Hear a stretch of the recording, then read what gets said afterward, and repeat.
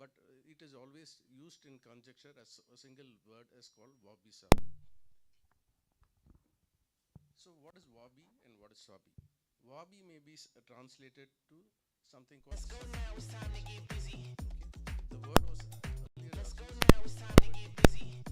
What is insufficiency wabi and despair. sabi? Despair means Wabi sabi is a Japanese aesthetic that rooted in And Zen now what Buddhism. does sabi Wabi mean? and sabi were two Sabi different means it is concepts, but when wabi antiquity and sabi or elegant are simplicity. usually combined as wabi Taken sabi, together, they are it treated as one appreciates single simple concept and beauty, create an imperfection, all-encompassing and concept transience of of things. valuing and So what does it gratitude for actually mean? simple, It real, but says the fleeting theme life behind states Wabi and Sabi is forms. that Also, the it is perception of to beauty appreciate and beauty aesthetics in the because we live natural in a world. place It where is prevalent throughout all everything forms may of be imperfect Japanese art. and nothing is Wabi-sabi is an impermanent, elegant way meaning to nothing is describe permanent what in is life natural and and nothing is pure and to always perfect, recognize the beauty and of any it's also substance or being in impermanent. its So most this is the natural and basic theme original of this form. On the Wabi Sabi. contrary, the In beauty of Western imperfectness, culture tends to be impermanent, perfection and and idolizing a incomplete. state of So flawless. nobody can be picture perfect, Wabi right? originally Can you meant draw a living in diagram solitude, far every from time the same society. way It by denotes yourself? the lifestyle of You tend to make simplicity and mistakes. You use quietude, the and rubber to rub embraces the and then beauty make of it perfect. imperfection. Similar to that, In Southern there are records, so many things in life, we'll have to embrace it beautifully rather than blow things out of proportion. You now can see a lot of problems associated with young people, what is juveniles, wabi-sabi? adolescent related issues, Wabi-sabi is and a things like Japanese that. People aesthetic that getting into the rooted in juvenile Zen system Buddhism. of the Wabi prison. and sabi were two So, different concepts, so but when wabi and these sabi are concepts were usually rooted from the combined as wabi-sabi, tea they are culture treated as and the one roots of single Zen concept and philosophy. create an all-encompassing concept of valuing and gratitude. So, what does Wabi Sabi teach you? It teaches you to find more joy, inspiration through the perfectly imperfect life. So, so does it mean that we should become imperfect? Does the Japanese culture say so? No. In fact, Japanese were one of the pioneers of quality, and still today, if you even go abroad, you can see a Japanese car in even the most richest house. For example, they may have a Rolls Royce at home, but still they prefer to have a Japanese car in their premises or in their house. I've been to various countries, I've been working in various places. I was surprised to see a Japanese car. It could be as small as a Honda, but they still insist to have a Japanese car, whether you travel to UK or the US or any other place, because they're very, very quality conscious. I'm talking about Japanese. But there is a difference. That is engineering, and this is the way of life. So this gives us an opportunity to find out as psychology students whether divorce rates are less in Japan vis-a-vis to other countries, with the eastern side and the western side. Western side, they look for perfections. They are not tolerable. But on the other contrary, in the Japanese, they are very tolerable, they are very affectionate, and they are able to tolerate imperfection.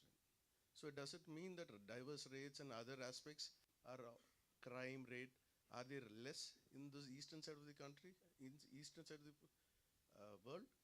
So that's a point to think about. And I leave that there. What And is wabi?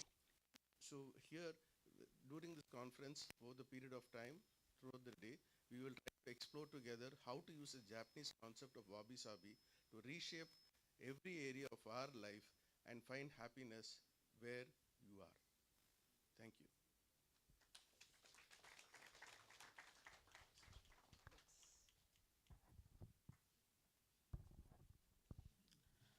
I welcome our director ma'am, Dr. Sai Satyavadi, who is one of the core pillars of support. She has been the guiding force and has been providing great support for all of us. I welcome ma'am to give a special address.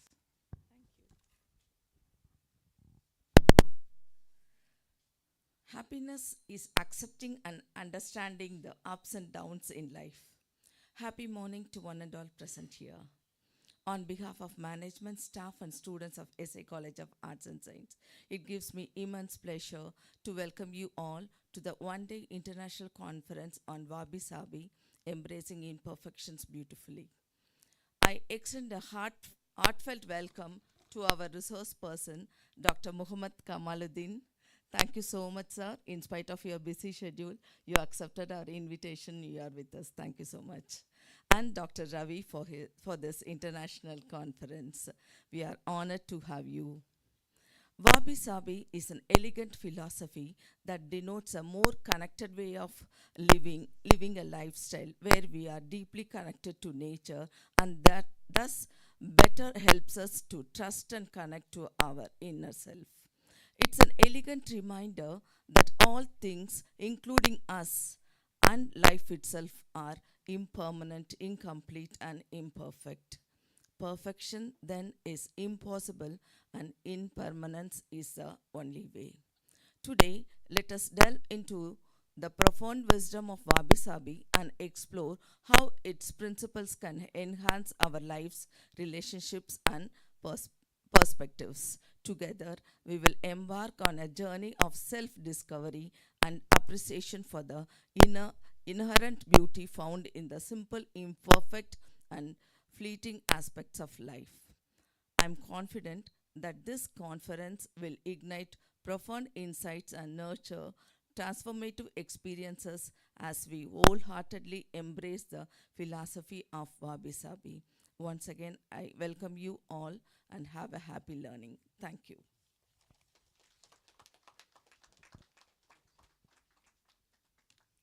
Thank you, ma'am. This is Rufina from Department of Psychology to welcome and introduce our chief guest.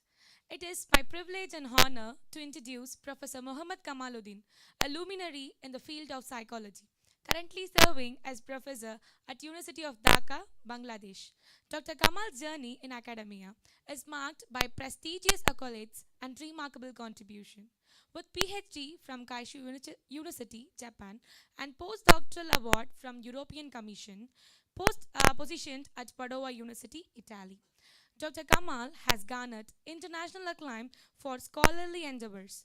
His extensive publication records includes 80 research articles and chapter in esteemed book Advance in Cognitive Science. Beyond academia, Dr. Kamal's influence extends to international projects where he has served as consultant psychologist for various organizations. His expertise in psychometric questionnaires and thesis supervisors has shaped the academic landscape both locally and abroad. Dr. Kamal's global footprint is evident through his travel to 19 countries where he has presented his research finding and chaired scientific sessions at international conferences. He is respected member of numerous national and international learned bodies and societies contributing significantly to the advancement of psychology worldwide. Outside of his academic pursuits, Dr. Kamal's talent extended to music as an enlisted writer for Bangladesh television. His music album Mahuba and Basha are accessible through the channel A Mystic Bird on YouTube, with his next album Brinda currently in process. We welcome you, sir. I request the Principal Ma'am and Director Ma'am to felicitate our Chief Guest, Dr. Kamaluddin, sir.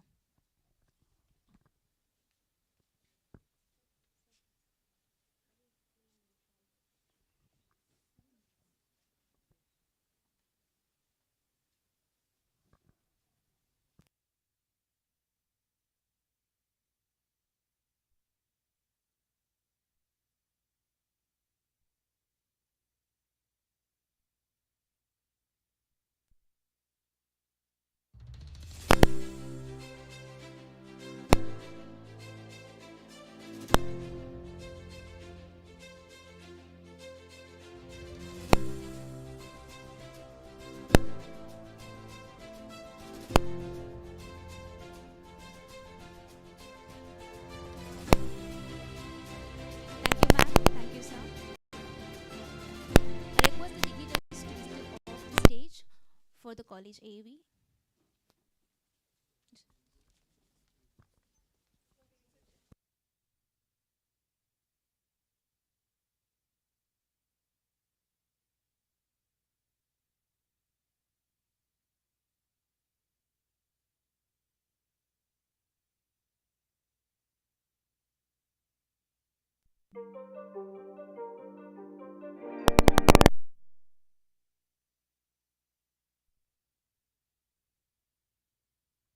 Now it's time to watch our college AV and the college AV for the Department of Psychology.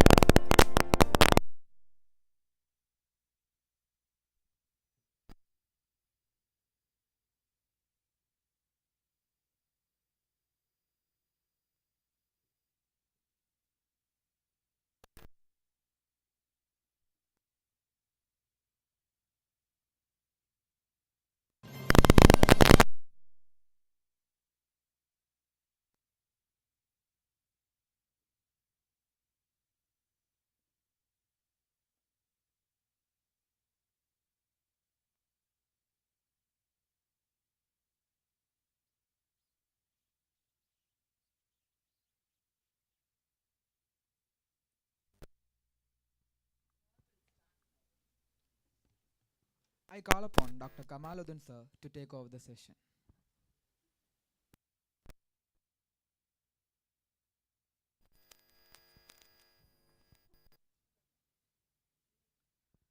Good morning. Actu- Actually, I'm very impressed to see all of the arrangements you made. I wanted to talk about something before Madam leaves this room. So, Madam is impassioned because she has to attend another program. So, before I start my own lecture on psychometrics, I would like to focus on a few words. Actually, this visit is the 13th visit in India for me, and 23 countries I have visited so far. So, in my view, this college called Shakuntala Ammal College of Arts and Science, and you must know the name of Kalidas, who wrote the great drama in Sanskrit called Shakuntala, and I think the founder of the college is in his mother's name, Shakuntala Ammal. Ammal means mother. I'm really impressed with the speech given by three speakers before me, Dr. Ravi, Dr. Shatto, truthful person, and definitely the Mali, Maloti. Maloti in Ravi Thakur's poems, the name is repeatedly pronounced. So the theme of the conference today is wabi sabi. Wabi actually means less is more. Less is more. When you have something less, it means you have the chance to be more. Poverty makes and go you some direction. If you are already filled in, you are not motivated to earn anything. And if I, since my PhD is in Kyushu University, Japan, I was there for 4 years from 2002 to 2006. And my total experience of teaching in psychology goes beyond 25 years, even though you cannot imagine my age. Don't try to imagine my age, please. And luckily you are the psychologist, I am psychologist too. Psychology tells your own story and the story of others. So you are fortunate to know yourself. And finding imperfections in you make you aware of your limitations, your drawbacks, your flaws, and that helps you to appreciate the flaws, drawbacks of others. And in this way, you become cooperative, never competitive. And you might be hearing in Japan once upon a time, child and adolescents are suffering from depression and anxiety. That time, they try to discover the reason or how to combat. Suddenly, they came up with a solution that you need not be perfect. Even though you are talking about perfection, I am not in favor of perfection.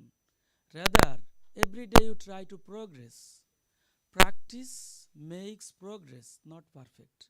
Never you try to be perfect.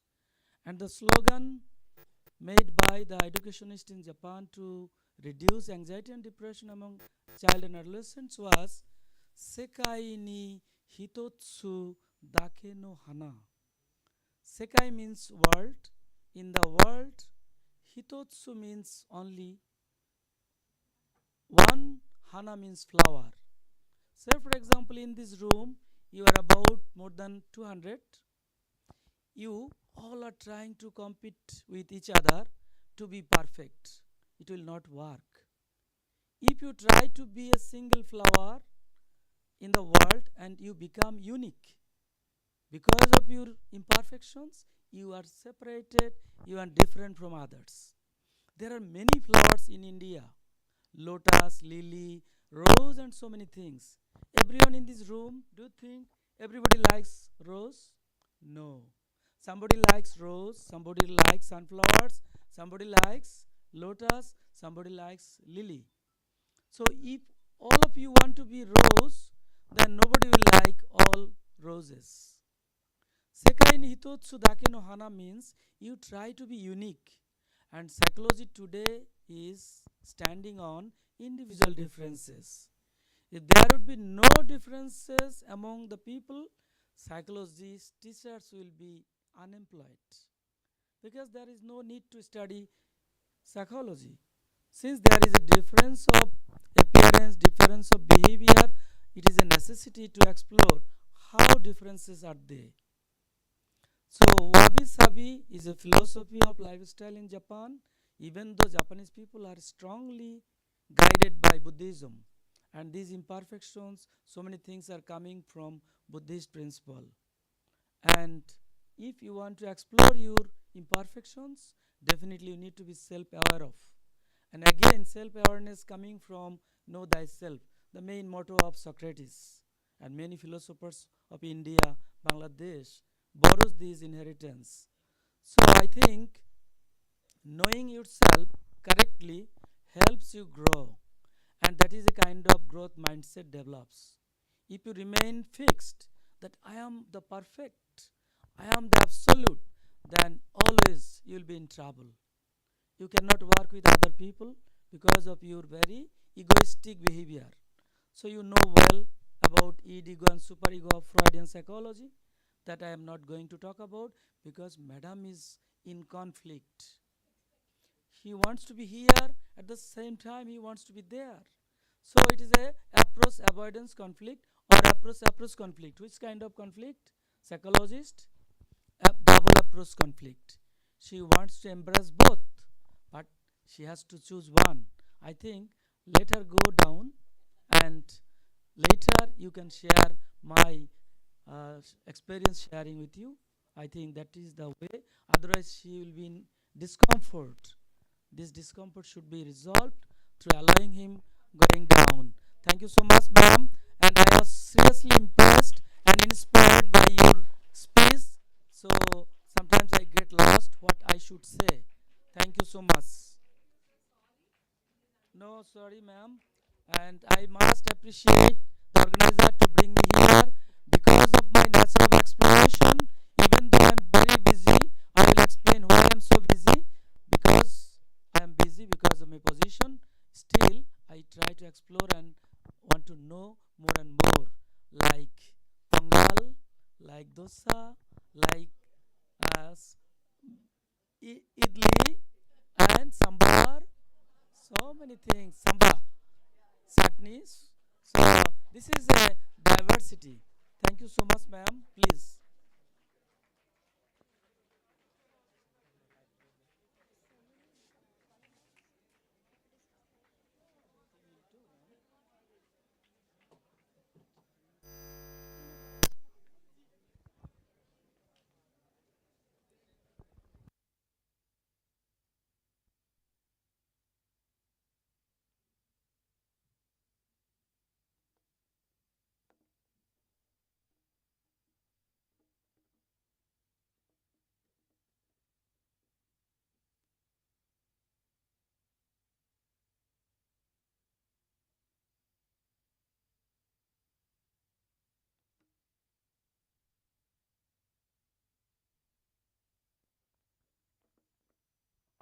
Check, check.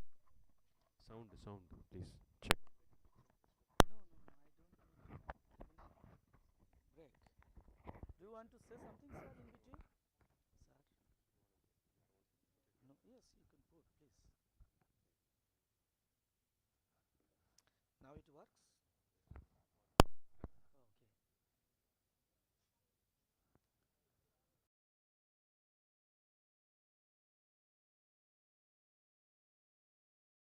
Have you got my lecture here?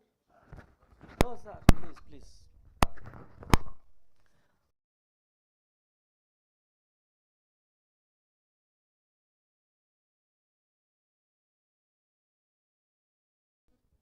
Lecture that I am going to talk about. Basically, it is related to your psychology course, and I'm sure all of the students here are from psychology background.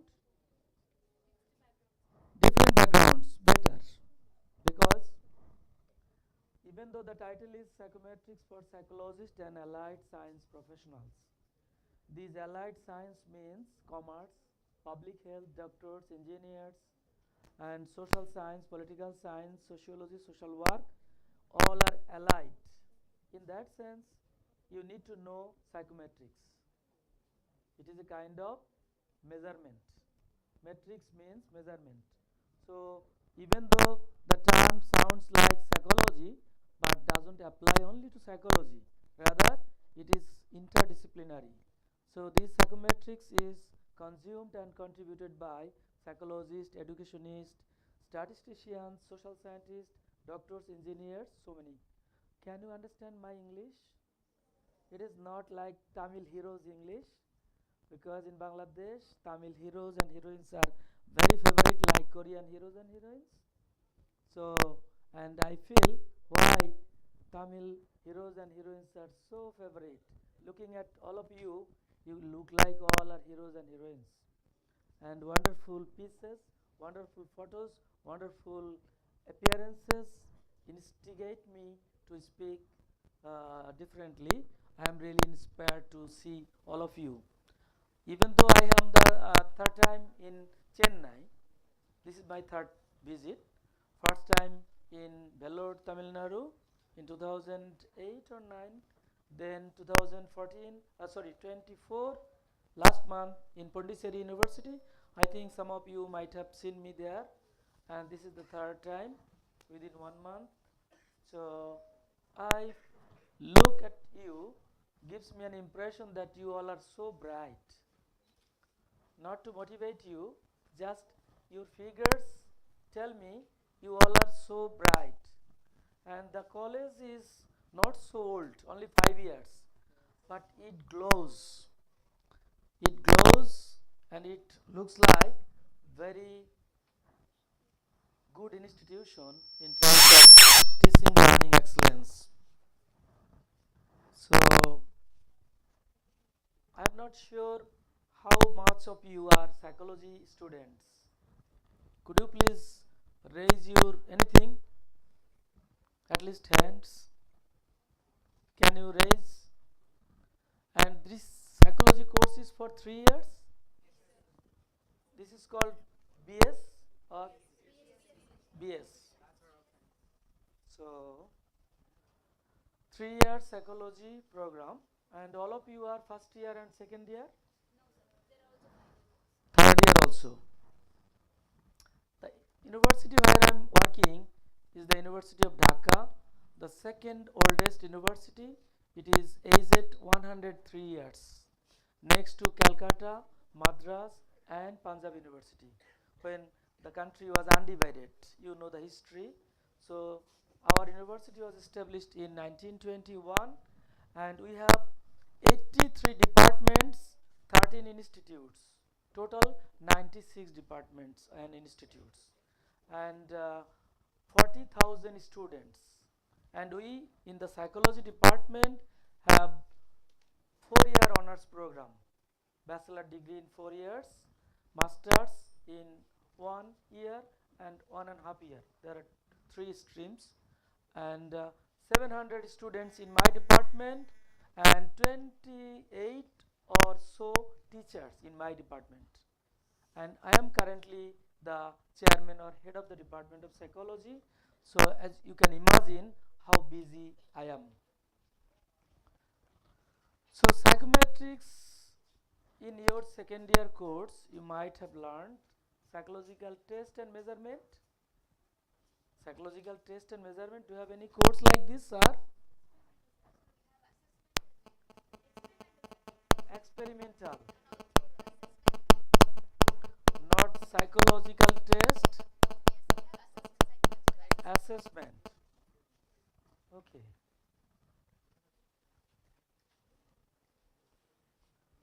So, sorry, maybe official phone.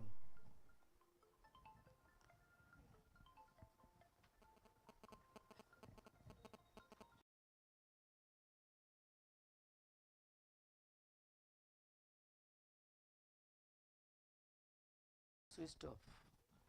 Data is off since we are talking about our life, and mobile is taking care or taking our life. We always are busy with using mobiles. So mobile data is off now. What's wrong? I am finding beauty in imperfections, no problem. Because everything goes smoothly, there will happen nothing. If your life is not at stake, you will not learn nothing.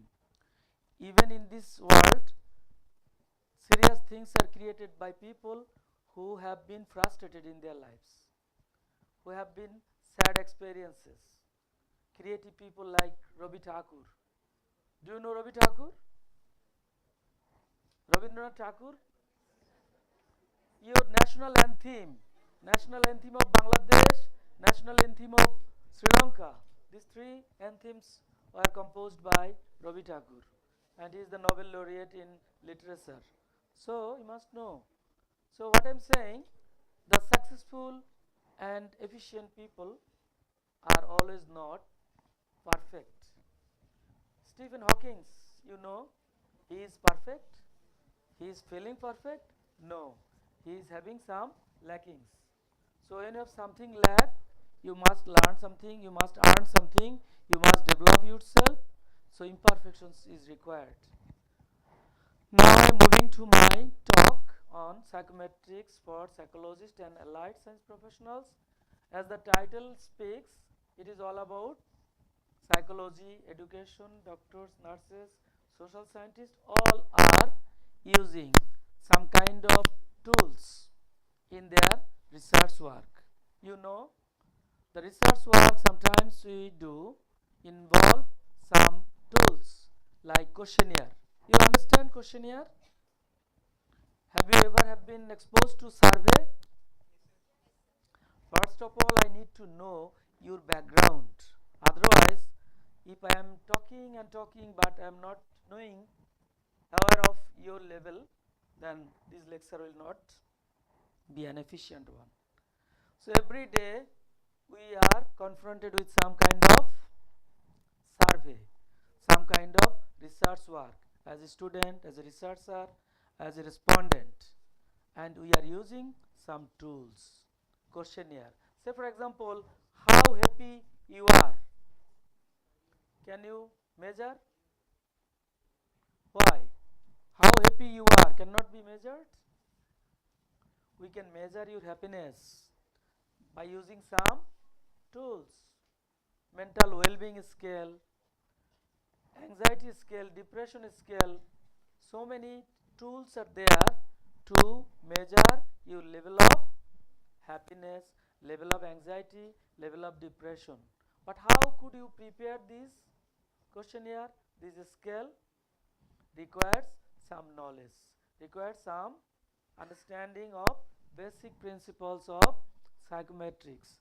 So psycho means basically psychological variables, metric means measurement. So we all people here are having some psychological qualities. You have intelligence, you have motivation, you have emotion, you have interpersonal relationships, you have marital adjustment. So many things you need to measure. But how? You need to know something about the psychometrics. Otherwise, if you measure something, that measurement will be erroneous. For example, your height is 5 feet 4 inches, but the measurement tool is not reliable, valid. It reports that your measurement height is 5 feet 4 inches is not there. So that is an error. So this measurement error takes place not in psychology, in all sciences. How far is the sun or moon from the earth? All scientists does not tell the distance is fixed. Somebody says 930 crores of miles or kilometers. Some will say 900. So these distances are not fixed or constant across scientists. Why? Measuring tools are not perfect. Measuring tools are not precise. Measuring tools are not valid. Measuring tools are not reliable. So whenever you are going to measure psychological variables, it is very, very necessity to be careful, to be serious about this latent variable. Latent variable means the variable we cannot directly observe, we cannot see. Can I see your intelligent looking at you? No, because this is not visible. So we call it latent variable. In other words, it is called construct. Psychological variables are unobserved variables, latent variable that cannot be directly observed, but we can measure it using some tool like questionnaire, like test. So by now you understand what I am going to talk about. If I randomly ask, this is my typical class where many senior teachers also there, but I ask questions. Otherwise, one-way interaction does not result in learning. So I am talking, you are listening, it will not work. At least let me give some feedback from you as a formative assessment. What you know so far about psychometrics? Anybody? What is psychometrics about? Anybody? Feel free. Don't be ashamed of, don't feel shy. Because again we can measure your shyness because you are remaining silent. So it means you are shy. Yes, please. Your name, year of education? Unmask, please. Let me see you. Is it from religious point of view difficult? Okay, then acceptable. Okay, yes, it is about questionnaires, surveys, tools, used to measure well-being such as anxiety or happiness that can't be observed naturally. Fine. So psychometrics means psychological variables to be measured using some tools. That is called psychometric tool. Let me proceed then. May I do by myself to switch to next slide?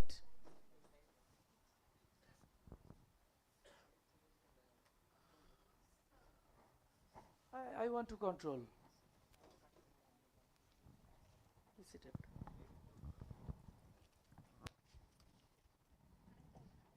Basically, this presentation was given by me to Malaysian University of, we call UKM, University Kebangsaan Malaysia. That means National University of Malaysia, last 12 March in this month. So the same thing I am going to present. My topic to be covered today is, okay. Oh, okay, I will tell. So the content to be covered today, psychometrics that already have discussed. Then what is psychometric test, basic principles of psychometric testing, assumptions in psychological testing and assessment, that courses you are being offered, guidelines for critiquing a psychological test construction, and development. Adaptation is another term that we usually do in most cases. We borrow some tests from other countries, even we bring some tests from Gujarat, from Kolkata, use in Tamil Nadu.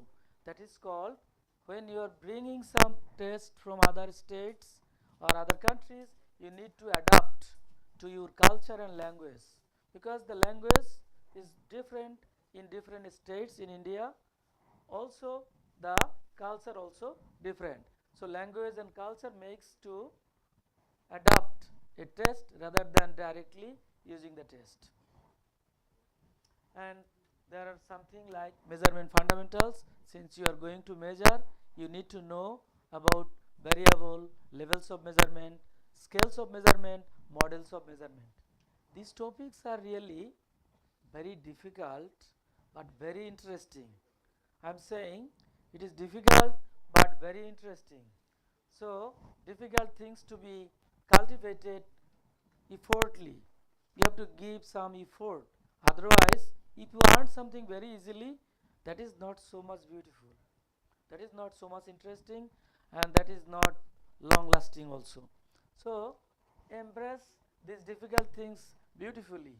Then you will be learning these difficult things nicely. So up to this point, if you have any questions, queries, or in Indian terms doubts, I don't want to use doubt. Doubt means you have some confusion, that is called doubt. So if you have any questions, queries, or comments, please share. Otherwise, I cannot proceed in this difficult journey. All the terms coming will be very, very difficult for you, because it is new also. And you are simply undergraduate student, not masters, not MPhil or PhD students. I am not sure the teachers here, how many? For all of 4 here? Who are those 4 teachers? Let me see. I know Dr. Ravi sir, Sulaiman sir. So please, all 4 teachers should be here so that I can easily recognize you. Please have your seats. So this journey is very difficult for 4 teachers unless you remain cooperative and remain very connected, because with 4 teachers running a department is very, very difficult. In my department we have almost 30 teachers. 30. Still we are overloaded with lot of works. So proceed to the next slide, please. So this book's definition is already explained. Psychometrics, just remember these 2 components. Psycho means psychological variables, metrics means measurement. But psychometrics in no way limited to psychological variables. Basically, all the variables in other disciplines is psychological in nature.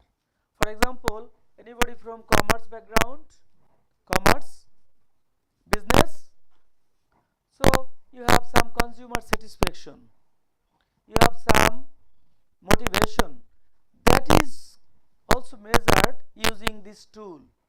So psychological does not always mean psychological.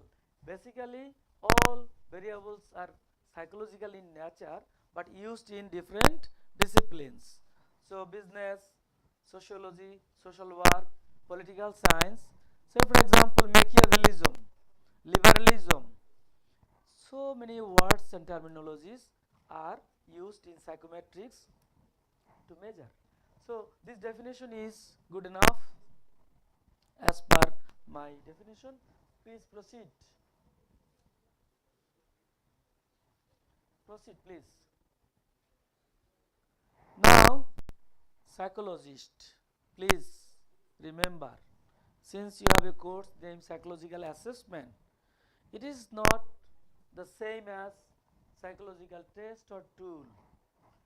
Psychological measurement, psychological assessment is wider, and psychological measurement is narrower, and the narrowest is psychological test or tool.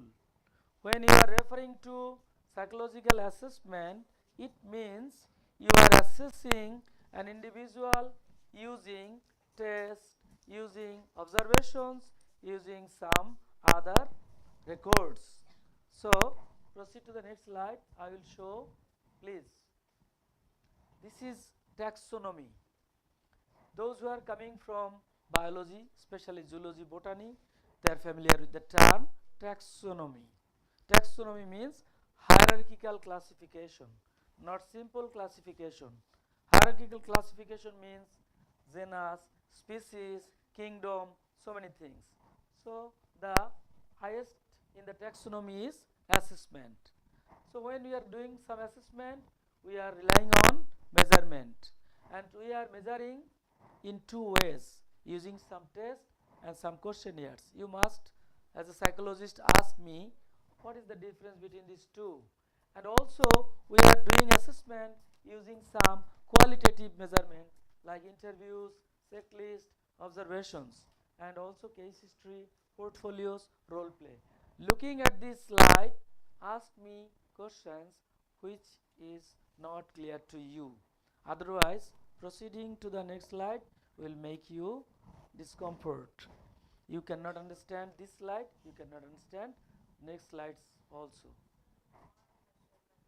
Non-measurement, actually it is a subjective measurement.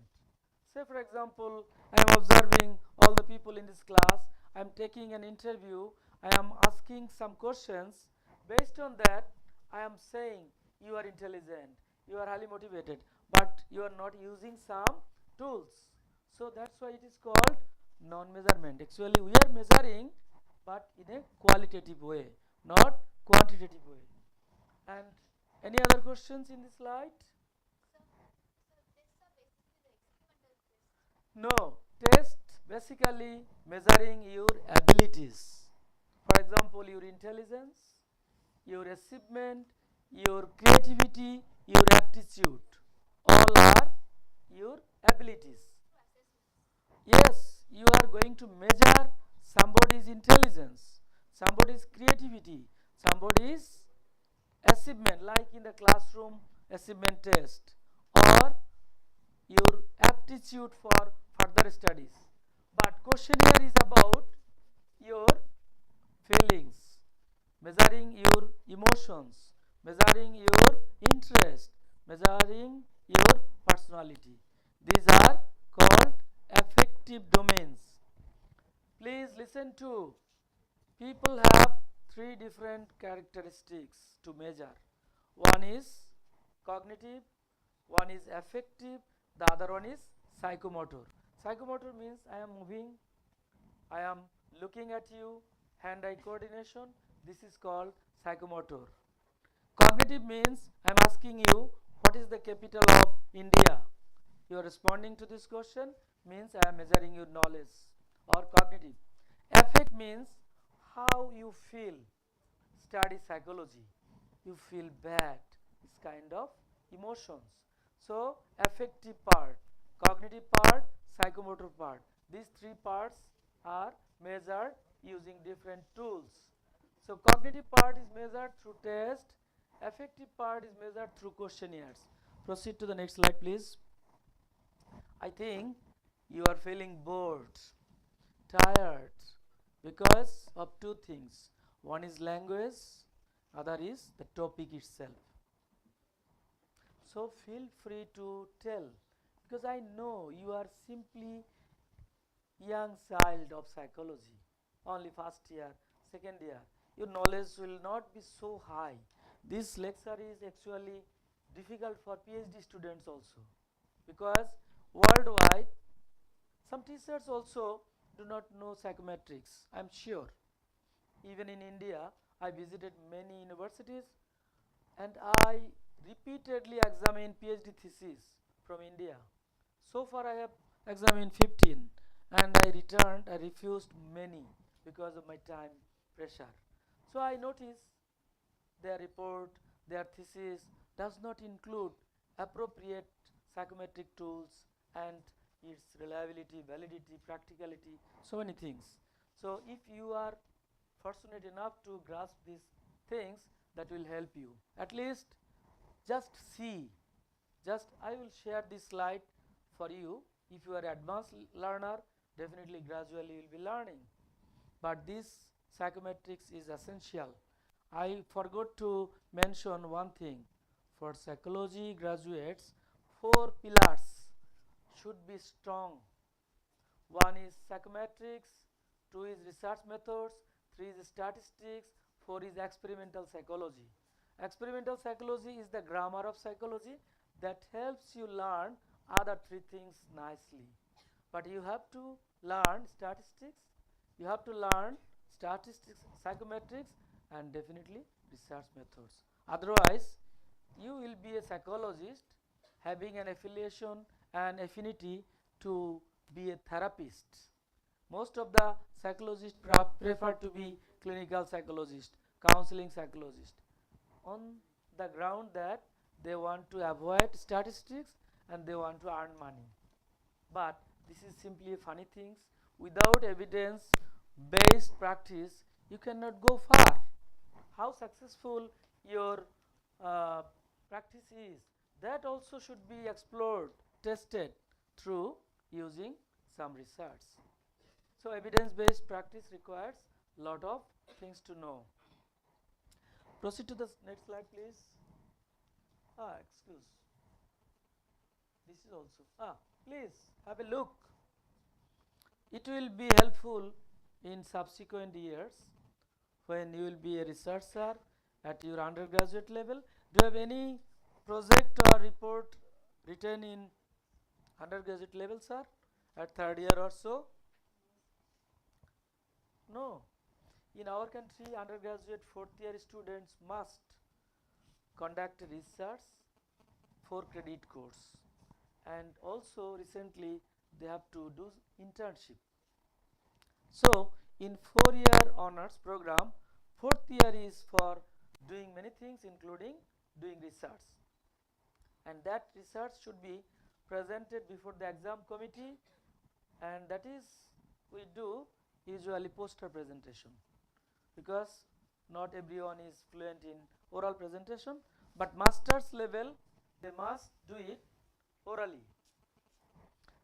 So this terminology will confuse many of the researcher. Measure, instrument, scale, inventory, battery, schedule, and assessment. All are used interchangeably, but they are more or less similar. Understand? So when we talk about a measure of psychological well-being, it means we are measuring somebody's psychological well-being using some test or using some questionnaire, using some instrument, using some scale, using some schedule, using some battery. You are familiar with EPPS. Do you know that? EPPS EPPS. Edwards Personal Preference Schedule. It is all about measuring somebody's personality. You are familiar with MMPI? Minnesota Multiphasic Personality Inventory. Inventory means tool. Inventory means questionnaire.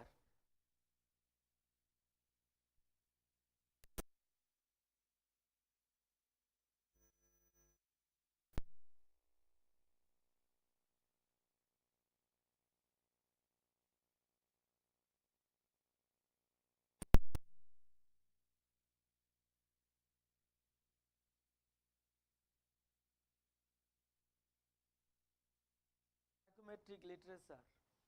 Any questions up to this point? No question? No question means either you have understood nothing or understood everything. There is no in between. If you are remaining in between, then it has got some different explanation in psychology. Say for example, if I ask you, do you love me? Difficult question, because the love word has different connotation. Somebody should not take the risk of loving me, because you understood love is a very forbidden words. That's why in these days, in my research, also collaboration with America, the term we use called acceptance. Interpersonal acceptance rejection theory of Ronald P. Rohner, on which I am working, that is acceptance, the essence of peace. If you accept yourself, accept others, you will receive, you will gain peace in your mind. So, you do not love me, at least. Who are not loving me? Everybody does not love me. Okay, so this question did not answer by all. So, why? People are by nature want to remain in safe side. When questions are asked, either agree or disagree, still some people remain silent. Why? They don't want to take the risk of any hazards associated with either agree or disagree. So that's why in Bangladesh and India, I prefer to survey using questionnaire without any neutral point. So for example, strongly agree, agree, then neutral, then disagree, strongly disagree. I discard the center. Why? It is called central tendency bias. You know, in statistics, have you read statistics in first year or second year? Why second year, not first year? Your syllabus should be revised by me, because you have to do some experiment. You have to compute mean, standard deviation, so and so. Unless you know in the first year, how can you do that? So you understand some basic statistics in first year. Central tendency means tendency of going towards center. So people are fond of going in favor of being neutral. But this neutral does not mean actually they are neutral. They have something in mind, but they don't want to express it. That is a problem for India and Bangladesh. That's why I avoid the central point. Okay. This should be very carefully looked at.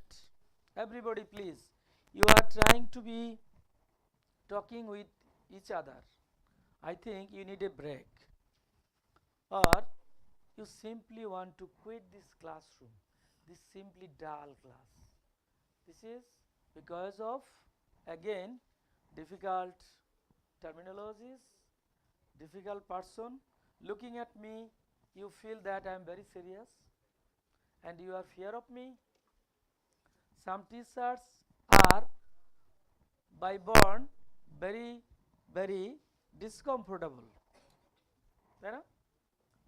Can you feel that some teachers are very friendly, some teachers are very stubborn, very rigid? Which category I belong to? To make me happy? Slightly. Yes, it happens because most of my students always feel I am very strict. Yes, I am strict in terms of timing, in terms of seriousness in the class, but I am very friendly like snail and oyster. Inside oyster keeps pearls. Outside is very difficult, but outside difficult sometimes misguides the participants or audiences. So I am no way very difficult. I am very friendly so long you remain friendly with me. Okay? So these are the basic classifications that psychologists must know when you are going to practice as a clinical psychologist, as a human resource manager in business firm or in school settings or in counseling. You must be familiar with the types of tests to be used for recruitment, selection, placement, training, diagnosis, screening. So many ways psychometrics are being used. So unless you are familiar with this, you cannot be a very good psychologist. Even though you know many things in psychology, many terminology doesn't guarantee that you are a very good psychologist. Even from the commerce background, you must know these tools because as a human resource manager, you have to recruit some executives in your institution, organization. How you do it? Because you do not know human behavior, you do not know dimensions of behavior, domains of behavior. So what you are going to measure? Unless you measure somebody's ability, somebody's potentiality, how can you recruit the best one? You know, bad hiring cost a lot. If your institution, organization hires a bad person, a wrong person, then that production will go slow. Production will not be up to the mark. In institution like schools, college, in hospitals, wherever you are recruiting, that hiring will be misguiding your organization. So human behavior, as I said earlier, if you consider my behavior, you can consider three domains of human behavior. Everybody is included in this type of behavior. One is cognitive. As I said, cognitive domain or behavior includes your creativity, your intelligence, your aptitude, your achievement. Can you differentiate between these two or four among four? Is creativity and intelligence the same thing? How it differs?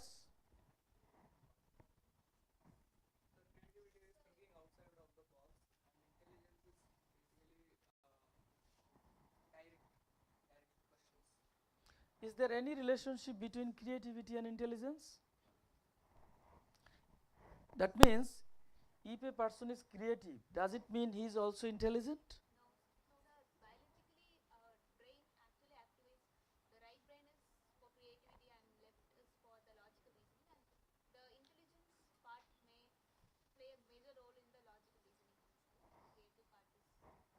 Very good definition. Actually, yes, our brain from neuroscientific perspective can be divided into four quadrants. Left hemisphere, right hemisphere, from limbic system, top, bottom. We can get four quadrants. Left is logical, analytical, mathematical, quantitative. The left bottom is organized. Somebody or some students, if you go to his house and look around his study room, everything is messy. Everything, dress, books, everything is messy, dirty. So disorganized person, somebody are well organized. In the left bottom, left right bottom is relationship management. They care about human being, their emotionality, interpersonal relationship, music, art. The right up is theoretical person who are scientists, who explores many things.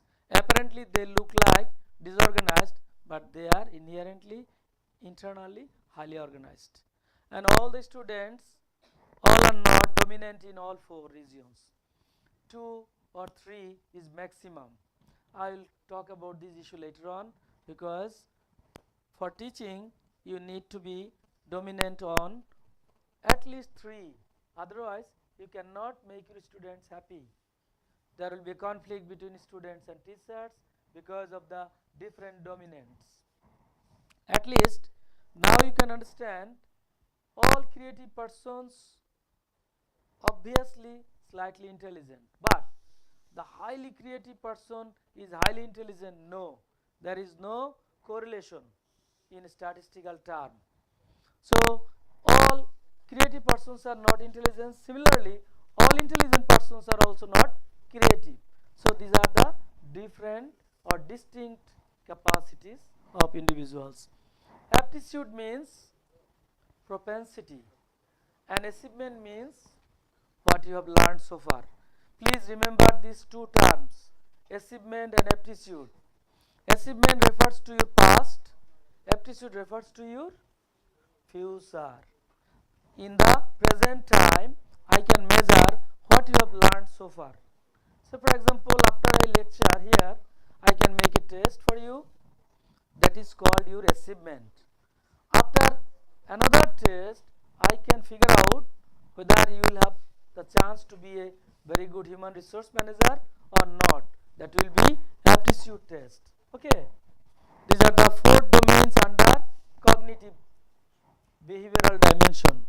Second one is psychomotor. Any idea about psychomotor? Psycho means psycho, motor means movements. Motor is not required. Say for example, I wanted to lift this one. You cannot. You cannot move around. You cannot swim. You cannot ride on. So these are the qualities. These are the human behavior that is important. Why it is important? Why? These 3 are important. Why? Say for example, you are passing by a pond. Understand pond? Do you have pond in Tamil Nadu or Chennai? And you are passing by the pond, and Prashad is a child who is inside the pond struggling for survival.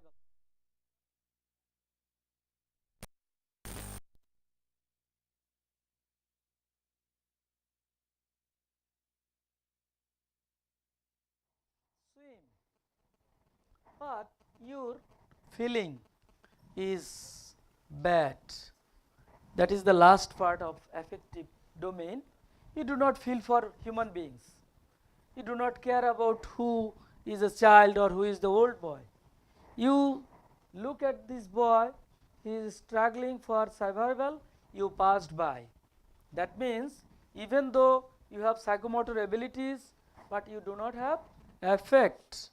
This boy, Prashad, unfortunately died. Another boy, what is your name? Huh? Walter. You can alter the world. So he passed by. He is having strong feeling for the child to rescue, but he doesn't know how to swim. Again, this boy passed by, no benefit to the boy. Finally, Jasmine came. Where is Jasmine? Jasmine. Jasmine is a flower, very good flower. Jasmine passed by. She knows how to swim. She also having the attitude, values, feelings. So she rescued the boy. So who is the superior?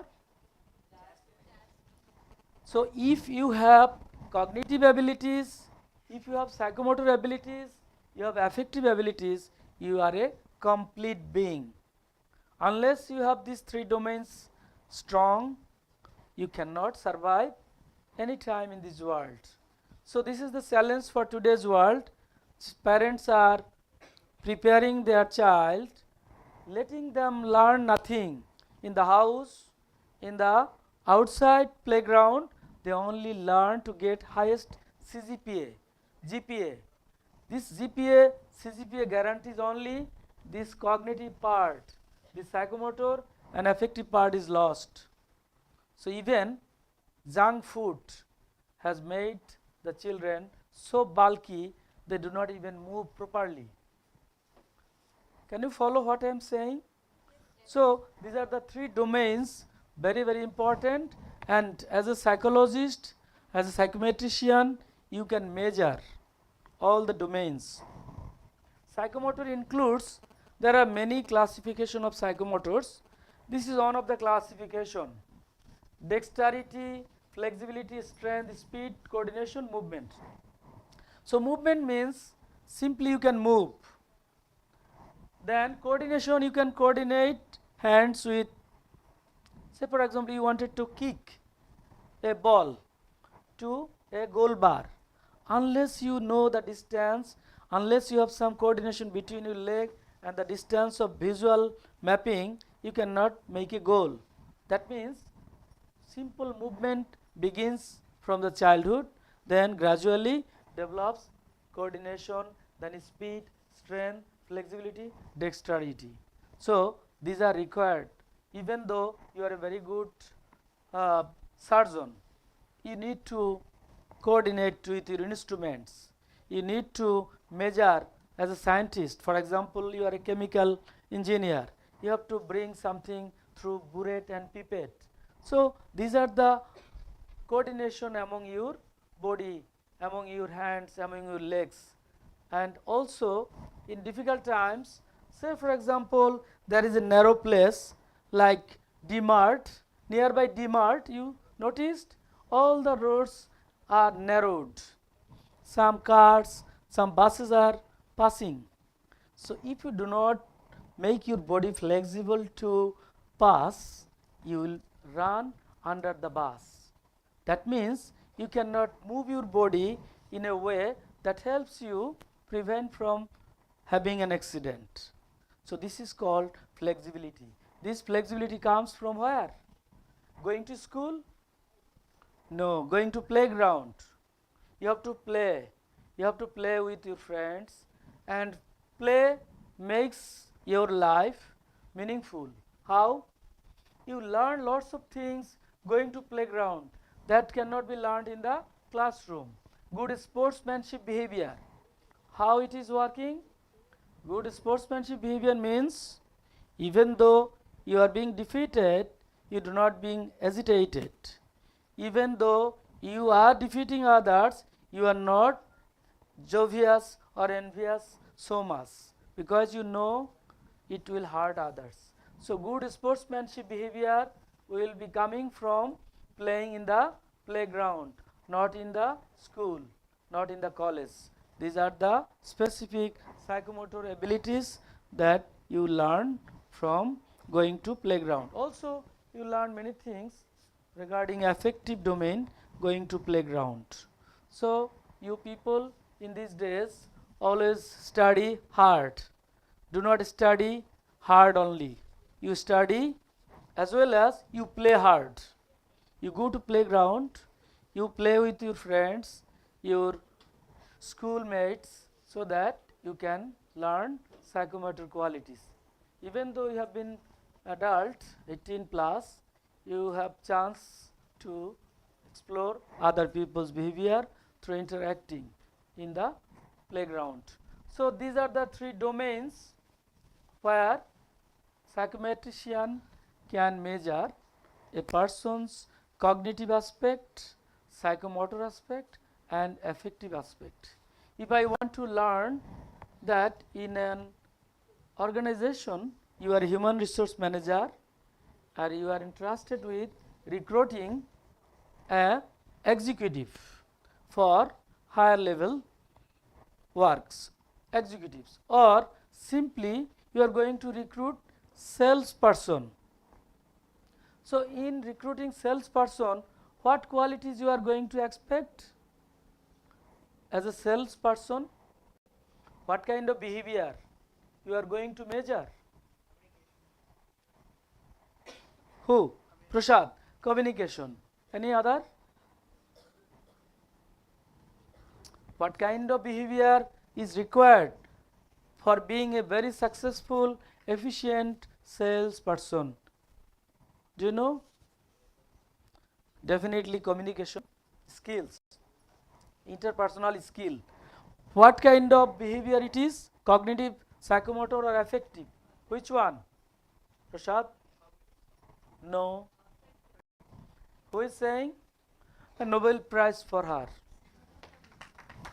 Affective. It is related to your affect. Affect means emotion, feelings. Affect means your emotion, your feelings. So how you interact with other people, not your cognitive. It is not related to creativity, intelligence, aptitude, achievement. Rather, how you feel others, how you express your own emotions to others. So it is affective. So unless you know the domain, you cannot measure and recruit the right person for the right job. So does it make sense to all of you? Do you need a break of 2-3 minutes to whisper, to gossip with neighboring seated person? Excuse me, one doubt, sir. Yes, please. Sir, in your lecture, you are talking about the types of psychometric test. In the recruitment time, we are having a short span of time. Can we test and evaluate the people in the short span of time for recruiting using your tools?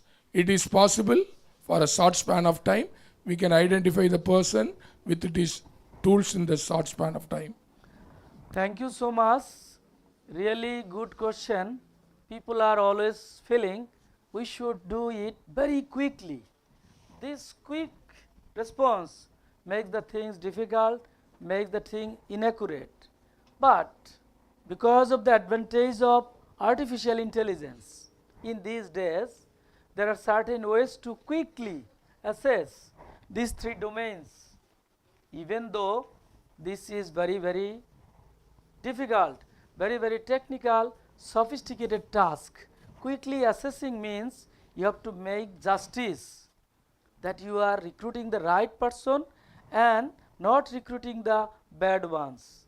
If your recruitment system allows to screen out the good ones and screen in the bad ones, then even though your system is very efficient in terms of quickness, but it is not effective because you have selected the wrong person.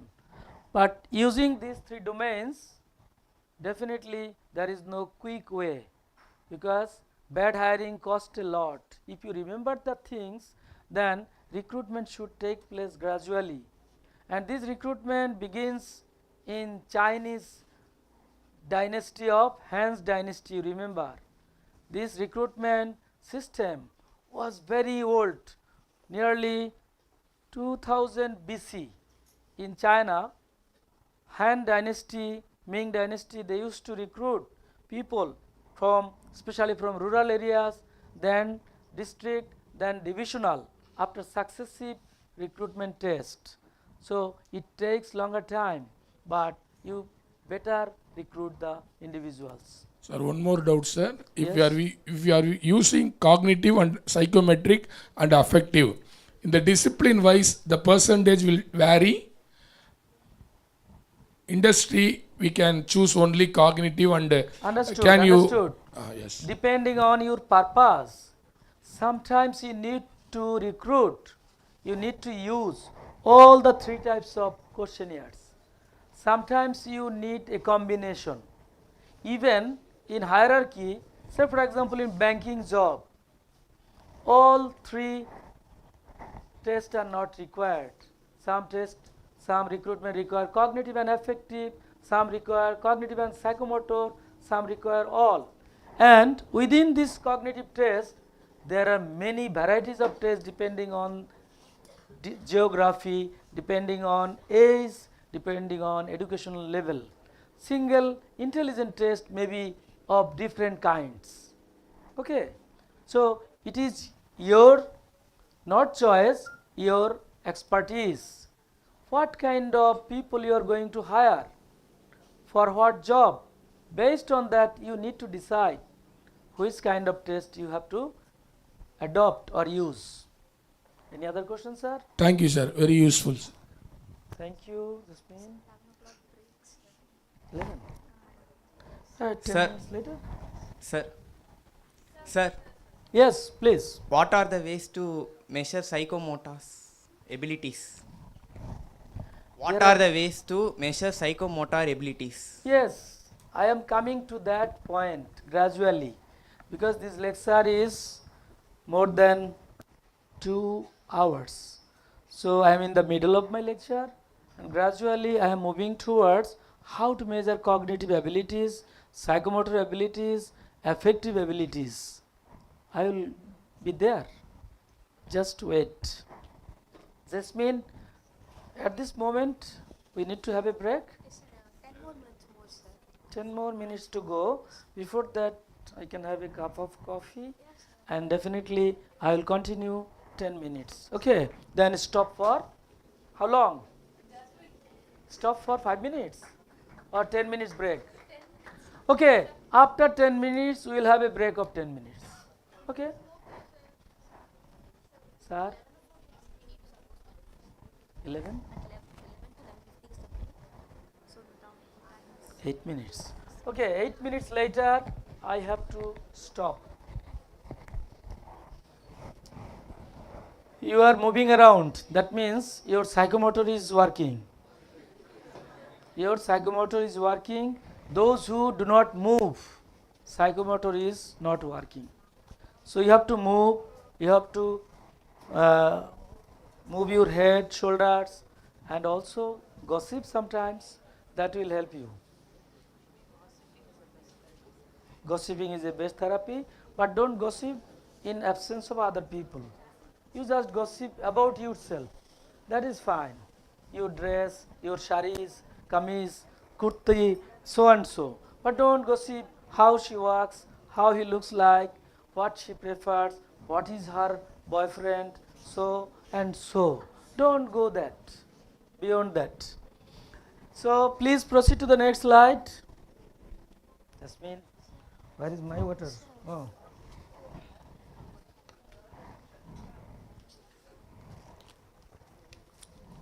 How do you feel now? Feel now? Muscle tightened. Feel some problem in your knees, problem in your mind. You cannot really think of now. All is freezed. Because when we are confronted with new terms, new vocabularies, new words, it requires longer time to grasp and synthesize. That's why Ravi sir, in future, these lectures should be for at least 1 week. Otherwise, there will be a digestion problem. Do you understand what is digestion? Can you define digestion? Digestion is a process that starts with right hand, ends with left hand. It is a digestion. Understand?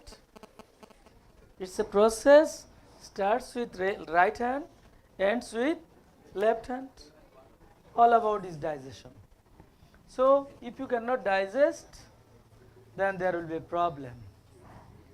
So, one way of classifying psychological test from behavioral dimension, that was cognitive, psychomotor, affective.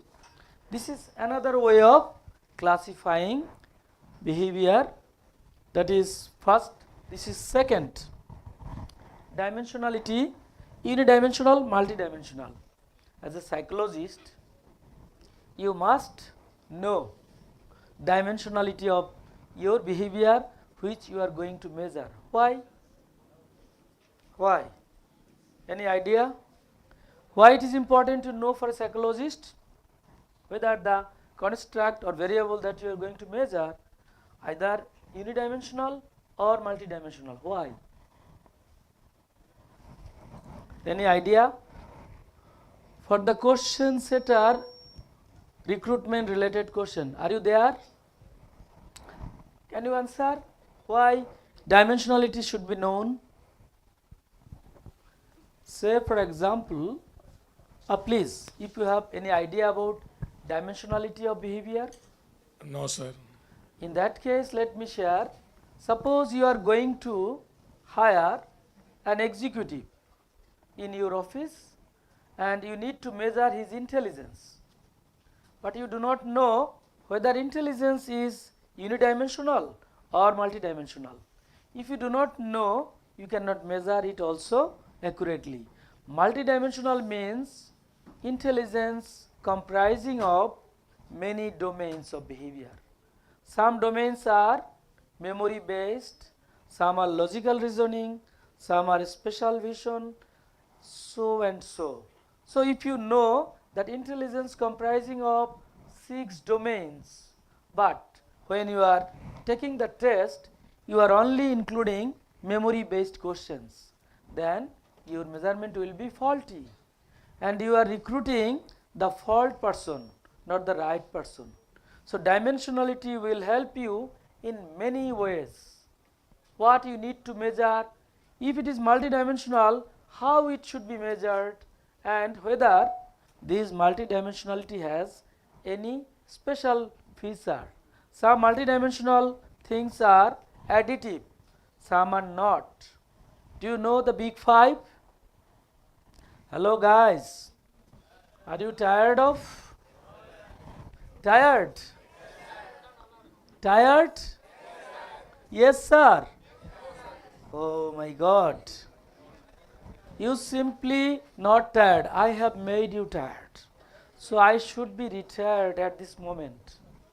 Retired from my lecture. So break for 10 minutes. During this retirement, you will be gaining some energy.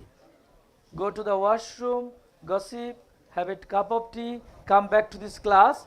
At least if you can grasp 10% of this lecture, that will be 100% for you. Okay? Break time. I request the students to take Washroom. coffee at the nearby classroom. Counselor. Girls can In the move principal's first room. and boys can go the behind them. Rest. Okay. Let's go there.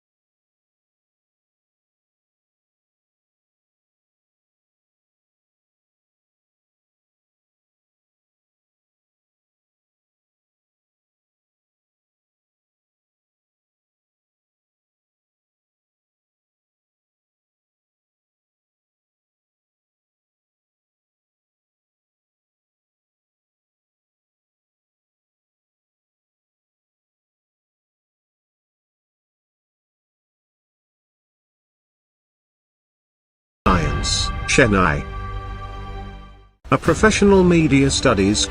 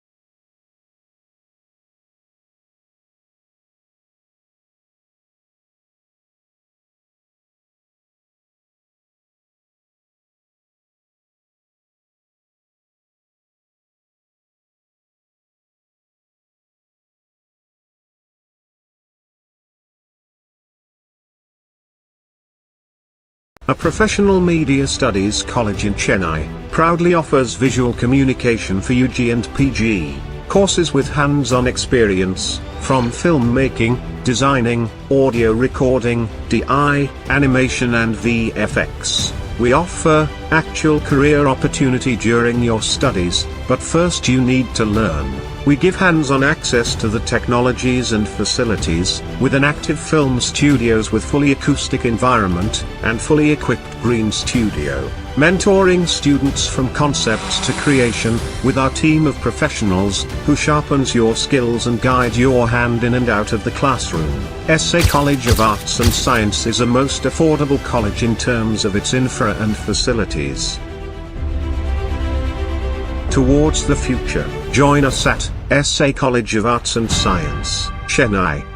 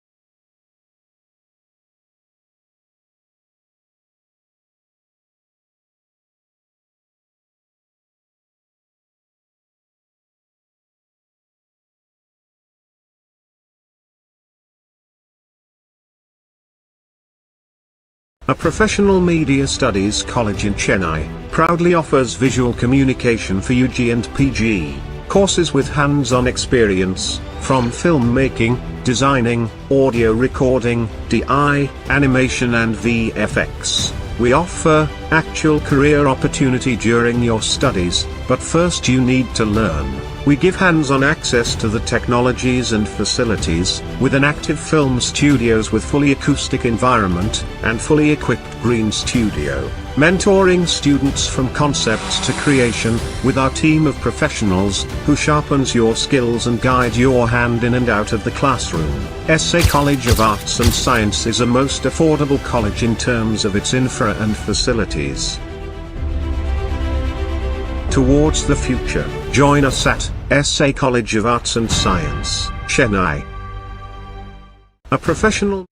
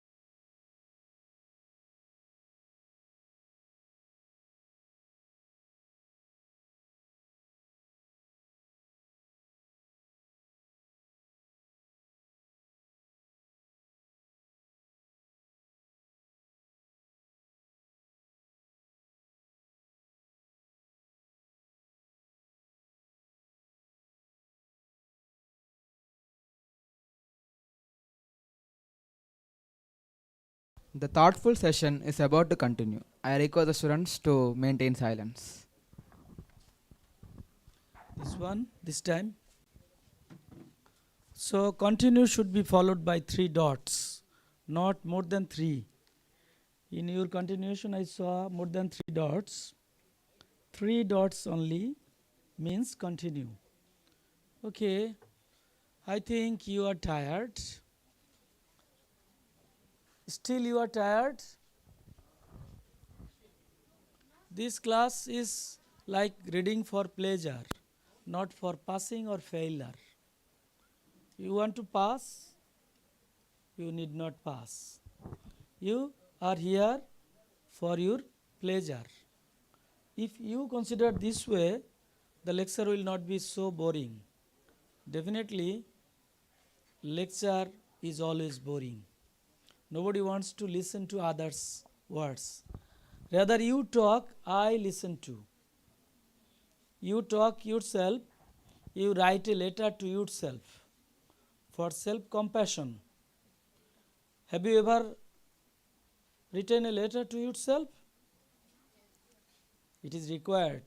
Imperfections sometimes happen in your life, some miserable events, some pains, some sorrows.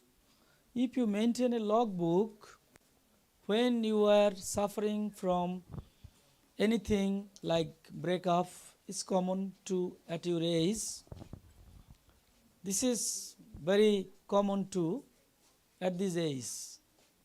Okay.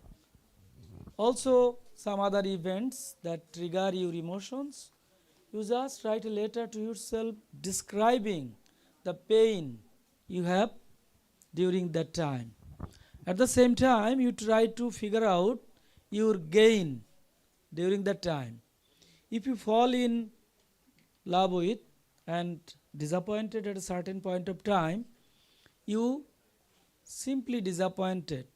You remain frustrated. But you should not be frustrated. Rather, you have to be resilient. What is resilient? Bouncing back. How could you bounce back? We always familiar with the term PTSD. PTSD, post-traumatic stress, but there is also a term that is PTZ. What is that? Post-traumatic growth. Post-traumatic growth is considered for those people who are resilient, who can bounce back, and those people outperform following trauma. Some people following trauma cannot work, cannot perform anything. Some people do better than before. They are the resilient people. They are having some post-traumatic growth. So, try to be resilient. How we could be resilient? Unless you have self-compassion, you have self-awareness, you have self-respect, you have self-criticism, even though you may have done some mistakes at your childhood. Do you think is it bad? Who are considering this issue as bad? Making any mistakes in your childhood is good or bad? Good. If from the childhood to your death everything goes fine and fine, it is a kind of monotony, boring. If there is no night, always day, day, or no day, always night, it is also boring. So ups and downs. This is official phone.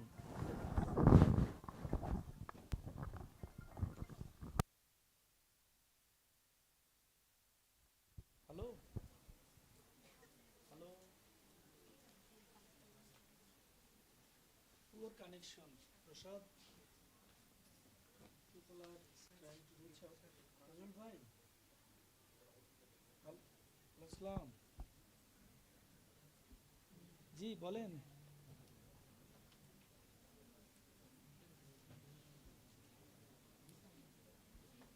জি শুনে network খুব poor, আপনি text করে রাখেন, আমি বর্তমানে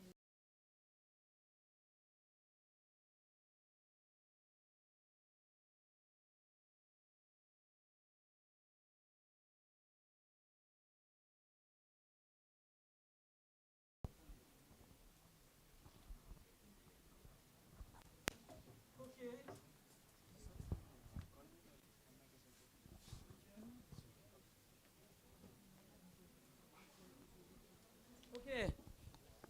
We are done with resilient. Even though you are adult, you are still have chance to learn to be resilient, because your age is not much more than 20 years. You are 18 to 20 years, I think so, and I belong to your age group. I am running 20. Yes, this is my mental age, not the chronological age. I mentally remain within 18 years to 24 years, because all my students are between these ages. If I become more and more aged, how can I transact? How can I interact?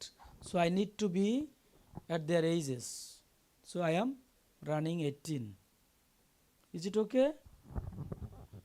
Don't you think I am falling within this age range or in your group? If you do not think so, then communication will be difficult. For smooth transaction, you have to think of, I am at your age level, at least in terms of mental age. Mentally, I am young, even though chronologically, not so. Anyway, still you people are young in terms of your chronological age, but mentally you may be old. Some of you things seem to be older, but don't try to be old so easily. At least neuroscience tells the different story today. Old age begins at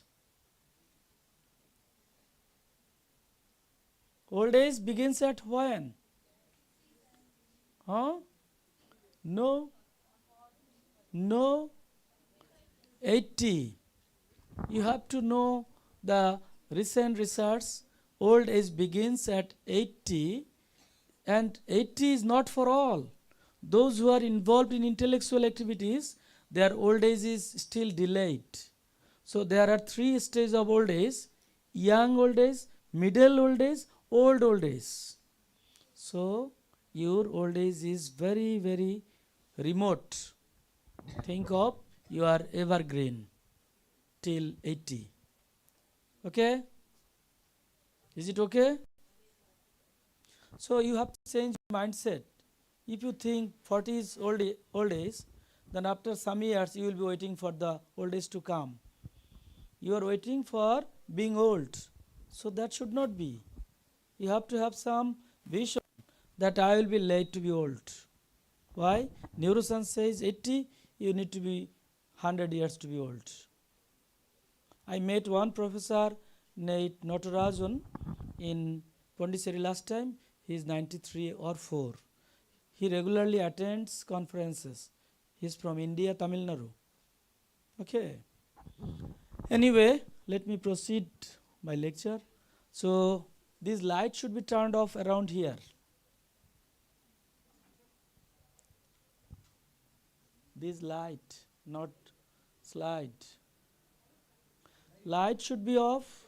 Please go back to the previous slides. This one. So, dimensionality should be known to a psychologist for properly measuring some psychological traits. Unless you know the dimensionality of a construct, you cannot measure it adequately, measure it precisely, measure it validly. Also, from different point of view, test can be classified based on purpose. You can use test to measure ability like intelligence, creativity, aptitude, achievement, or You can use the test for diagnosis and screening. Also, you need to know that test can be used for neuropsychological assessment. You must be familiar with this terminology. Why?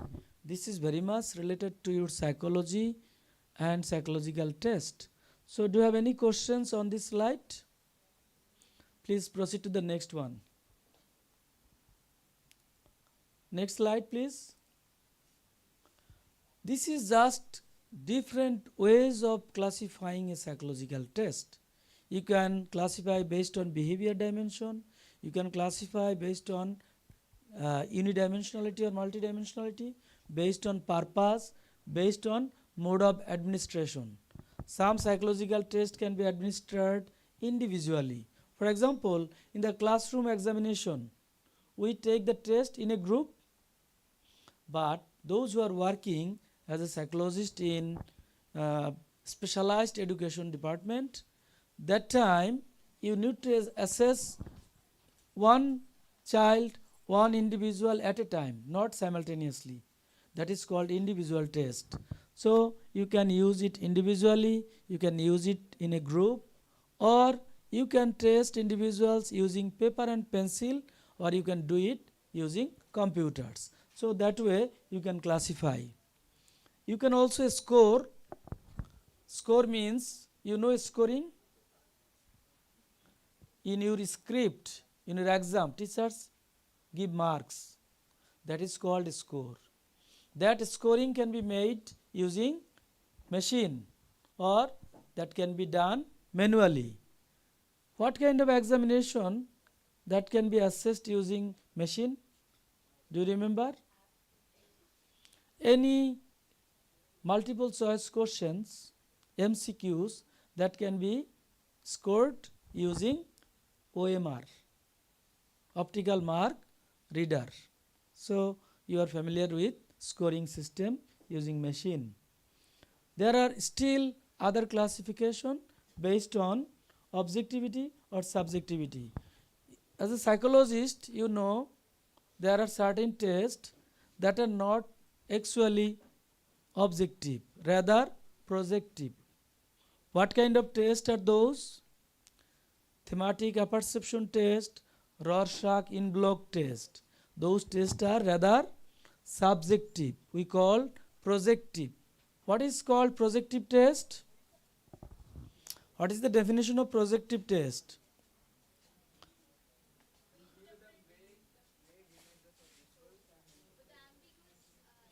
Why the name is projective?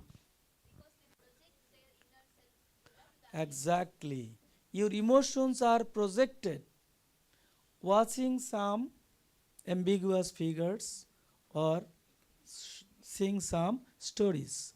So when you are confronted with an ambiguous figure and you are directed to write a story, definitely the story will be different for different individual based on their inner emotions, inner motivations. That way we can understand your emotions. That is why it is called projective test. So test can be objective when objectivity means what? Any idea about objectivity? Huh? Yes or yes or no? That could be, but why it is called objective? Objective means what?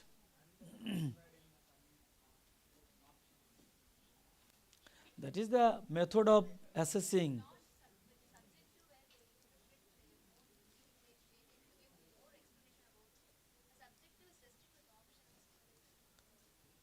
Basically, objectivity means anybody who is going to score, who is going to mark, there will be no difference.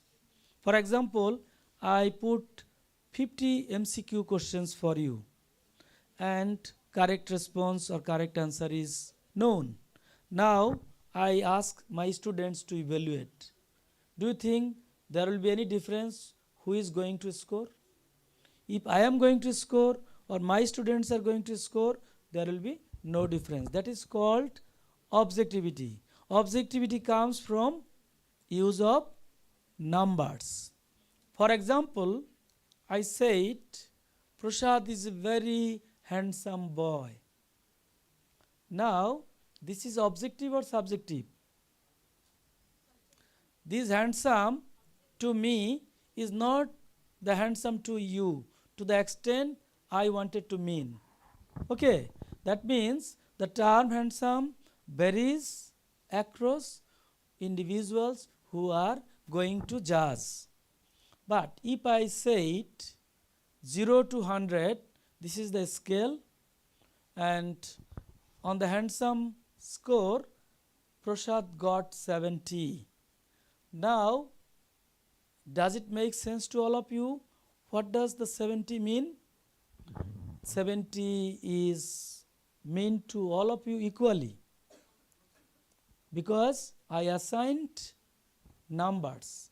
So, to bring objectivity, we need to use quantitative something. Okay, but subjectivity means it depends on the person who are going to score. So, subjectivity is a problem in assessment. We need to do objectively. And 7, you do not have any idea about psychological test. I think you did not use so far. Psychological test, second and third year. That's why difficult to make you understand the interpretation of test score. For example, I took a test on you and got some score. How I should interpret? There are two ways to interpret. First one is comparing one individual with the remaining person. For example, I took a test on mathematics, and out of these 100 or 200 participants, the average score is 70. Now, somebody, for example, Jayashree, got 75. How good or bad is she? In this group, average score is 70. Someone gets score 73. Good or bad? That means she is above average. In this interpretation, we are using norm referenced interpretation. Arthat, in Bangla, you are comparing yourself with your group. Okay? That is called norm referenced interpretation. There is another way, that is called criterion referenced interpretation. That means without comparing you in your group, rather an external criteria should be set. Say for example, in your academic result, what is the A plus? If you want to get A plus, what will be the marks distribution? 90 and above. Okay. If I compare that, what is your name? Tanita? Nandita. Nandita in Bangla, but in Tamil it is Nandita. Narayanan in Tamil or Sanskrit, in Bangla Narayan only. Extra N is not required. So, Nandita. It's a very good name. So, Nandita or Nandita, whatever be the actual name be, I say she got highest marks in the class. So apparently she is the best student in the class. Okay, so this is norm referenced interpretation, but handshake may be disappointing sometimes later. She stood first in her group, but her score is 50. out of 100. What will be the grade? Grade is very poor. So when we compare criterion, then to what extent she learned absolutely the course content, that is compared with an external criterion. Sometimes in education we have to rely on external criterion, that is called criterion referenced interpretation. Sometimes we need to prepare test to compare among his group. For example, your name? Amrita. She will never die. Yes, Amrita means that never die. Is it? Meaning is you will never die. Amrita. Amrita. Amrito Shudha. So, Amrita has born to a child,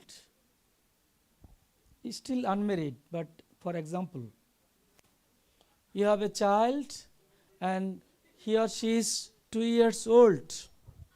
Now, she is worried. My child doesn't speak, does not walk. In this case, what kind of test we need to require? We require what kind of test? Norm referenced or criterion? Nandita, please focus on this issue, because this issue is about your child. You must be very serious. Suppose you have a 2-year-old boy or girl and she doesn't walk and she doesn't speak even. In that case, what kind of test you must think of? Norm referenced or criterion? Why? Why? Should we evaluate your child across external criteria, or you have to compare your child with the child of the same age group? Same age group. When you are comparing something with your own age group, then it is norm referenced. Other children at the age of 2 also do not walk, also do not speak, then you are well relieved. Fine, my child is yet to learn these things. So this time this test is required. Other time external criterion is required. Again calling. Salim lecturing. Not done. So far you have been able to figure out the classification of psychological test or tool from different points of view. Sometimes we classify based on behavior, we are sampling, for example, cognitive affective psychomotor. Sometimes we classify based on the dimension of the psychological variable, that is unidimensional, multidimensional, sometimes based on purpose, sometimes based on interpretation, sometimes based on administration. So you understand, based on administration, based on scoring, based on interpretation, based on purpose, based on behavior to be sampled in your test. These are the basic classifications from many books. You will not find it in any single book. I just prepared going through at least 50 books on psychometrics. So this is an opportunity for you to grow in this field, because psychometrics, even though is a part of psychology, but you can build your career as a psychometrician, and based on that your expertise, you can work as consultant, you can work as advocate or advocacy policy, you can work in many different positions based on your level of expertise. Okay, let's proceed. Still there are other ways: standardized test, non-standardized test, speed test, power test. I think when you will grow, you will learn more. Up to this point, you at least know psychological test can be classified in many different ways. Proceed. Please, next slide. These are for advanced readers. I will share slides, especially teachers of psychology. They should read it time and again to conceptualize for their students and for themselves as well. Proceed to the next slides. This is not at this moment suitable for you. Proceed. I will tell you to stop. Now, please stop in the previous slide. This is very, very important. This is very, very important. Prashad, you are trying to attend to her. Attending. She is looking for you.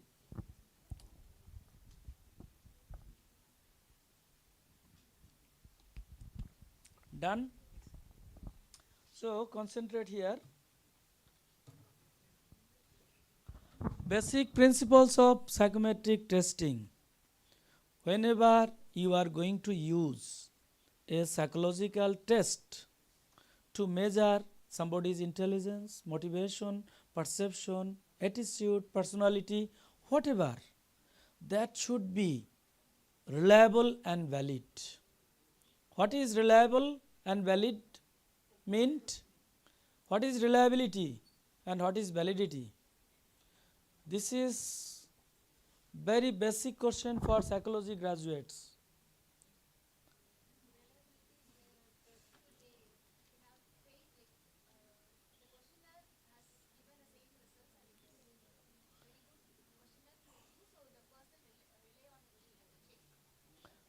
Very good. Consistency. That means I am measuring Nandita's blood pressure every day, and the blood pressure is 120/80. So, this measurement is reliable. Why? It is not measuring her blood pressure today is 120/80, tomorrow is 120/90, even though pressure may be changing, assuming that her pressure is more or less same. But this machine produces consistent results regarding her pressure. What is that? 120/80. But normal people, 120/80 is possible. What is the ideal pressure to be? Any physiology background? What should be the pressure? Ideally? 120 is ideal? Okay, if it is so, your machine reads Joyshree's blood pressure every day is 120/65. Is it reliable? Yes, as your definition says, there is a consistency. Every day, blood pressure measures 120/65. But there is a defect in the machine. How did you come to know? Because the pressure cannot be so low. It should be 80, but it has been 65. So there is an issue of validity. Even though it measures consistently, but it measuring the different things.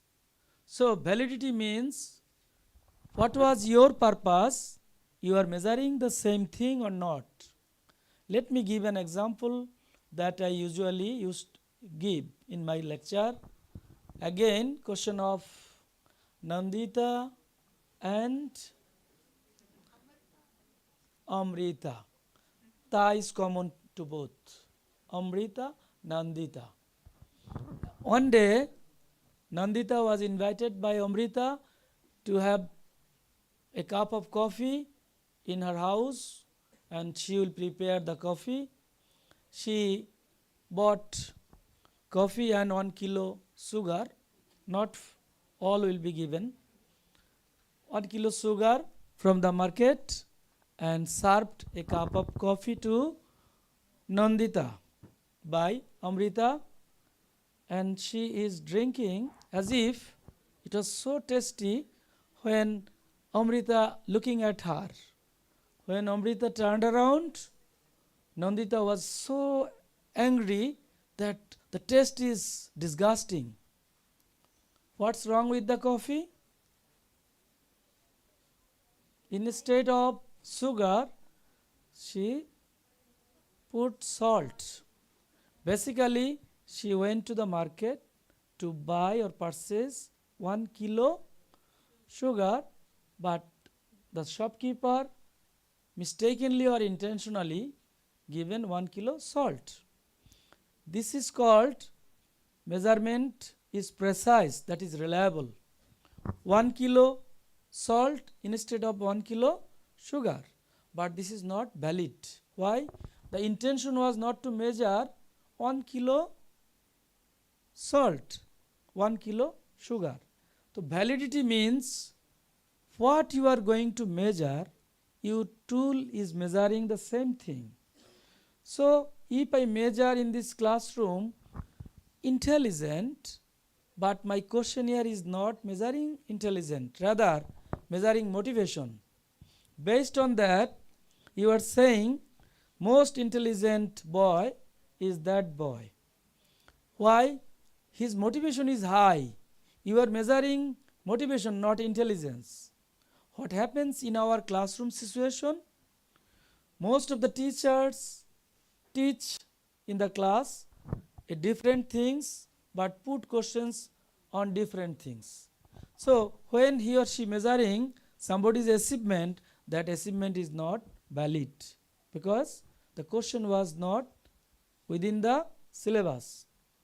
Accordingly, when a recruiting agency is going to recruit somebody for an executive position and assuming the intelligence and motivation will be the success factors, but when he was measuring intelligence, unknowingly he is measuring something else. That is called invalidity. So, anything wrong? So validity refers to what you intended to measure, your tool is measuring the same thing. And reliability is about accuracy or precision, whether the measurement is erroneous or not. The less the tool is measuring with error, the high is reliability. So there is a difference between reliability and validity. You need to know these are the two basic principles when you are going to use some test. Unless you know these two things, you are using a test very ineffectively. Okay, let's proceed to the next. I explained.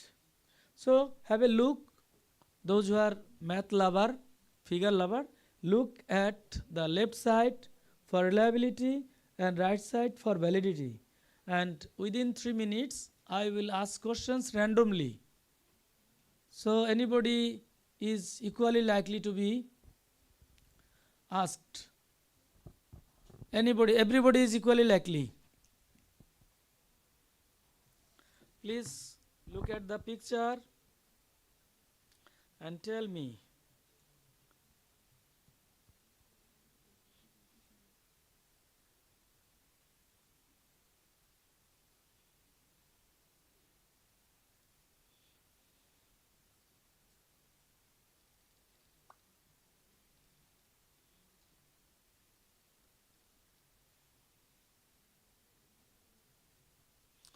Now, let me figure out who is very serious, who understands statistics or figures, who claims to be a very good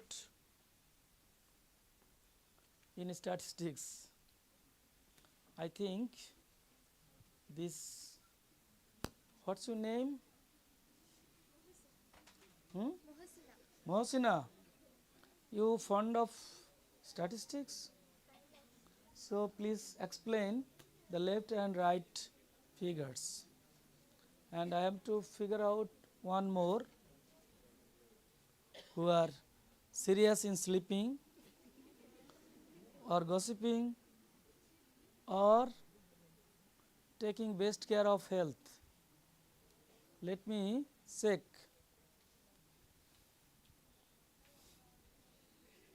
How do you feel? Who is best to take care of herself? Healthy one. I need to find a healthy one. Everybody is healthy, but I have to find out. You people are tired, I think tired. Too much tired. Don't hide your face. I can find your face. Face is you. Looking good. So look at the figures in the left and right and tell me what you understand. Excuse me. Excuse me.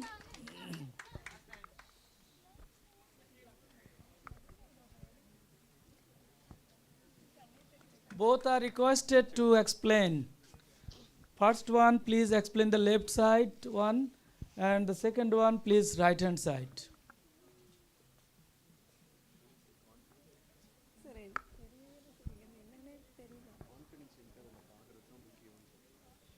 Please tell me how long we have to go. 1 o'clock. 1 o'clock. Still 1 hour. No, maybe 25 minutes to go. So how long? Yes. But before I play games, we have to know the rules of the games. Still you do not know the rules.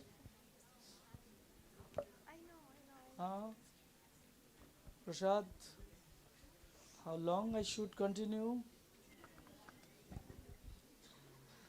Another 20 minutes, or if you are tired, bored with my lecture, then please suggest me how long I should continue. Before that, you please explain. I don't know whether it's correct or not, but as the precision of the measurement falls at a point, which means the precision of measurement, if it is more, then the reliability is more. Exactly. In statistics, you will learn confidence interval. Confidence interval means to what extent you are confident that somebody's score in intelligence is 100, how much confident you are. If he or she is tested 100 times and you claim that her score in intelligence will be between 90 and 110, 95% of the time, that means you are 95% confident about her score that will fall between 90 and 110. This is called interval. So if the interval is larger, that means measurement is less reliable. Why? Your confidence interval should be narrowed. If it measures accurately, if it is measuring inaccurately, the confidence interval will be larger. That's why if it is goes to the direction 1 means perfectly reliable, 0 means perfectly unreliable. This is called reliability. And validity means there are 4 set of figures. 1, 2, 3, 4. This is the most valid. Why? Theoretically, you defined intelligence which overlaps with the measuring tool you have prepared. There is no difference between theory and the test. But here, this is theoretical definition. This is the tool. They do not overlap. So there is inaccuracy in terms of inadequacy, in terms of contamination. Let me give an example. Suppose you are going to measure intelligence and you do not know how many domains or dimensions should be included in the measurement tool. For example, intelligence should measure your memory capacity, intelligence should measure your spatial ability, intelligence should measure your logical reasoning, intelligence should measure your other technical reasoning. Suppose you have prepared a test only to cover memory, remaining things are not there. That means this test is unrepresentative, because based on this some students turned out to be more intelligent than other students who were really intelligent, but because your tool did not include those questions, that's why they are fall behind. Okay, so this is the issue of adequacy and contamination. Adequacy means the what should have been there, that is called adequacy, and what should not be there, that is called contamination. So when you are going to measure something, that should be precise and that should be valid. Otherwise the decision you are taking based on this measurement is faulty, erroneous, and it makes injustice. For example, in your country there are certain recruitment agencies like UPSC or so and so, and UPSC is measuring somebody's aptitude and general studies in the screening phase. If that test is not precise and valid, then you are screening out some good candidates against some inferior candidates. So justice, fairness, equity, so and so depends on your measurement tools, precision and validity. Okay, so this psychometric knowledge will help you where you are working, whatever task you are doing, it will help you understand actually what you are doing is right or wrong. Okay, sit down please. So this is all about the basic principles of psychometric test or tool. Next, this further elaboration is not needed. Please go to the next one. Right, previous slide please. I will finish soon. So any tool to be valid and reliable, you need to assess statistically whether the tool is reliable or not. There are many ways to test reliability. Retest reliability is one of the estimation method. Internal consistency reliability can be measured in many ways, many different ways based on measurement models. And finally, inter-rater or inter-score reliability and alternate equivalent parallel forms reliability. Okay, then basic principles of testing in terms of validity, that can be measured in many different ways. Phase validity, content, construct. Construct can be classified as convergent and discriminant, and criterion validity is 3: predictive, concurrent and postdictive. Basically, when you are gathering evidence for validity, it is better to bring different sources of evidences. For example, both Nandita and Amrita is out. Oh, you just change the place.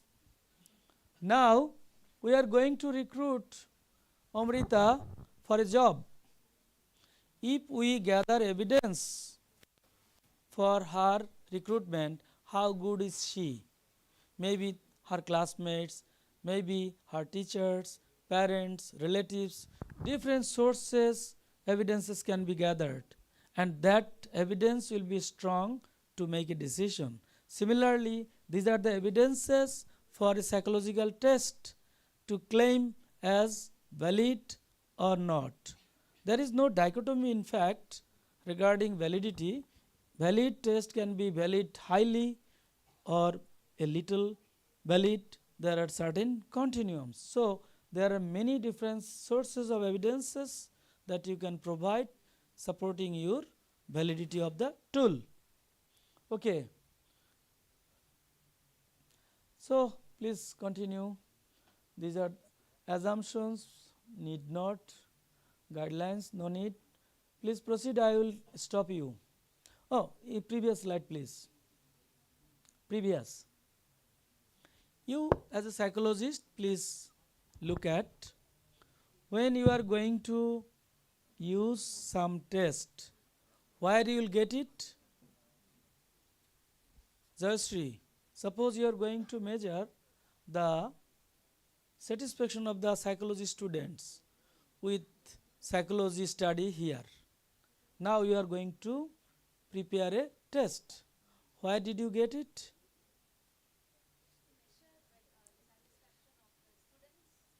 With their course. So how can you measure? With a tool. So how you will prepare this? There are 4 different ways. One is adoption. What is adoption? Anybody in this class as adopted child? Don't mind please. Anybody is adopted child of somebody? You? Nobody is here as adopted child. But you don't have any idea about adoption?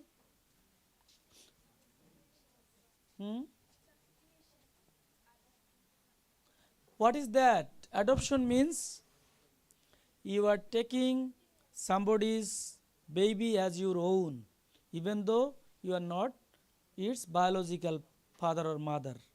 That is called adoption. Similar is the case with test. Suppose you are going to measure student satisfaction with their course. Already there is a test prepared by a psychologist in India, that is in Delhi University. For example, N.K. Chadha. You heard the name of N.K. Chadha of Delhi University? He has written a book on psychometrics also. So you brought a test from Delhi and directly you are using the test. It is called adoption. But adaptation is slightly changing something. What is that? Because Delhi's culture, Tamil Nadu's culture is different. So you change some items, some response patterns, even use some change items and replace with your culturally appropriate items. That is called adaptation. Assembly, even more changes in the original questionnaire, original test. You have changed lot of things depending on your culture. That is called assembly. Finally, development. If you cannot use other questionnaire for many reasons, then you prepare yourself. Then it is called development. So, in your psychology career, either you adopt test or questionnaire from others, or you adopt, you assemble, or you construct or develop some tools for your purpose. Proceed please.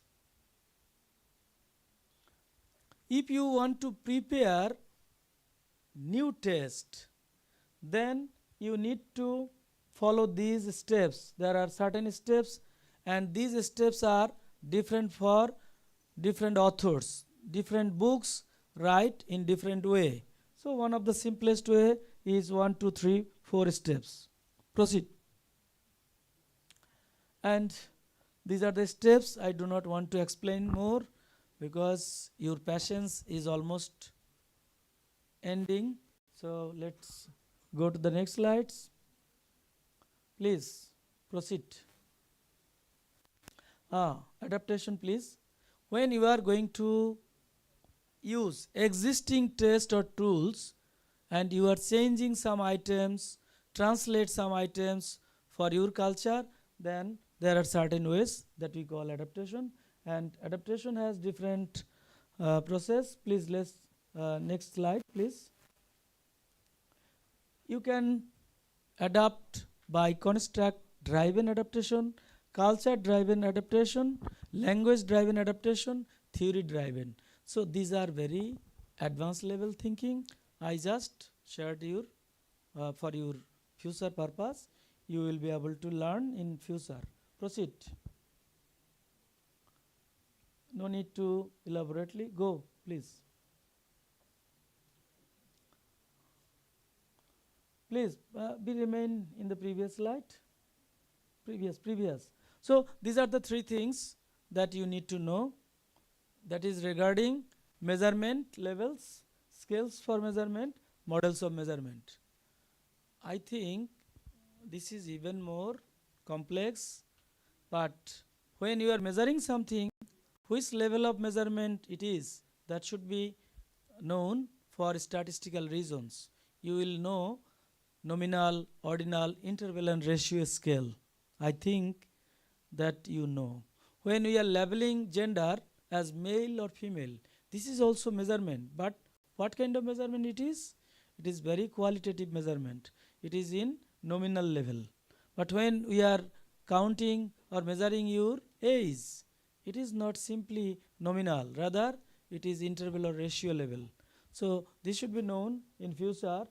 Scales of measurement also different scales. Please proceed to the next slides. Next.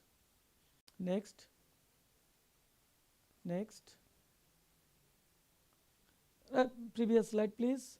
Scales. There are many ways to measure using scales. Binary scales, ranking scales, rating scales, and you will be familiar with Likert scale, Likert type scale. That is also kind of scales. And method of scaling, you will be learning Likert, Gartman, Thurston scaling. That is also need to know. Please proceed. You just skip. Models of measurement. When you are measuring reliability, you need to know models of measurement. There are 4 different models based on similarity among the items comprising a test. When they are more similar, they are called parallel. When they are dissimilar, they are called congeneric, in between tau and essentially tau equivalent. If your measurement models follow parallel, then you can estimate reliability using test, retest, alternate or split half. When it is not following these parallel models, rather tau or essentially tau equivalent, then only way to measure is coefficient alpha. When it is congeneric, you have to rely on coefficient omega. So these are the models. Please proceed. I think you will never remember me because of this pressure I have created presenting these slides from this morning, and you will try to forget me because I am myself is a pressure now for you. Whenever you open your eyes, you just see lot of concepts which are very new and complex. And why did I come? That is a question to all of you. I think I should skip all the things. Please pardon me. I am done with my entire lectures. Just to give a big thank you for all of you, because you are so gentle, so polite, that even though you are feeling bad, feeling discomfort, but still you are in the classroom. So says on the stage and you are respecting the says.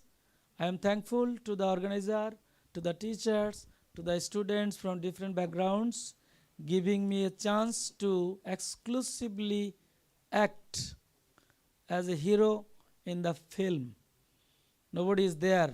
You people are serving as villains sometimes as respondents or heroines, as Jayashree, Jasmine, Amrita and Nandita, and also Mohasina.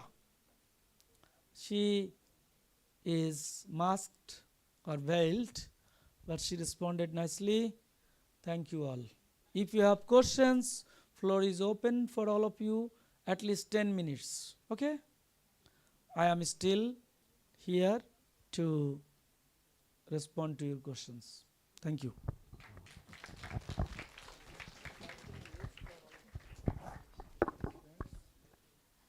If there are any questions,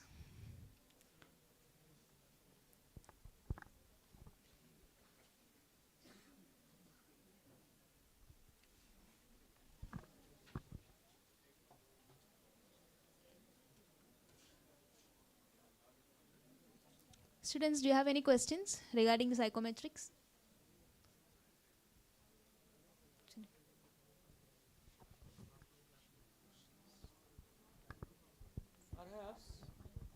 Perhaps you have question.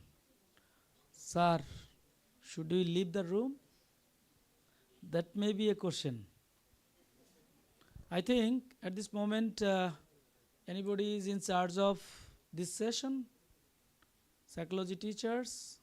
Madam, are you in charge of this session?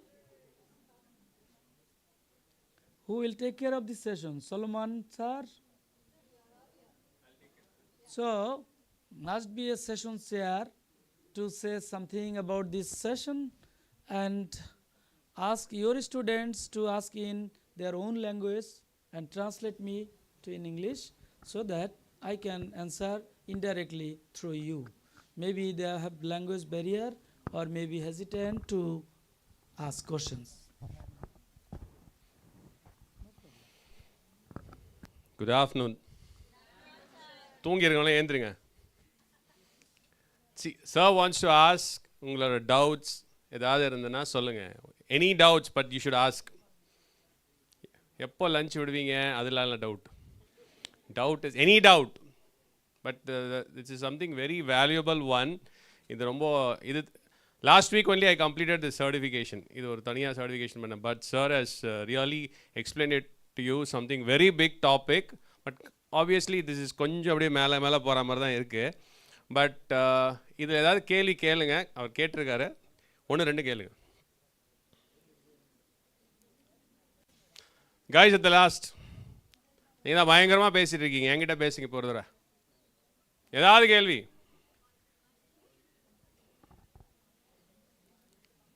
தமிழில் கேளுங்க. Ask. Girls from this side.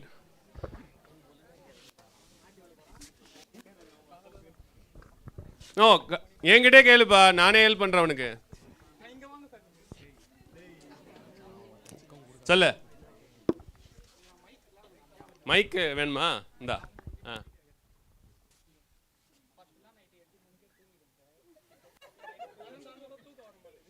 Sir, it's a question from everyone. It's a psychological question.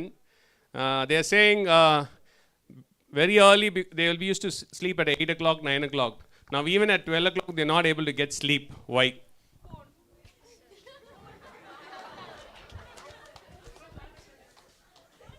This question is known to you. Answer is also known to you. What you actually do, you know better than we know. The most common symptoms or problems associated with insomnia is using mobile phones, remaining on the social media, and without any physical work. Actually, you eat and greet through social media, but do not go to playgrounds, no physical exercise, no social gatherings. That's why you cannot sleep. The same is the case with me sometimes. You got the answer?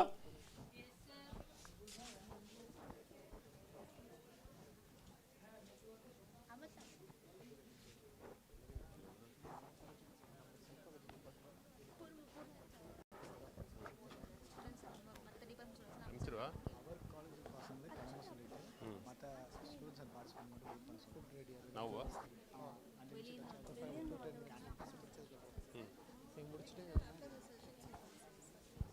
After the session? Yeah. Any other question? அந்த கொஸ்டினுக்கு answer வந்துருச்சாப்பா? நம்ம விளையாட மாட்டோம், வெளியே போக மாட்டோம், மொபைலே விளையாடிட்டு இருந்தால் தூக்கம் வராது. இதான் answer. Any other question this side? Inside this college, outside this college, other questions? Yes, நான் வரேன். சொல்லுமா.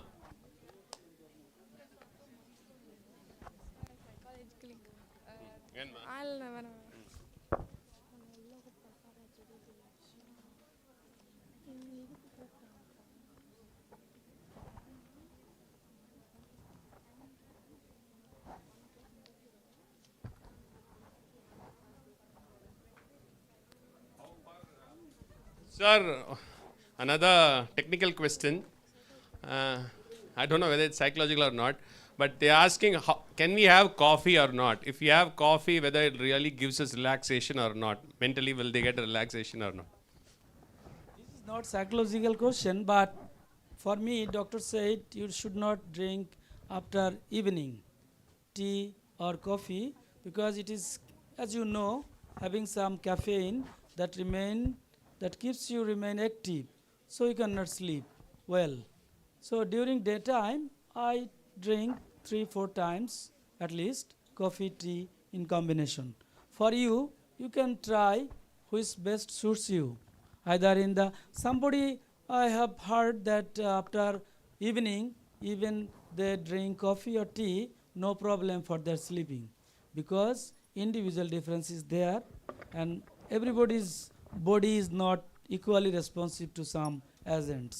I think you can decide what is best for you. And one question a few minutes back, Joyashree asked me regarding how to select a questionnaire, how to prepare a questionnaire when he or she will be conducting a research at his or her master's level. How to start with? Basically, I did not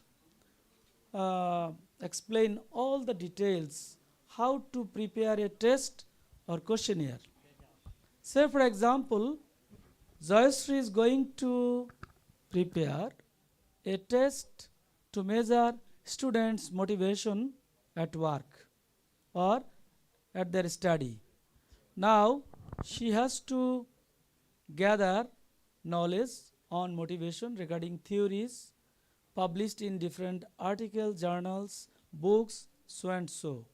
Based on this literature review, she will define her motivation at her research work, and based on this definition, she will prepare items or questionnaires representing the operational definition of the motivation, and then she should pilot test this questionnaire, followed by field test, assessing reliability, assessing validity. This is a long process. If she has no time, then she has to adopt somebody else already prepared questionnaire. Just she needs to see whether the test is equally applicable to his or her area of interest and the target audience. If it applies equally, then only things she requires to know the language. If the language is different for her state from Gujarat or any other, then she translates this questionnaire into this culture and language group. Then again, simply pilot test on 20 or 30 people. Based on that, you can change some items, change some questions, and then you go for field testing on your purpose of interest. I think this is the easiest way to explain your question, but definitely you will be gradually learning and evolving, and definitely you will be able to prepare your own question. Thank you, sir. Sir, I have a question with the statistics graph of reliability. Can you please put that graph again? Yes, please. Go to the slides of basic principle. Go back.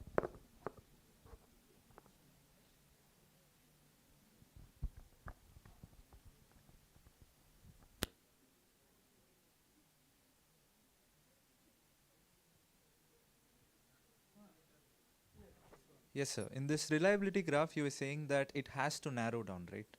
In order for it to become from non-reliable to reliable. So how can you explain about that narrowing part, sir? Can you throw some light on that?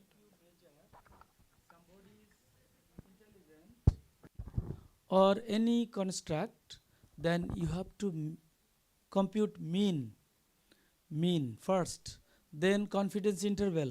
There are certain statistical tools to make the confidence interval following the normal distribution of the curves. So 95% confidence interval includes plus minus 1.96 z-score, standard deviation. So if your mean is 60, standard deviation is known, then you can compute upper limit and lower limit. Based on that, you can set your confidence interval. I can show how to compute the confidence interval, but it takes time. Okay. Any question? Thank you, sir. Any other questions? இந்த reliability validity எல்லாருக்கும் புரிஞ்சுதா? சரி, S, அங்கேருந்து கேட்குறீங்களா வரவா? another 2 questions. Mic வேணுமா? அவர்கிட்ட டைரெக்டாக கேட்க. Hi, sir. Sir, how does medicines react to our emotions? If we have any problem internally, we can solve it with our medicines. But what about emotions and like mental issues? Now you are experiencing some emotions? No, I had. You had? Like taking of sleeping pills, does that really reduce our pressure, all this? Not at all.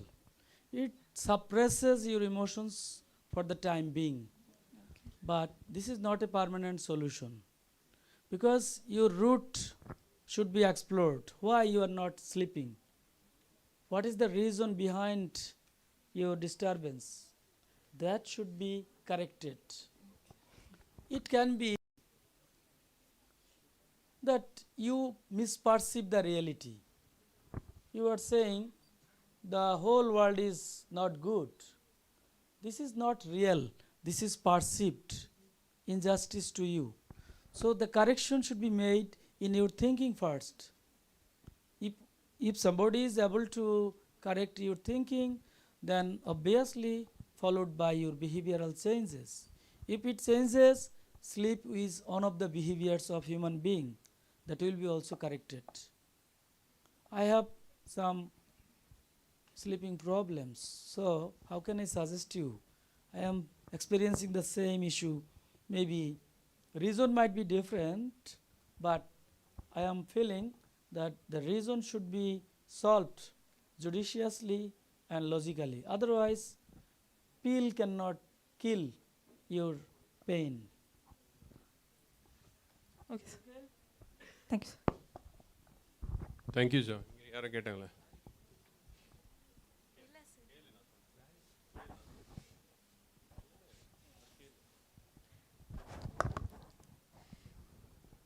Sir, validity புரியல sir.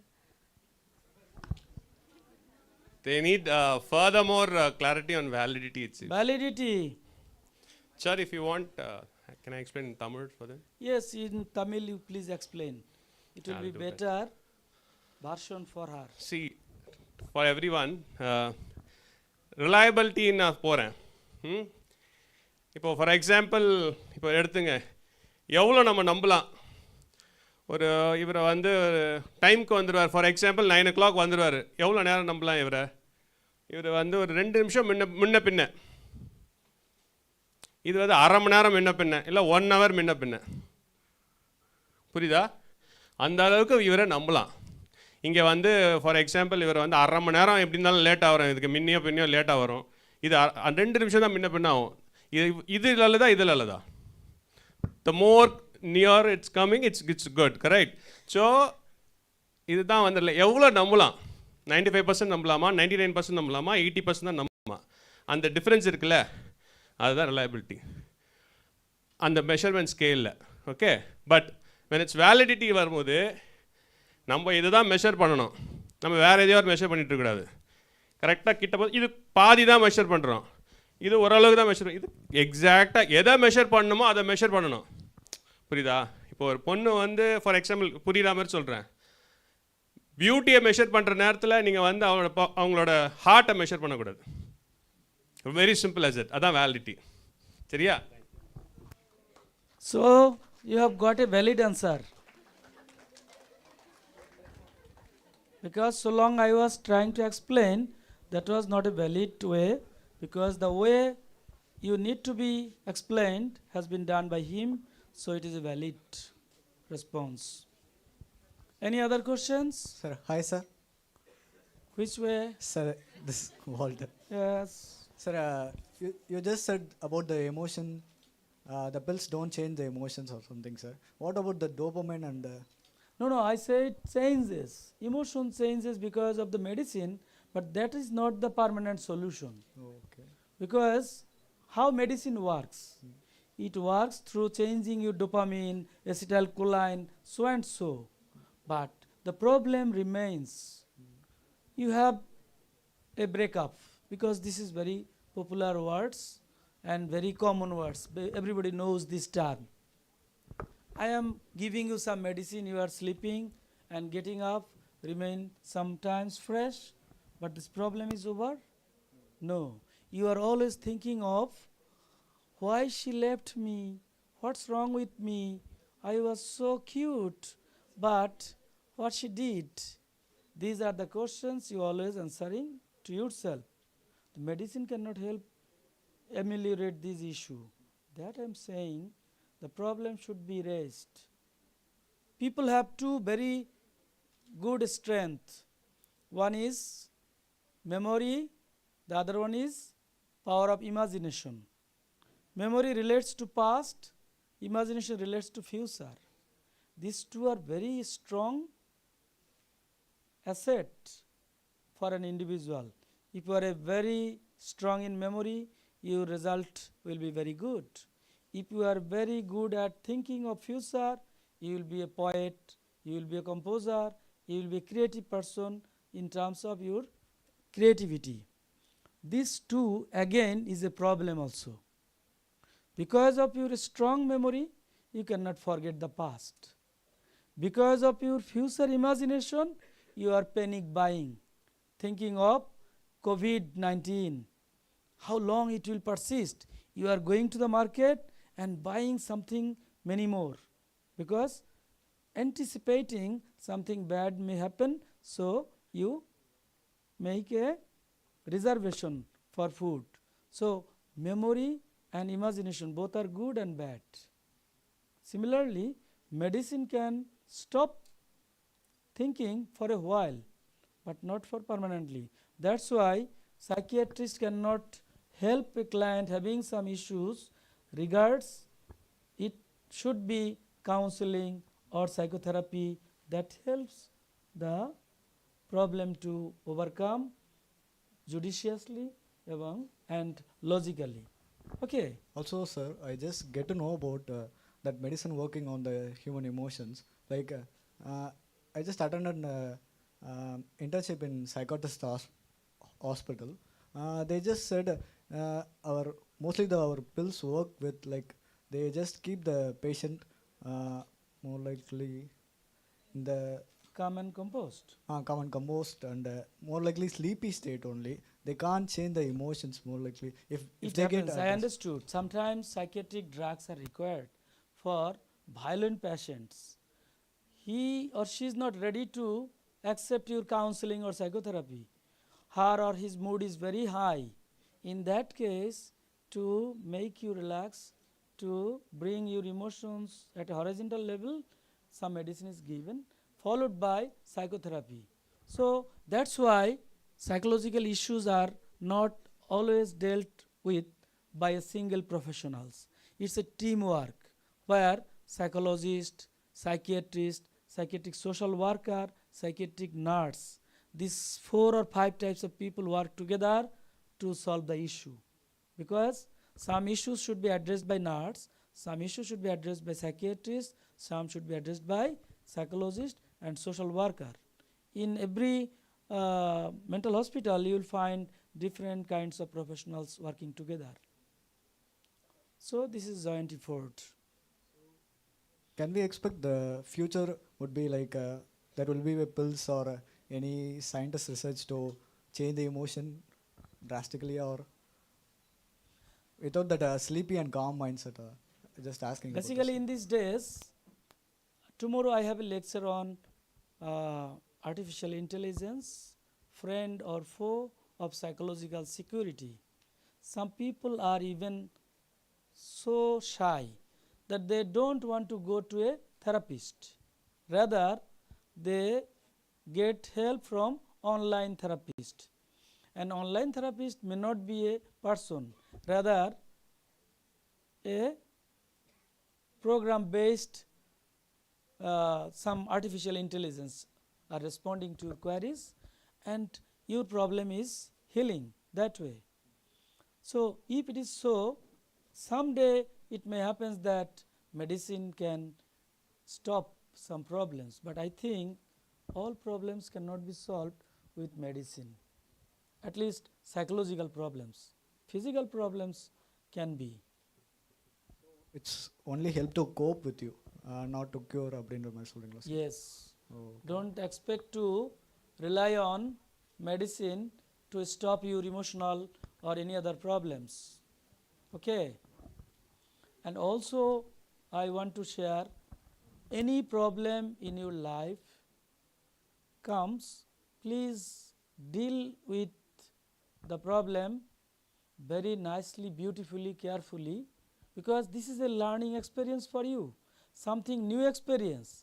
So don't ignore it, don't hesitate to deal with that issue. This is part of life.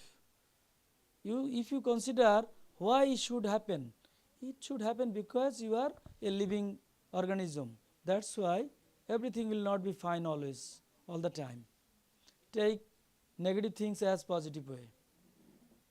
Thank you, sir. Okay, any other questions, or should I stop here? One more, sir. Okay, sir, let them ask questions. Hello, sir. I'm thinking of doing a research. For my research purpose, I'm using survey method, and I don't know survey which is being handled in hard copy or online survey, which is more reliable. Very good question. In these days, I have conducted many research based on online survey. There are pros and cons, good and bad. Sometimes if I collect responses from the people in person, that time we can get the correct responses, because direct interaction helps people understand your motives, your goals, everything. So they will respond honestly, at least. When you are doing the survey online, nobody is there to interact, they will put whatever comes in their mind. People are not research oriented in our subcontinent, at least. They are, I would not say dishonest, they are not oriented to research. That's why they will not carefully do. In that case, your data is like a garbage in, garbage out. Whatever you have given is a garbage, and you are getting response as garbage. So decision should be based on your intention, whether you want to make a serious research or you want to pass in a program. But in case of online forms, it's more Convenient. it reaches many more people than offline. Yes, online you can make it more effective if you recruit first on a Zoom meeting, explain your research, and select out of some 500 participants, you selected 200, give them some token of appreciation, explain the motives of your research, then they will be responsible, they will be very sincere and honest in responding. I think alternatives are there. Thank you, sir. Welcome. Jayashree, anything?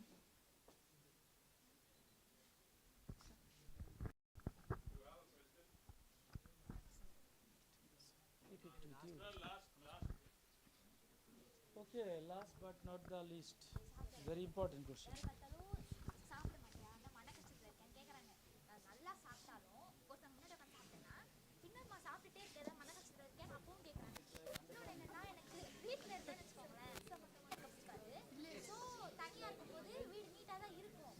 Self மேல இருக்கிறதெல்லாம் கீழே தள்ளி விட்டுறேன் sir. நான் அப்படியே பேசுறேன், எல்லாருக்கும் கேட்கும் சார். சார் மைக் கொடுங்க. ஜெயிஸ்டேக்கா கேட்டாங்க.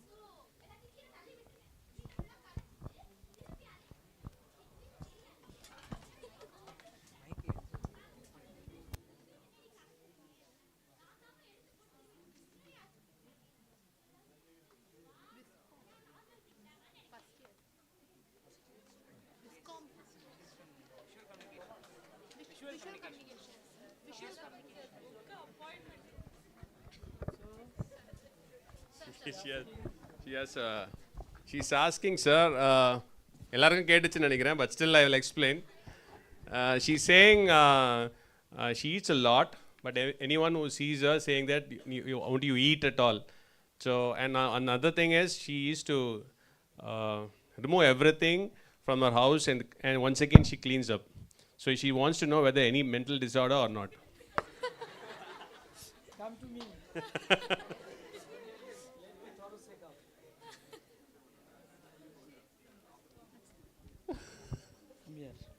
First of all, health concern. The question is about whether she eats regularly or not.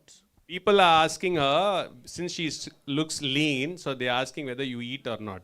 It's very common because in this country or everywhere, people have some mindset. If somebody eats, there will be a figure like this.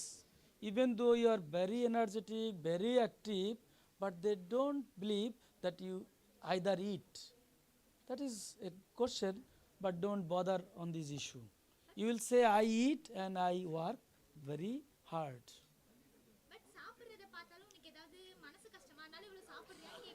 Sir, they are saying, but she eats a lot, it seems. But if someone sees her, they are asking, why are you eating this much? Are you upset? Maybe to make the people believe, you sometimes eat more than you eat. Just to make them believe, just to make them convince, I eat a lot. Why do you say you are not eating? That should not be done. You just eat too much to what extent you can eat.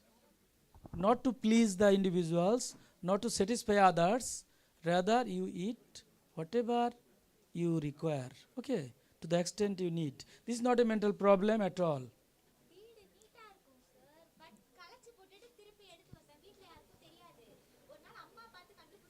நானே சொல்றேன் sir.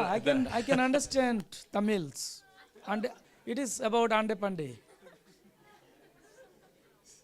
So she is saying again, the house will be very neat. She'll make it mess, and once again she'll make it neat.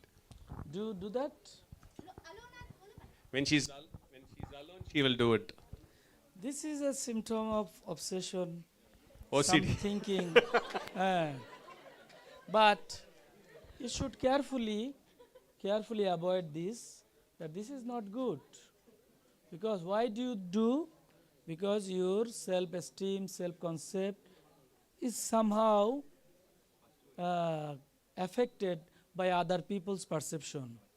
That's why you try to overcome these issues doing some other works. You should not do that. At least don't do the room messy and need not clean again. Let it go as it is. Okay? I think no questions, right? Thank you. 1 minute. Oh, another question, sir. Do you want? I think questions will be asked by many people because they have understood photo is captured. So you can ask many questions, then the photographer will take your photos. Sir, No got problem, the point. no problem. Please ask.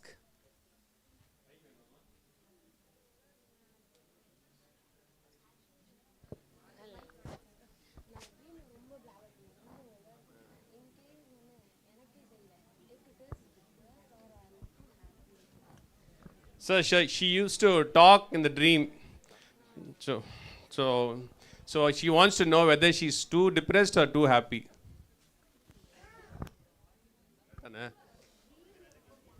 So she'll blabber when she sleeps. So who tells you that you talk in the sleep? That means your mom is not sleeping? You will ask your mother to sleep. Oh, you are too louder. You have some problems with friends, or so you behave as violently in the dream? Something inside you instigate you to fight.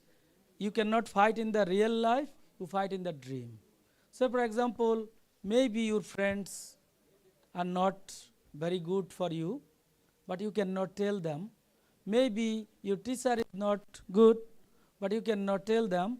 That's why you are relying on in the dream. That is one way of homeostasis, that called restoration through dream. So whatever we cannot do in real life, we do in the dream. Not good, bad, but you should try to solve this issue in real life. So for example, you do not like your friends, but you should tell them in an assertive way. Assertive training need. Assertiveness training. We sometimes cannot say no, but you have to learn how to say no. Then this problem might be resolved. Any other question? Thank you. There will be never-ending last question. It will be continuing. Last question.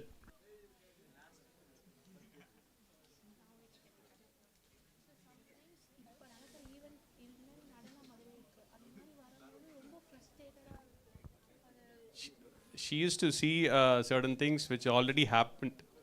So she wants to know why. It seems to be very frustrated.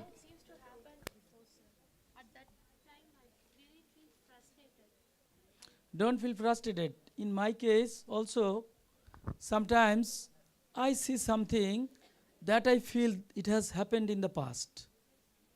It is simply human cognition. People think of many things and there is no time boundary. So past becomes present, present becomes future. This is very trivial. Not to be so serious about all issues. Let some issues to go naturally diminish. It will go. Serious issues should be handled. Okay? Don't look at every details of everything. I think at least you are not exhausted. You have question?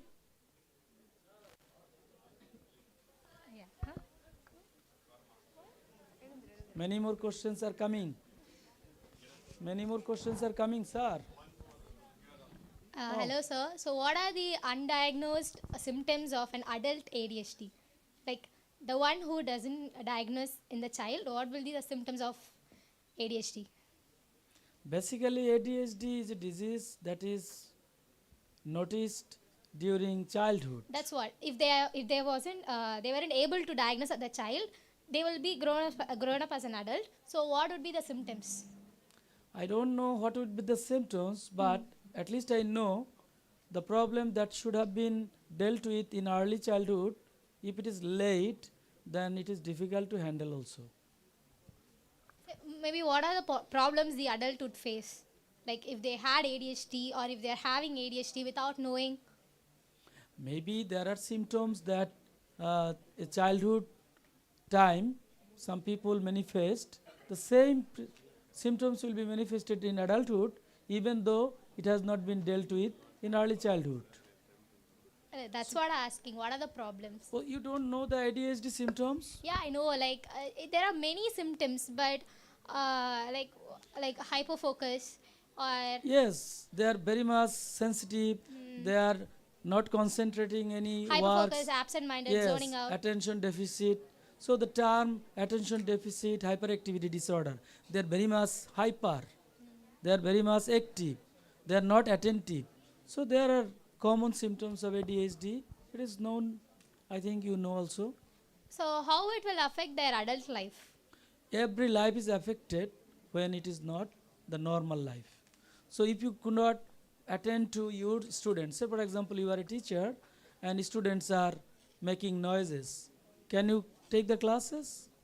No. Similarly, if you are a adult working in an organization but you are always talkative, you will never find any colleagues to work with you. So there are sometimes these are the problems associated with this ADHD at adulthood. Thank you. So all of the questions coming outside of psychometrics, it is related to clinical counseling than psychological problems. Sir, one more. You want me to? Yes.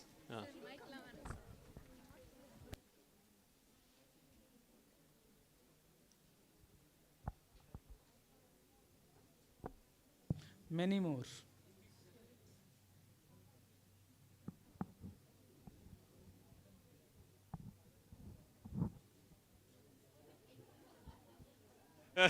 Sir, she has a weird question. She has a dream for last 8 years and she sees certain places, and when she Googles it, she can find out that places in Google, and she also sees one guy there. She wants to know whether the guy will be there or not. She wants to know why she's getting like that. You are a drunkard. You drink. Sometimes you drink. Never. Maybe you dream to drink. You dream or you desire to drink. And you want to drink with somebody at a certain place. Huh? So why you are dreaming like this? You see,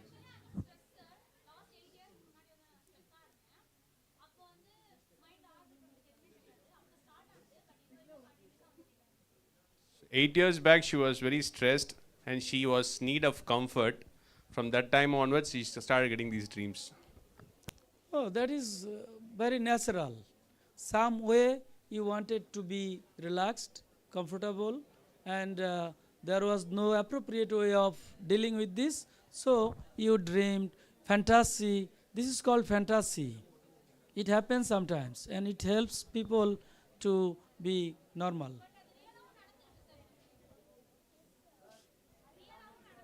For it, it's happening naturally. By real, it's happening for her. Every year. Every year. Okay. She knows whatever happens one week before itself, it seems. I think you should consult with a clinical psychologist. Already she is in counseling. What they're saying. Nama. But you look like very normal, very good. Still, you are feeling like that. You start drinking sometimes. Maybe.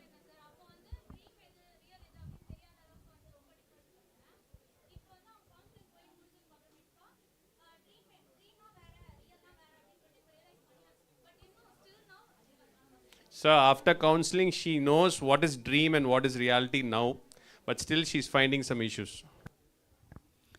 I think I have to come again to this college because I discovered there are many issues to be dealt with. Not in a single session. It requires many more sessions, and I need to sit with you regarding your issues. If time permits, I will talk to you later on, because this is very private issue, not public. Okay, thank you. Thank you. Hey, Podanda. Sir, last and final question, sir. One guy has a dream for many years. He wants to know whether it's black and white or color. He's getting only in black and white. So he wants to know why I'm getting in black and white. Why not in color? Yes. I have to read more and more to answer these weird questions. Basically, after the color television invented, people used to dream in colorful dreams. Before that, it was black and white.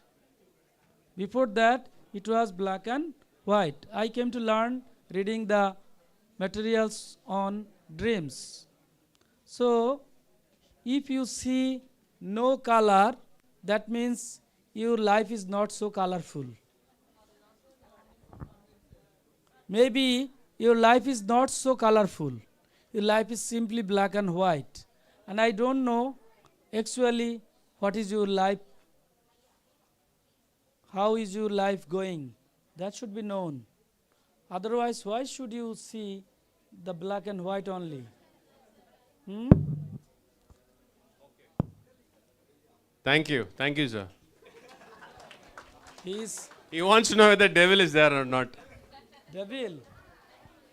Yes. There are many devils in this room also. That's why we can think of how God is looking like, how devils is about. Because we can think of being devil, we can think of being God, and that's the way of portraying God devils. They did not exist perhaps, but they exist in our thinking. I think so.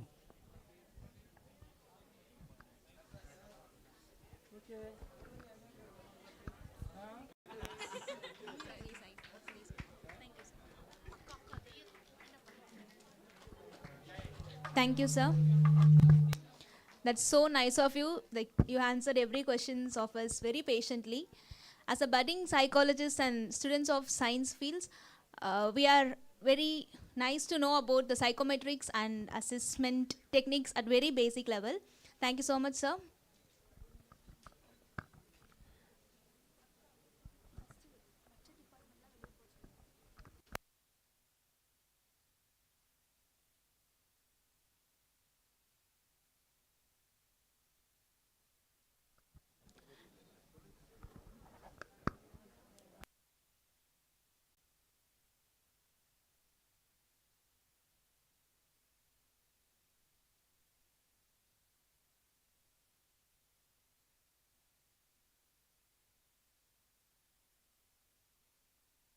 Again, thank you so much. Everybody, you people are very nice, polite, gentle, and very responsive, sincere. I think bright future is waiting for you. Take best care of you and see you someday. Thank you so much, sir. Thank you, sir. I request the students of SACAS from other departments can please leave from the theater from right now. I request the students of psychology department and the students from other colleges to stay back at the theater. Other department students can please wind out.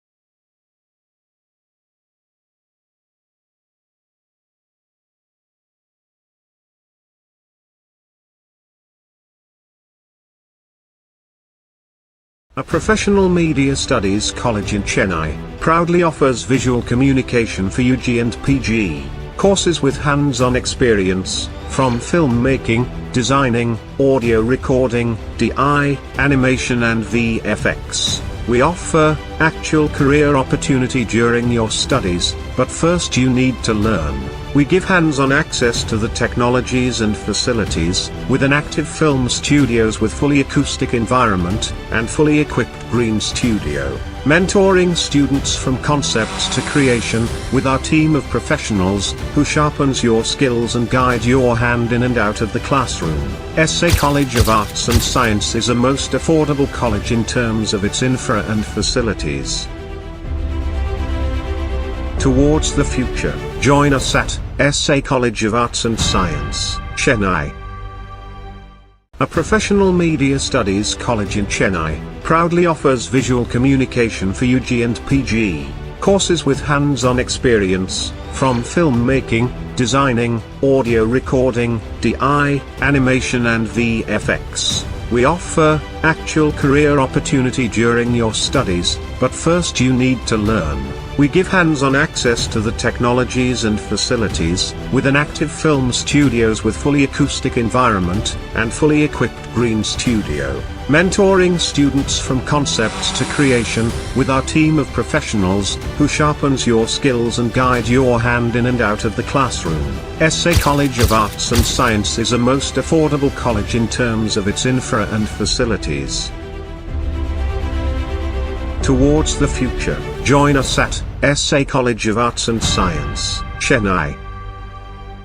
A professional media studies college in Chennai proudly offers visual communication for UG and PG courses with hands-on experience from filmmaking, designing, audio recording, DI, animation and VFX. We offer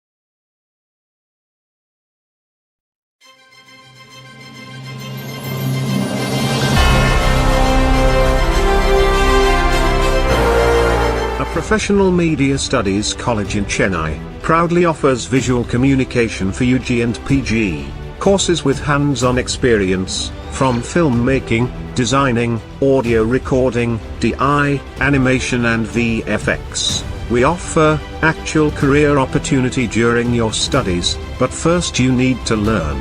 We give hands-on access to the technologies and facilities, with an active film studios with fully acoustic environment, and fully equipped green studio. Mentoring students from concepts to creation, with our team of professionals, who sharpens your skills and guide your hand in and out of the classroom. SA College of Arts and Science is a most affordable college in terms of its infra and facilities. Towards the future, join us at SA College of Arts and Science, Chennai. A professional media studies college in Chennai, proudly offers visual communication for UG and PG courses with hands-on experience, from filmmaking, designing, audio recording, DI, animation and VFX. We offer actual career opportunity during your studies, but first you need to learn. We give hands-on access to the technologies and facilities, with an active film studios with fully acoustic environment, and fully equipped green studio. Mentoring students from concepts to creation, with our team of professionals, who sharpens your skills and guide your hand in and out of the classroom. SA College of Arts and Science is a most affordable college in terms of its infra and facilities. Towards the future, join us at SA College of Arts and Science, Chennai. A professional media studies college in Chennai, proudly offers visual communication for UG and PG courses with hands-on experience, from filmmaking, designing, audio recording, DI, animation and VFX. We offer actual career opportunity during your studies, but first you need to learn. We give hands-on access to the technologies and facilities, with an active film studios with fully acoustic environment, and fully equipped green studio. Mentoring students from concepts to creation, with our team of professionals, who sharpens your skills and guide your hand in and out of the classroom. SA College of Arts and Science is a most affordable college in terms of its infra and facilities.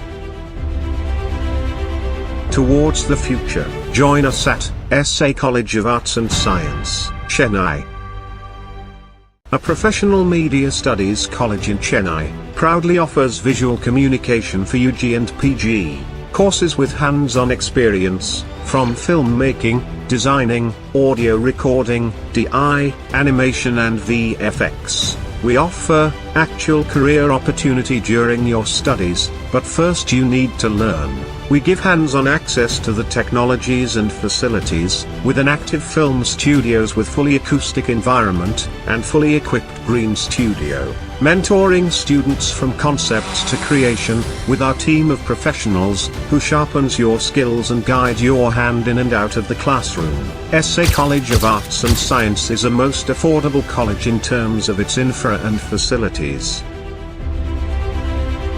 Towards the future, join us at SA College of Arts and Science, Chennai.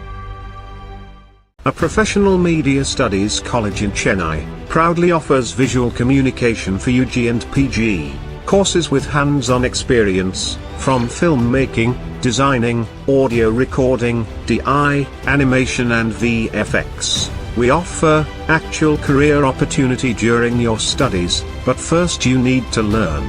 We give hands-on access to the technologies and facilities, with an active film studios with fully acoustic environment, and fully equipped green studio. Mentoring students from concepts to creation, with our team of professionals, who sharpens your skills and guide your hand in and out of the classroom.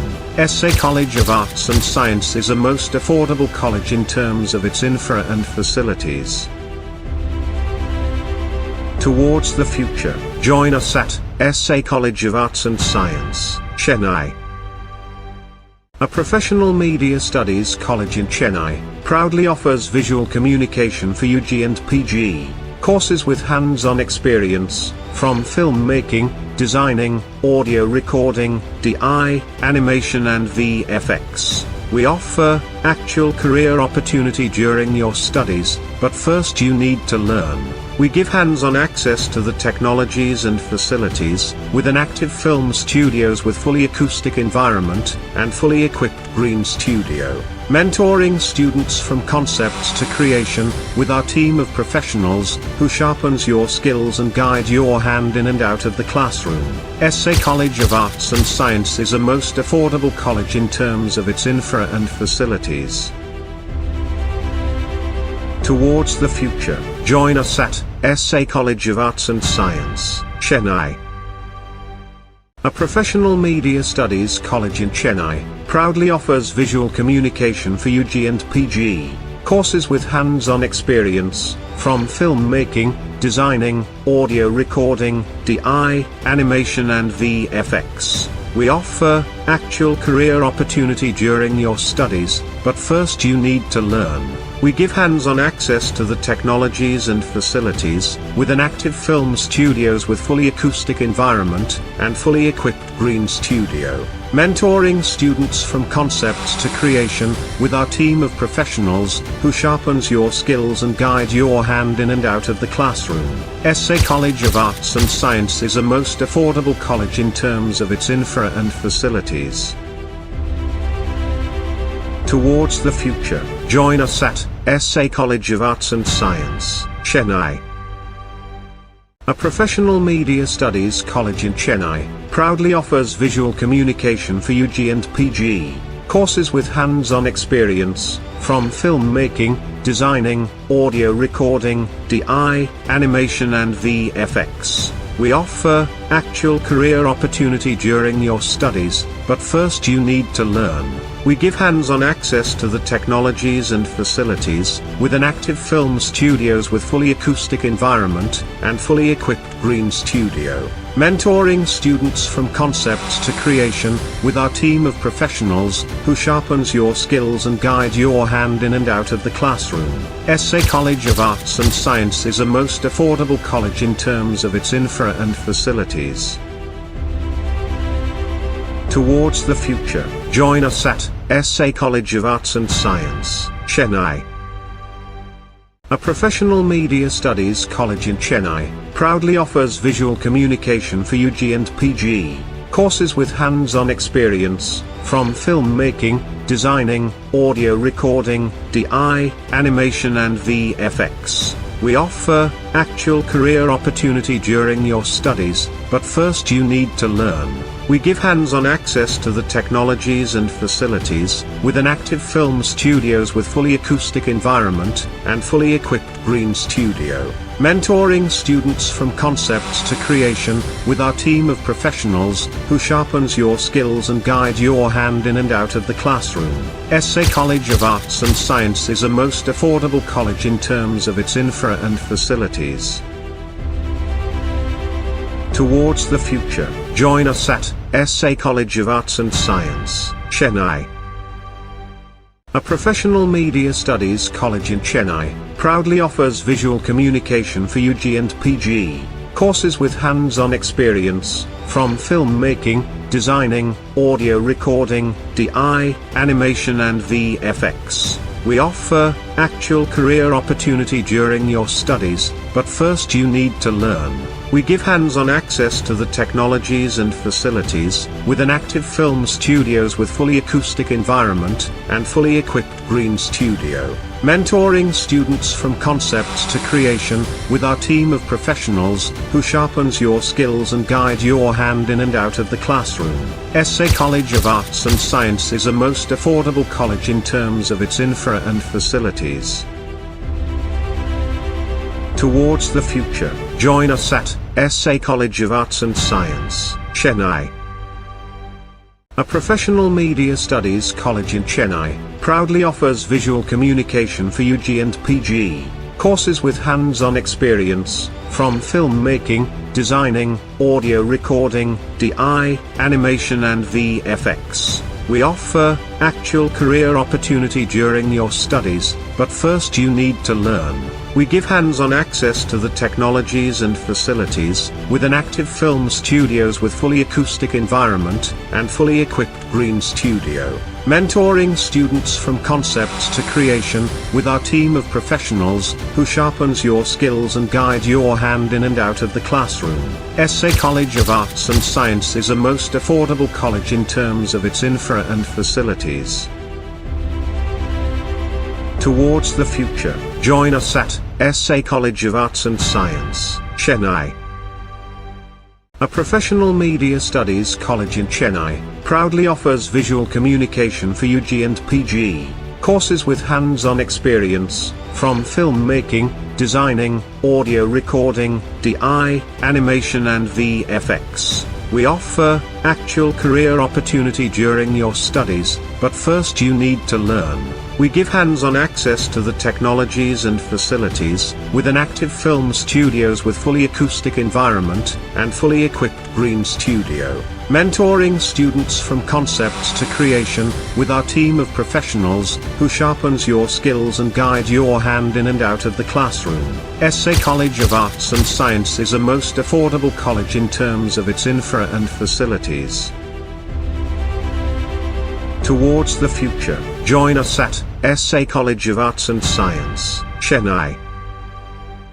A professional media studies college in Chennai, proudly offers visual communication for UG and PG, courses with hands-on experience, from filmmaking, designing, audio recording, DI, animation and VFX. We offer actual career opportunity during your studies, but first you need to learn. We give hands-on access to the technologies and facilities, with an active film studios with fully acoustic environment, and fully equipped green studio. Mentoring students from concepts to creation, with our team of professionals, who sharpens your skills and guide your hand in and out of the classroom. SA College of Arts and Science is a most affordable college in terms of its infra and facilities. Towards the future, join us at SA College of Arts and Science, Chennai. A professional media studies college in Chennai, proudly offers visual communication for UG and PG, courses with hands-on experience, from filmmaking, designing, audio recording, DI, animation and VFX. We offer actual career opportunity during your studies, but first you need to learn.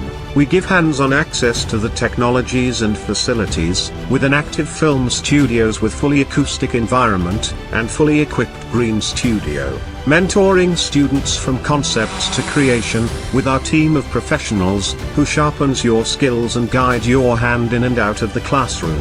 SA College of Arts and Science is a most affordable college in terms of its infra and facilities. Towards the future, join us at SA College of Arts and Science, Chennai. A professional media studies college in Chennai, proudly offers visual communication for UG and PG, courses with hands-on experience, from filmmaking, designing, audio recording, DI, animation and VFX. We offer actual career opportunity during your studies, but first you need to learn. We give hands-on access to the technologies and facilities, with an active film studios with fully acoustic environment, and fully equipped green studio. Mentoring students from concepts to creation, with our team of professionals, who sharpens your skills and guide your hand in and out of the classroom. SA College of Arts and Science is a most affordable college in terms of its infra and facilities. Towards the future, join us at SA College of Arts and Science, Chennai. A professional media studies college in Chennai, proudly offers visual communication for UG and PG, courses with hands-on experience, from filmmaking, designing, audio recording, DI, animation and VFX. We offer actual career opportunity during your studies, but first you need to learn. We give hands-on access to the technologies and facilities, with an active film studios with fully acoustic environment, and fully equipped green studio. Mentoring students from concepts to creation, with our team of professionals, who sharpens your skills and guide your hand in and out of the classroom. SA College of Arts and Science is a most affordable college in terms of its infra and facilities. Towards the future, join us at SA College of Arts and Science, Chennai. A professional media studies college in Chennai, proudly offers visual communication for UG and PG, courses with hands-on experience, from filmmaking, designing, audio recording, DI, animation and VFX. We offer actual career opportunity during your studies, but first you need to learn. We give hands-on access to the technologies and facilities, with an active film studios with fully acoustic environment, and fully equipped green studio. Mentoring students from concepts to creation, with our team of professionals, who sharpens your skills and guide your hand in and out of the classroom. SA College of Arts and Science is a most affordable college in terms of its infra and facilities. Towards the future, join us at SA College of Arts and Science, Chennai. A professional media studies college in Chennai, proudly offers visual communication for UG and PG, courses with hands-on experience, from filmmaking, designing, audio recording, DI, animation and VFX. We offer actual career opportunity during your studies, but first you need to learn. We give hands-on access to the technologies and facilities, with an active film studios with fully acoustic environment, and fully equipped green studio. Mentoring students from concepts to creation, with our team of professionals, who sharpens your skills and guide your hand in and out of the classroom. SA College of Arts and Science is a most affordable college in terms of its infra and facilities. Towards the future, join us at SA College of Arts and Science, Chennai. A professional media studies college in Chennai, proudly offers visual communication for UG and PG, courses with hands-on experience, from filmmaking, designing, audio recording, DI, animation and VFX. We offer actual career opportunity during your studies, but first you need to learn. We give hands-on access to the technologies and facilities, with an active film studios with fully acoustic environment, and fully equipped green studio. Mentoring students from concepts to creation, with our team of professionals, who sharpens your skills and guide your hand in and out of the classroom. SA College of Arts and Science is a most affordable college in terms of its infra and facilities.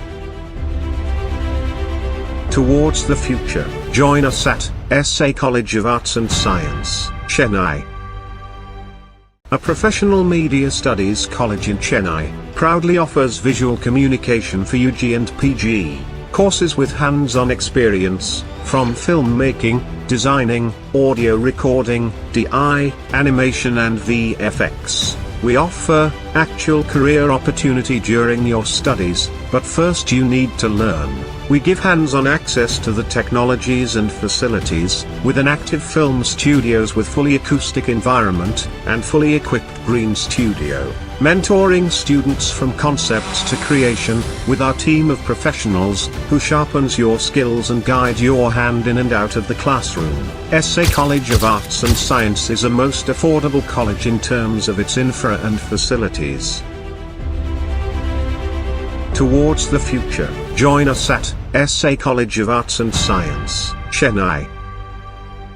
A professional media studies college in Chennai, proudly offers visual communication for UG and PG, courses with hands-on experience, from filmmaking, designing, audio recording, DI, animation and VFX. We offer actual career opportunity during your studies, but first you need to learn. We give hands-on access to the technologies and facilities, with an active film studios with fully acoustic environment, and fully equipped green studio. Mentoring students from concepts to creation, with our team of professionals, who sharpens your skills and guide your hand in and out of the classroom. SA College of Arts and Science is a most affordable college in terms of its infra and facilities. Towards the future, join us at SA College of Arts and Science, Chennai. A professional media studies college in Chennai, proudly offers visual communication for UG and PG, courses with hands-on experience, from filmmaking, designing, audio recording, DI, animation and VFX. We offer actual career opportunity during your studies, but first you need to learn. We give hands-on access to the technologies and facilities, with an active film studios with fully acoustic environment, and fully equipped green studio. Mentoring students from concepts to creation, with our team of professionals, who sharpens your skills and guide your hand in and out of the classroom. SA College of Arts and Science is a most affordable college in terms of its infra and facilities. Towards the future, join us at SA College of Arts and Science, Chennai. A professional media studies college in Chennai, proudly offers visual communication for UG and PG, courses with hands-on experience, from filmmaking, designing, audio recording, DI, animation and VFX. We offer actual career opportunity during your studies, but first you need to learn. We give hands-on access to the technologies and facilities, with an active film studios with fully acoustic environment, and fully equipped green studio. Mentoring students from concepts to creation, with our team of professionals, who sharpens your skills and guide your hand in and out of the classroom. SA College of Arts and Science is a most affordable college in terms of its infra and facilities. Towards the future, join us at SA College of Arts and Science, Chennai. A professional media studies college in Chennai, proudly offers visual communication for UG and PG, courses with hands-on experience, from filmmaking, designing, audio recording, DI, animation and VFX. We offer actual career opportunity during your studies, but first you need to learn. We give hands-on access to the technologies and facilities, with an active film studios with fully acoustic environment, and fully equipped green studio. Mentoring students from concepts to creation, with our team of professionals, who sharpens your skills and guide your hand in and out of the classroom. SA College of Arts and Science is a most affordable college in terms of its infra and facilities. Towards the future, join us at SA College of Arts and Science, Chennai. A professional media studies college in Chennai, proudly offers visual communication for UG and PG, courses with hands-on experience, from filmmaking, designing, audio recording, DI, animation and VFX. We offer actual career opportunity during your studies, but first you need to learn. We give hands-on access to the technologies and facilities, with an active film studios with fully acoustic environment, and fully equipped green studio. Mentoring students from concepts to creation, with our team of professionals, who sharpens your skills and guide your hand in and out of the classroom. SA College of Arts and Science is a most affordable college in terms of its infra and facilities. Towards the future, join us at SA College of Arts and Science, Chennai. A professional media studies college in Chennai, proudly offers visual communication for UG and PG, courses with hands-on experience, from filmmaking, designing, audio recording, DI,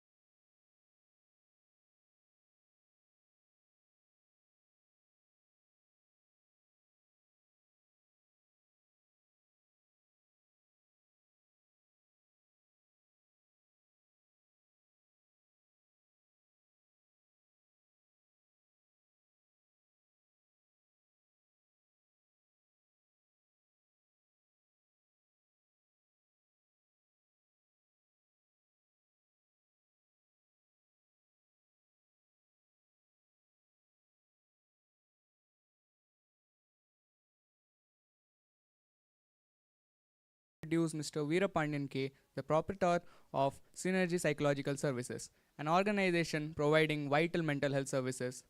With a wealth of experience as a consultant psychologist, trainer, and counselor, Mr. Veerapandian has left an indelible mark on the field of psychology. Mr. Veerapandian's journey in psychology began at Presidency College, Chennai, where he cultivated his passion for the study. He furthered his education by completing an MPhil in professional psychology from the University of Madras, equipping himself with the knowledge and skills needed to make a meaningful impact on the field. Throughout his career, Mr. Veerapandian has held various academic positions, including Assistant Professor of Psychology at Banyan Academy of Leadership and Mental Health and Madras School of Social Work. With over 22 years of teaching experience, including 12 years of postgraduate level, he has inspired countless students with his dedication to education. Beyond academia, Mr. Veerapandian has made significant contribution to research, particularly in the field of health, with a focus on HIV/AIDS. His expertise in qualitative research, methodology, and counseling has led to the development of essential tools and training modules for counselors working in this critical area. As a practicing psychotherapist, Mr. Veerapandian is well versed in various therapy models, including Egan's model of counseling, cognitive behavioral therapy, commonly known as CBT, and psychodynamic models. He shares his expertise through courses and services offered to educational institutes, corporates, and non-profit organizations. Sir, I welcome you. Thank you.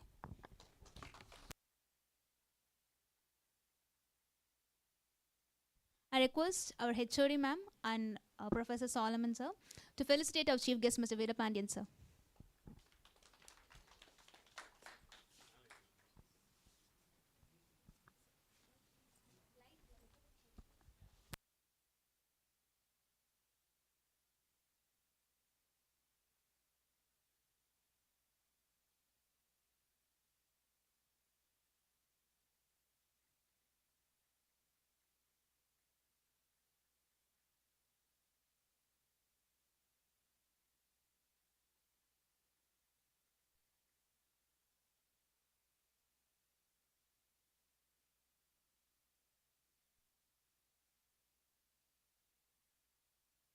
Thank you, sir. Thank you, ma'am.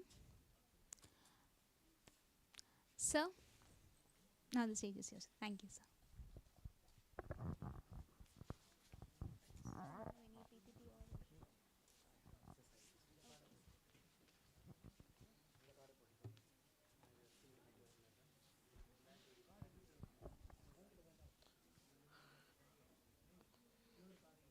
Good afternoon, everybody. I'm happy, delighted to be here among the young budding psychologists. Welcome to the world of psychology. You are living in the world of opportunities. You're going to have a wonderful career. Now I can see the time we have started psychology way back in 1998. I belong to 98 batch post-graduation. We had a lot of stigma, etc., etc. But now you see people know what psychology is, who is a therapist, and we have got nice movies that tells people what psychologists are doing. So you have a lot of opportunities and you can serve people, make their lives meaningful. 22 years of experience as a psychologist. What I have learned, one human being can influence another human being in a very, very meaningful way. Right? It's not about giving money, it's not about giving physical support, but psychological support transforms people. That's what you're going to see. All right. That's about being in the group, right? I wanted to share. And the topic that's given to me is, how do you handle relationships effectively in an imperfect world? Before we go in there, let's check. You're all with me? Yes, sir. Sure? Yes, okay.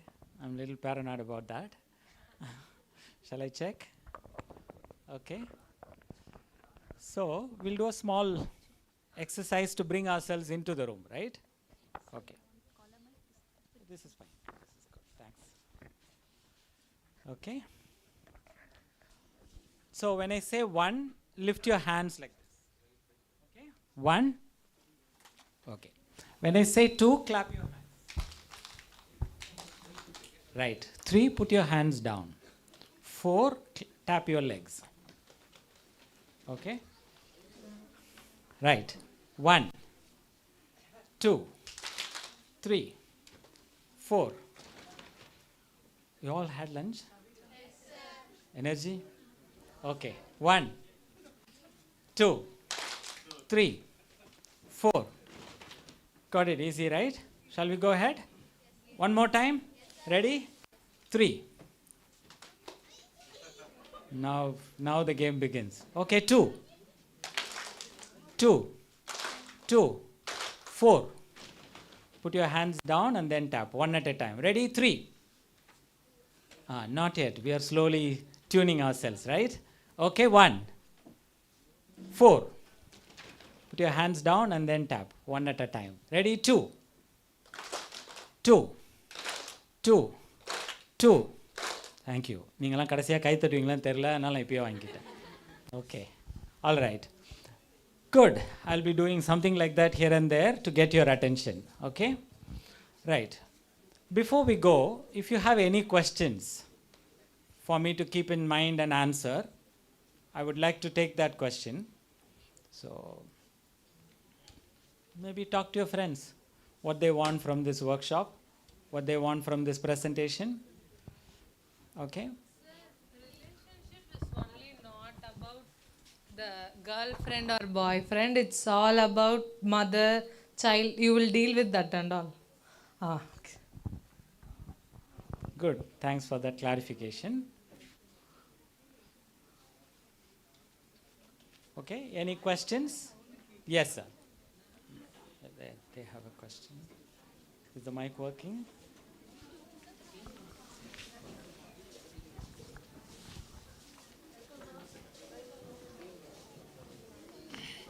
No, it's okay.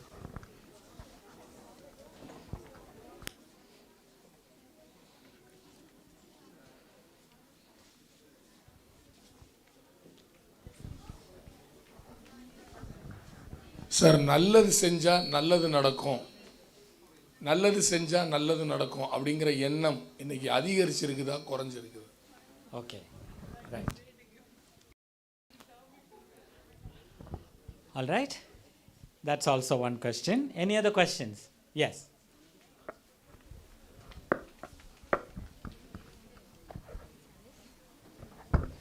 Will you talk about narcissism? If you want. I want. Okay.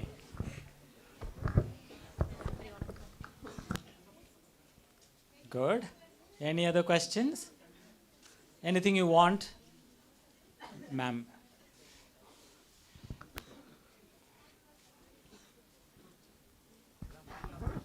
Happy afternoon sir. Sir, expectations இருக்கக்கூடாது அப்படின்னு சொல்கிறோம். But basic love வந்து நம்ம லவ்ன்றது இல்லை, எது நம்ம கொடுக்குறோமோ at least நம்ம அந்த ஹியூமன் பீயிங் அந்த மாதிரி இருக்கிறதுனால திருப்பி அதே மாதிரியே எக்ஸ்பெக்ட் பண்ணுற மாதிரி ஒரு தாட்ஸ் இருக்குது. Is it right or not? Okay. Not. Thank you. All right. Okay.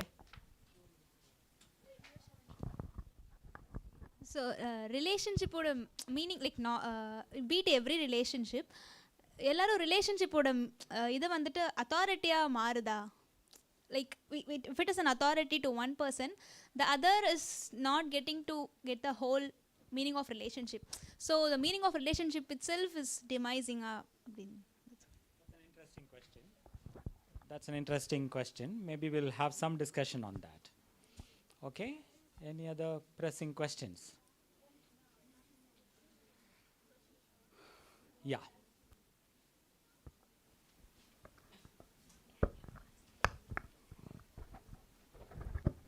Sir, what is toxic relationship? Okay, right.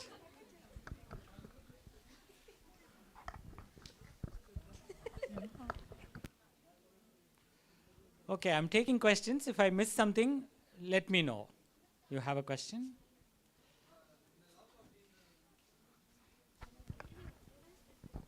Okay for the definition சொல்ல முடியாது. உங்களோட பெர்ஸ்பெக்டிவ் பொறுத்த வரைக்கும் லவ் அப்படின்றது நான் என்ன I'm not talking about mother child அந்த மாதிரி இல்லை, just human to human love. Like இப்போ நானா என்னோட ஒய்ஃப் அந்த மாதிரி. ஸோ அதில் உங்களோட பெர்ஸ்பெக்டிவ் ஆஃப் லவ் அப்படின்னா என்னன்னு தெரிஞ்சுக்கணும். Okay. It's a very tricky question, but we will see how we find an answer for that. Okay? All right. Do you all have paper and pen with you? Oh, wow. Achacho. Okay. I thought I will do a small exercise. Mobile vachirukingala? Great. So use mobile phone, right? Okay. So I'm going to address first how emotions play a major role in relationships. Okay? When I say emotions, I want to start like this. Give me some words that describes emotion. Emotion terms. Great. Happy, sad, anger. Confusion is a experience. Excitement, frustration, disgust, feeling numb. Numb is also a feeling, right? Fear, anger, yes, somebody said it already. Surprise, yes. Guilt, beautiful. Pride, pride is an experience, come feeling. Hopelessness, okay. Hopelessness, right? Because emotions are very complex. I don't think our people pick it up very well, right? But when you become a psychologist, you will be dealing with emotions all the time, all the ways, right? And these emotions are very, very tricky when it comes to relationship, right? How you handle your emotions is the way how you handle relationships. Okay? So remember the feeling words, the emotion words. I'm going to ask questions based on that. Okay? Have a paper or mobile phone to mark your answers. Okay? My first question. When things go wrong for you, when things go unexpectedly, how do you usually feel? I'm looking for a feeling word or emotion word. How do you usually feel? Underline usually. Right? What is your go-to feeling when things don't go well? Irkla. More than one is also fine, but do not say, because for each people it is one. Yeah, that's a feeling. Okay? So when things go wrong for you, when things turn unexpectedly, how do you usually feel? What is your go-to feeling? Okay? We go to the second question. Is it a familiar feeling for you? Is it a familiar feeling of you? Yes, no.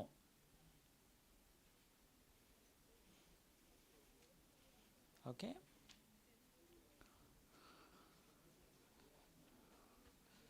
Do you, third question polama? Third question, do you experience these feelings in wide variety of different situations? This particular feeling that you have written for question number 1, do you experience that feeling in wide variety of different situations? Yes, no. Okay?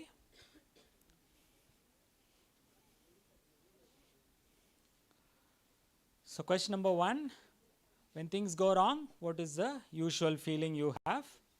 Is it a familiar feeling? Yes, no. Do you experience this feeling in wide variety of different situations? When did you feel this feeling recently? Now, half an hour before, this morning, yesterday? When did you have this feeling in the last time? That's the fourth question. Okay? When is the last time you had this feeling? That is the fourth question. Okay? Some people may say just 10 minutes ago, some people might say this morning or yesterday. Right. Fifth question. What happened you had this feeling? When you had this feeling recently, what happened? Just write it in one line. You are not going to share it with anybody, don't worry. So write the truth. This is for you. Okay?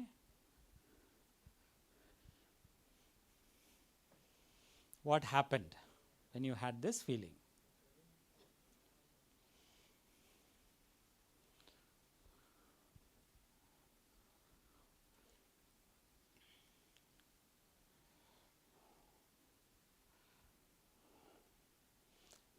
Maybe you didn't think about it when it happened, but now when you think about it, that is the sixth question. Now when I think about it, on a hindsight, I feel probably I played a role in inviting that situation. Yes, no. That is the sixth question. Right? I didn't realize it when it actually happened, but now when I think about it, probably I did something. That's why it happened to me. Yes, no. Okay? Seventh question. By having this feeling or emotion, the first question's emotion, do you get all your needs met in the here and now?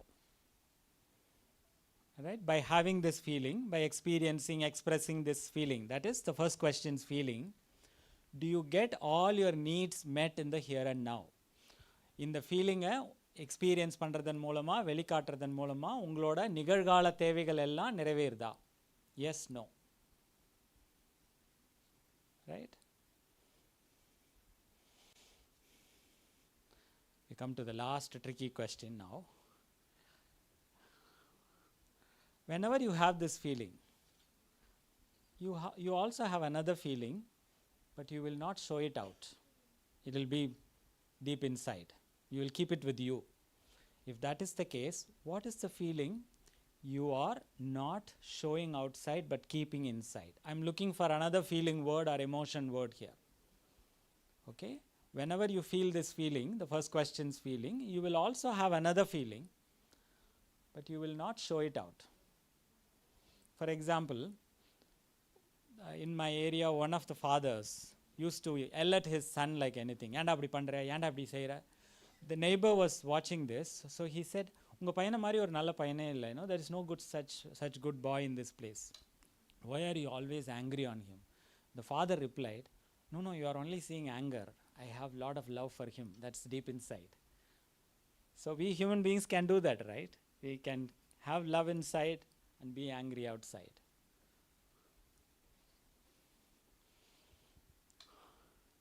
Okay? All right. All questions are answered? Okay. Now I'm going to give you a small talk on emotions and feelings and then connect it to these answers. Imagine someone is driving a cycle or two-wheeler. Imagine you are driving a cycle or two-wheeler in a busy road. And while you are riding, you see the lights, signal lights turning from yellow to red. So you are halting well before the yellow line. Okay? While you are halting your vehicle, someone hit you from the behind slightly, and you are wobbling, and you are going to fall, and you are going to have a hit somewhere here. Right? Imagine that situation. What is the feeling you will have naturally? Someone says anger, fear. Someone says fear. Any other possibility? Insecurity is an experience. Fear is a feeling.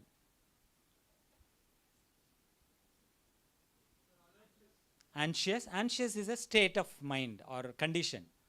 Fear is a feeling. I'm looking for a feeling word, emotion word. Alertness, okay. Though it is an experience, I buy it. Affiliation. That's an experience. Affiliation அங்கே எப்படி வரும்? நீங்கள் விழ போகிறீங்க, அடிப்பட போகுது. What is the feeling? Fear. Someone can say shock. Right? Right.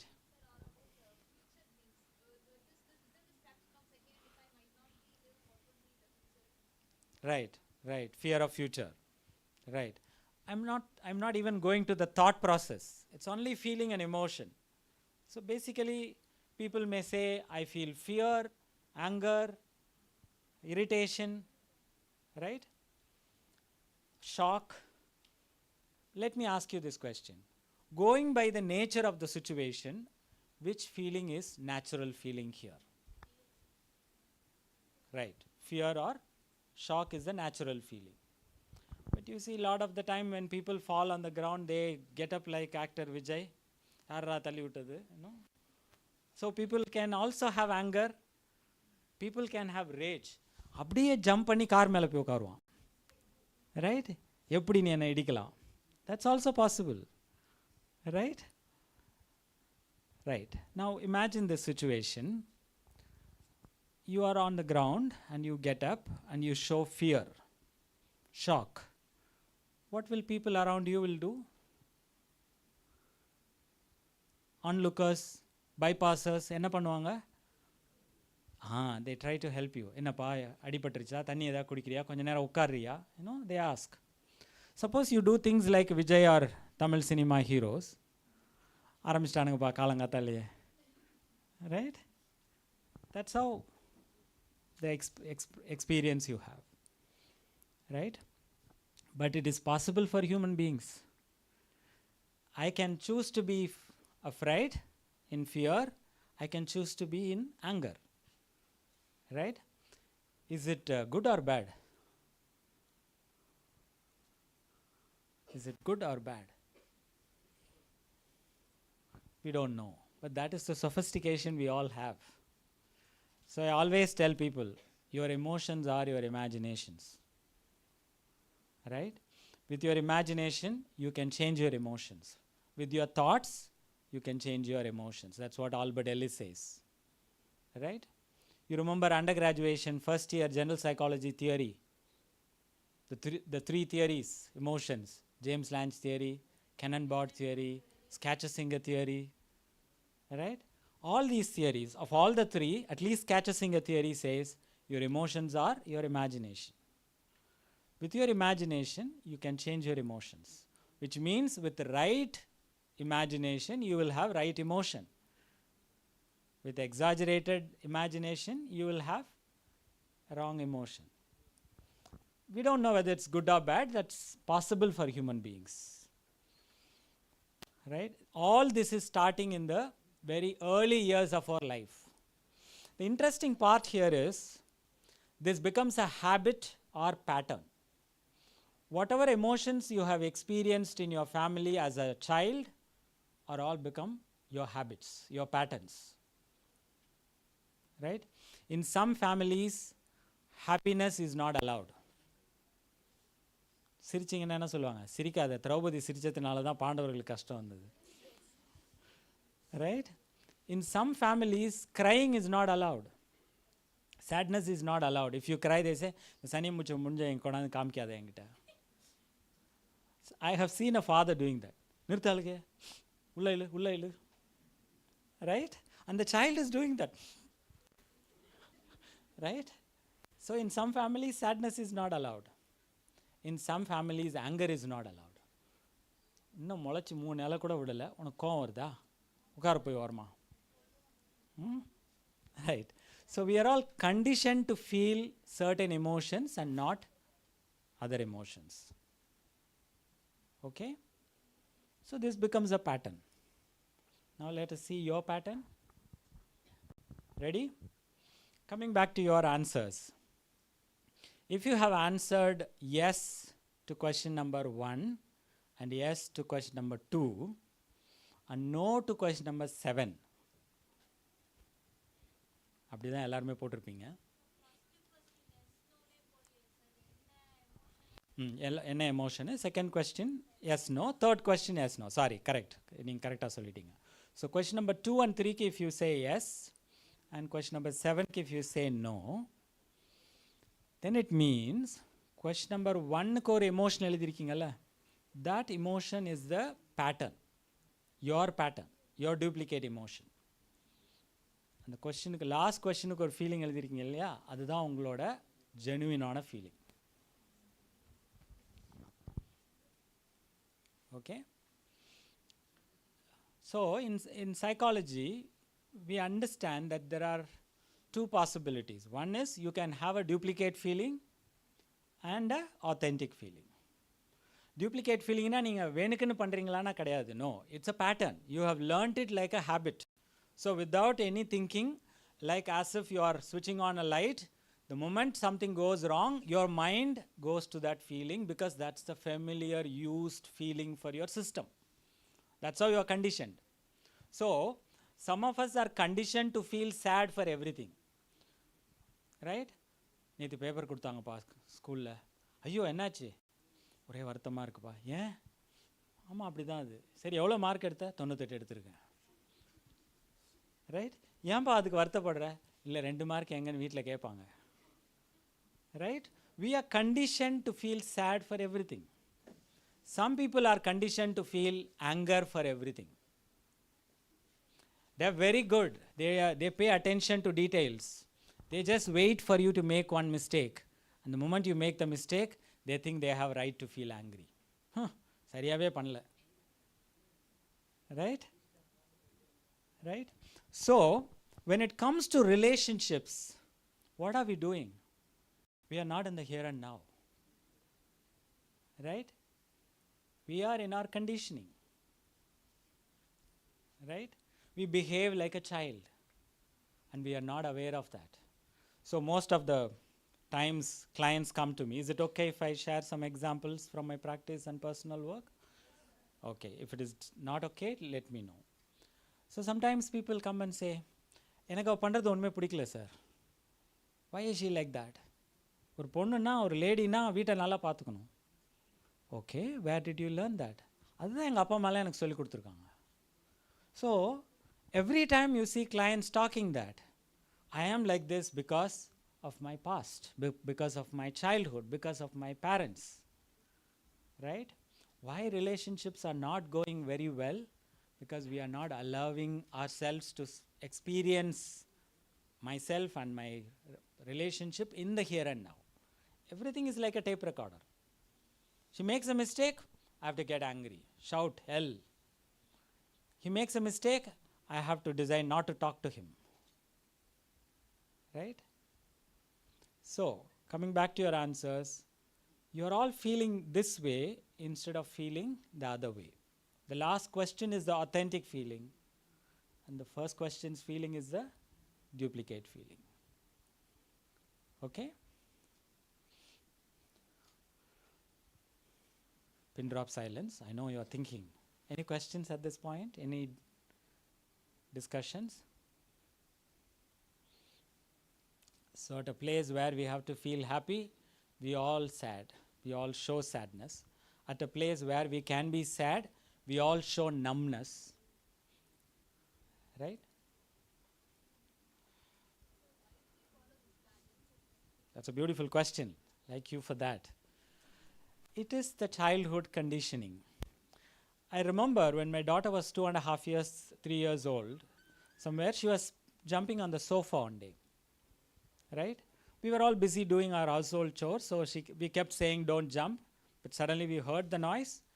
We went and saw in the hall, she was lying down on the ground looking very frightened, and we thought something has happened. I don't know what my mother thought. She clapped and she said something, and she said, it's funny that you fell down. And my daughter for a while confused and then started laughing. The grandmother and the granddaughter were laughing about something we didn't understand. I can understand. This is how our duplicate feelings are conditioned for all of us. Right? In our families, we are all conditioned to feel only certain emotions and not other emotions. Right? So to answer that question, it is a childhood conditioning, and we totally comfortably forget it as we grow up. Right? And we always do whatever we are programmed to do. And that is why relationship is not going great. After a while, your loved ones feel, oh, very boring man. What is this? He's not in the here and now. He's not alive. Right? Somebody was asking that beautiful question, what is love? Right? Love is that here and now vibrant feeling. Right? you experience the other human being in the here and now, that will be really wonderful. Where will you experience that? Play. You and your partner, you and your friend, you and your mother, play. When you play, you will experience the other person in the here and now. That is when they show their creativity, healthy attitudes, and that thrills you. Oh, I love to be with my dad. I love to be with my mom. Right?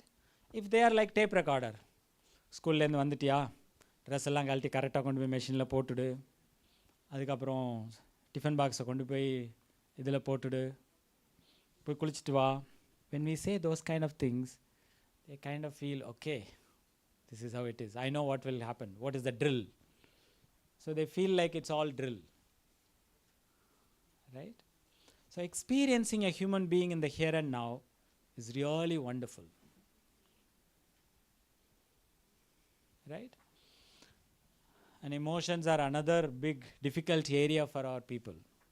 Most of the times we don't have words for emotions. Right? என்னம்மா உங்களுக்கு என்ன feeling, என்ன emotion? தெரில sir, ஒரு மாதிரியாக இருக்குது. Right? So we don't even think in those aspects. I remember we were working on a project. The project is about understanding depression among people. So what we did was we used to go to the district medical hospitals and look at people in the queue. A lot of people will be waiting to consult the doctor, right? So we would be looking at them. We know based on certain observation criteria, we identify certain people as probable depressed clients. So we tell them, okay, we are doing a research, we would like to have a small interview with you, 5 minutes, 10 minutes. Maybe after consulting with the doctor, will you please give us an interview? And then we send them in. They all stand in the queue, get into the doctor's chamber, get consulted, and come back. So we would be waiting for our probable depressed clients. So that when they come, we take them out, interview them, ask them questions. Basically what we did was we wanted to know, what did the doctor prescribe to these people? Did the doctor tell them that probably you have mood issues or depression issues, you have to see a psychologist, clinical psychologist or psychiatrist? That's what we wanted to know. But to our surprise, most of the clients came with the B12 injection prescription. We were like, what? Everybody got B12 injection as a prescription. And when they go to the nurse's chamber, they say, as if she knows what is going to come. So we asked the doctor in the afternoon, after the OP was over, how come you are writing B12 injection for all the probable depressed clients? Because it's a research done with a lot of background, so doctors know what we are doing there. So doctor said, I know they're all probable depressed clients. Right? So then why are you not talking to them about emotions and feelings? Doctor say, no point. The moment you say emotions, feelings, they'll say, feelings கடக்குது விடுங்க doctor, அது அப்புறம் பார்த்துக்கலாம், மருந்து மாத்திரம் ஏதாவது எழுதி கொடுங்கன்னு கேட்பாங்க. Right? So how do you diagnose depression in India? Your DSM, ICD criteria and all won't work here. You know what is DSM, ICD, right? So if you are not sleeping well, if you are not paying attention well to your daily activities, if you are not enjoying your daily routines, all of that are questions, right? In India, along with all those questions, you have to ask one more question. You know what that is? Kai kaal vali irka, kai kaal kodachal irka. Right? So the doctor said, most of these probable depressed clients come here and say, kai kaallam ode kodaiyudu doctor, mathra edha kudunga. Right? So we got a name for it. What is that name? KKK syndrome. Kai kaal kodachal. Right? So when you carry the prescription to the nurse's station, avanga solluvaanga KKK. KKK means you have to bring the B12 injection. Right? So we are very poor when it comes to emotional aspects. Our people have to be taught. Right? we don't allow happiness, joy, play, these kind of things. How many of you are still playing? At least 3-4 hours in a week. See? Not even 10%. And I have a feeling you are a professional player, right? Some games professionally, not for fun. Right. So, less than 10 minutes of 10% of our people are really playing for fun and joy. Why? Life is very serious. Right? We were all told, இப்படியே விளையாடிட்டே இருந்தா உருப்படாம போயிடுவேன்.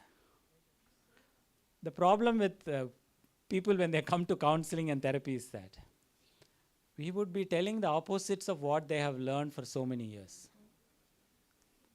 என்ன sir நீங்கள் என்னென்னமோ சொல்கிறீங்க, இதெல்லாம் எங்கள் அப்பா அம்மா செய்யக்கூடாதுன்னு தானே சொல்லுவாங்க. Right?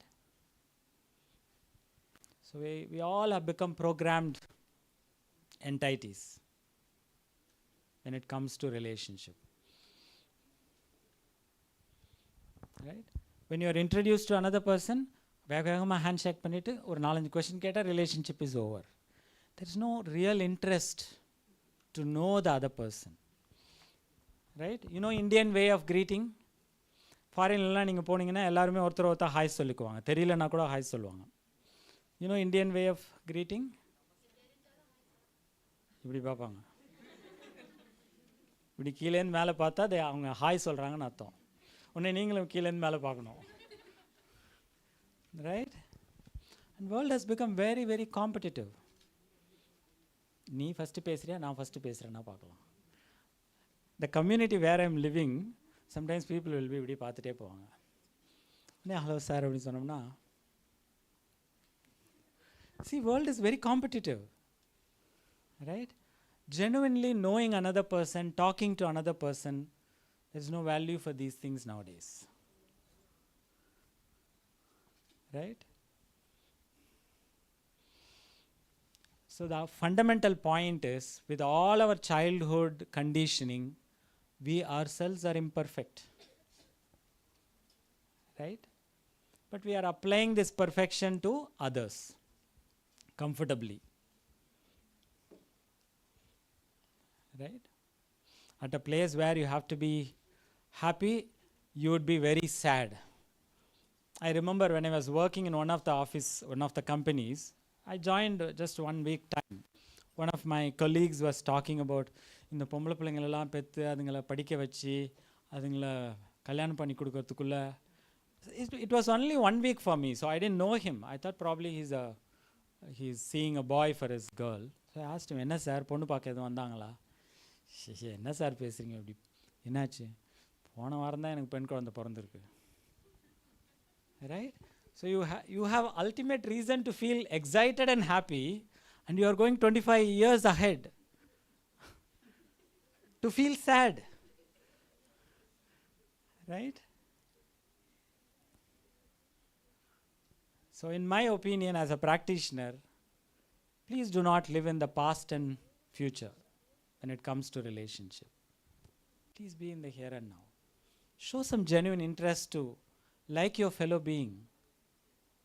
Right? Whether they are white or black, tall or small, they have their own qualities. Right? இந்த மாதிரிலாம் பேசினா இவர் பிழைக்க மாட்டார்ப்பா அப்படின்றவாங்க. Right? Because world is competitive. How do I brag myself, show myself? Someone was asking that question, narcissism. In my opinion, in a subtle way in our community, narcissism is fed. அங்கே நீ first வரலையா, அப்போ நீ second தான் வந்தியா, நீ எங்கே உருப்பிட போகிற? Right? We don't say second is also good, third is also good, you participated, that's wonderful. We don't say those things. Right? So most of the youngsters, I have a feeling, that's my sense, they think narcissism is natural. That's what society wants. So why do you call it as abnormality? Of course we have benign narcissism, that's okay, But we can't be feeding that as a norm to our society, right? We have to tell our kids, hey, this is what meeting a human being means. Right? Don't have this self-consciousness all the time. Right? To answer some of your questions, I'm just connecting it this way. Relationship means equal. Right? Irrespective of whatever background you and I carry, we both are equal. Are we doing that in our practice? Is that what we are taught in our childhood? No. So obviously, we keep others sometimes in pedestal. Right? Particularly parents who are very popular in some way, like, maybe a serial actor, actress, or music expert, or, very popular in the society. Children in these families, when they grow, they think father and mother are too big. So they keep parents in pedestal, and that habit continues. So wherever they go, they keep people in pedestal. They are automatic essayers. Anything happens, they'll say, yes, we will do. Right? This is a kind of preoccupied attachment. Sometimes clients come to me and say, I'm very upset in this course or in this work. I want to resign and go. Why? Because someone criticized me. Hey, come on, boss. This is a world where people will criticize you. And you can't be running away, right? But some people are that way. They are conditioned to be that way. If someone is criticizing me, I don't want to be there. I want to run away. Because that's the conditioning they have gone through. They had powerful figures when they were children. And they had to look up to the bigger guys all the time and keep them in pedestal and praise them all the time. The same pattern continues. Ma'am was asking me that question. Is it okay to is it bad or okay to expect from others? No problem, expect. But do not keep it as a cause for your frustration and dejection. When your expectations are not fulfilled, and if you can move on easily, then you are very healthy. But when you can't move on easily and it bothers you, then this is a problem. Right? So, can I just abolish this expectation? Person with no expectation? No, that's also not okay. You are withdrawing from life. Right? Human beings means we will obviously expect. But when that is not fulfilled, see it natural. That's reality. Right? Can you love yourself? Right? How many of you say yes? That's the point. That is the pattern or conditioning we go through as children. We somehow learn to accept ourselves, nourish ourselves, nurture ourselves. If that quality is there, expectations don't bother you. Right? Okay, any questions at this point? Yeah. So you said don't live in the past or in the future. Feel what you're feeling right now. What if the feeling I'm feeling right now is a negative feeling? Like imagine I'm having a fight with someone, and at that moment I want to leave them, but because of their past behavior, which was very nice, I don't want to leave them. So what should I do at that time? That's a good question. I would say draw a line, horizontal line, and imagine past, present, future. Okay? So in the past, if there is a loss, it could be loss of person, money, whatever it is. If there is a past in the, loss in the recent past, it's okay to feel sad. In the present, if there is an injustice, it's okay to feel angry. In the present, all your needs are met. Today, all your needs are met. You are a happy person. It's natural to feel happy. In the future, if there is a threat, near future, not the distant future. In the near future, if there is a threat, feeling fear is natural. So we say sad mad, glad, scared. These 4 emotions are authentic emotions based on conditions. Right? Other than these 4 emotions, any other emotion you are feeling is your imagination. Some amount of imagination is playing in your head. And with that, what will you do? You will play your usual games that you have played as a child, psychological games with people. And you will eventually reap the usual outcomes you had as a child. Right? Don't belong, don't be successful. These are all the outcomes we played as children unknowingly, and we play the same thing even today. Right? For example, some people say, I get very angry, rage. Okay, what are you doing with your rage? You are setting up guilt. All these rageful people or guilty people, as a therapist, that's what I have understood. With the rage, they are setting up guilt. Right? When Gandhiji was pushed from the train in South Africa, he filed the case and brought the person to the court and made him to apologize. That is the power of real anger. He didn't fight with him or hit him or, adiyal kuttu poi adikala. He did what he was supposed to do with his strength. And he made the other person to realize. Right?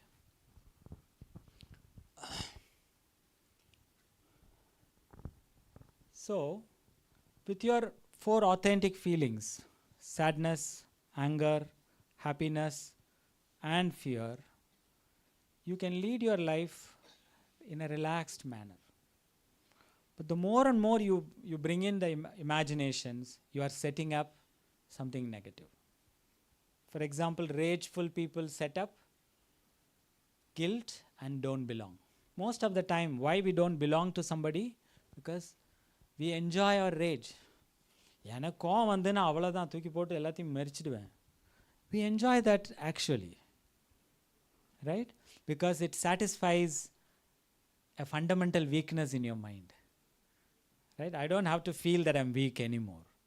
I can show that I'm big man. Right? But eventually we lose relationship. Some people have fear for everything. Right? They were handed down don'ts by their parents. So they carry the don'ts throughout their life. எது செய்யணுன்னாலும் பயமாக இருக்கும். இதுக்கு எதுக்குப்பா பயம், டிக்கெட்டை கொடுத்தா பஸ்ஸில் ஏறி உட்காந்தா கொண்டு இறக்கி விட போகிறான், நீ போகிற. இருந்தாலும் எனக்கு ரொம்ப பயமாக இருக்கும், ஏதாவது அன்எக்ஸ்பெக்டட் ஆகிடுச்சுன்னா என்ன பண்ணுறது. Right? I follow a tradition called transactional analysis in my therapy work. I follow Gestalt psychodynamic work, and TA is also one of my favorite. You know what TA says? All the don'ts that are provided to you by your parents are living in your head like an electrode in your system. I mean, head means in your system. It remains like an electrode. Like you are switching on the light. Something goes wrong, the electrode will play. It will frighten you. See, it's going to happen. You're going to have this. Right? Is that answering your question? Okay. Any other questions?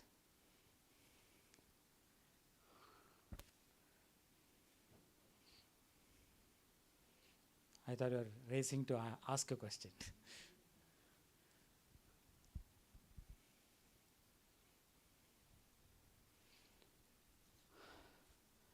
Before I conclude, I know my time is over.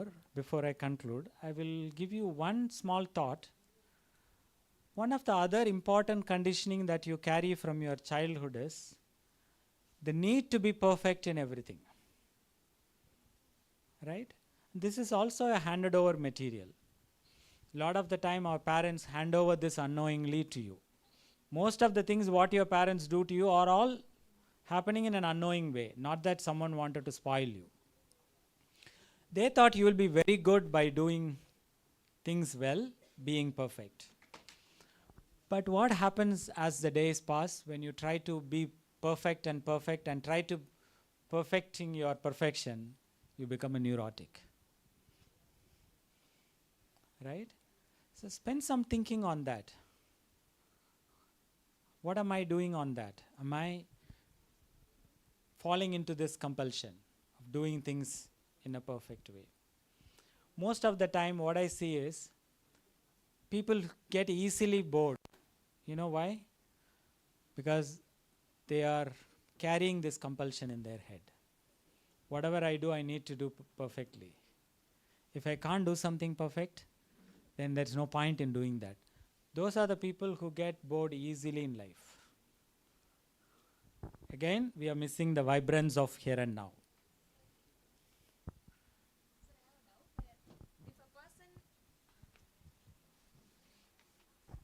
So if we are in a relationship with a person so perfect and very workaholic one, and if I actually faced that with my mom, what is you told that to keep the relationship lively, we need to have very everyday communication, to play with them. So if the opposite person is not that much free, or there is no position of if we are free but they are not, and we cannot make that effective communication there, then how could we have the relationship more healthier? See, in your family, you are there as a child to your mother because that's a calling. The calling is, I'm going to be there with my mother and provide her an opportunity to take life light and easy. Right? So do not see it as a burden. That's an opportunity. Right? You are lucky to understand the value of being relaxed and fun-filled. Do that. So we are not owning what we are actually. Right? Oh, she is a very serious woman, I can't do anything with her. No, any serious man or woman, they need an exposure on being very happy. Right? It's okay to do that. Right? Accepting your personality as unique is what is important here, whether your potency or her potency. In the first 10 years of life, her potency dominated you. Rest of the life, let your potency impact her. Thank you, sir. Right? Yes.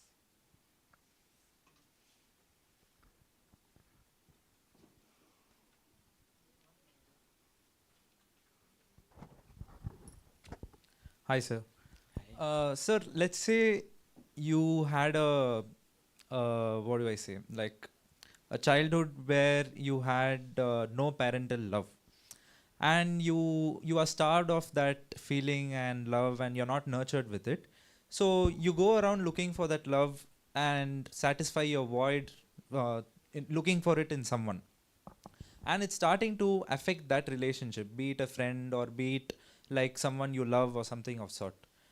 So you have to compromise yourself in that place, or you alter yourself according to that. So that's my question.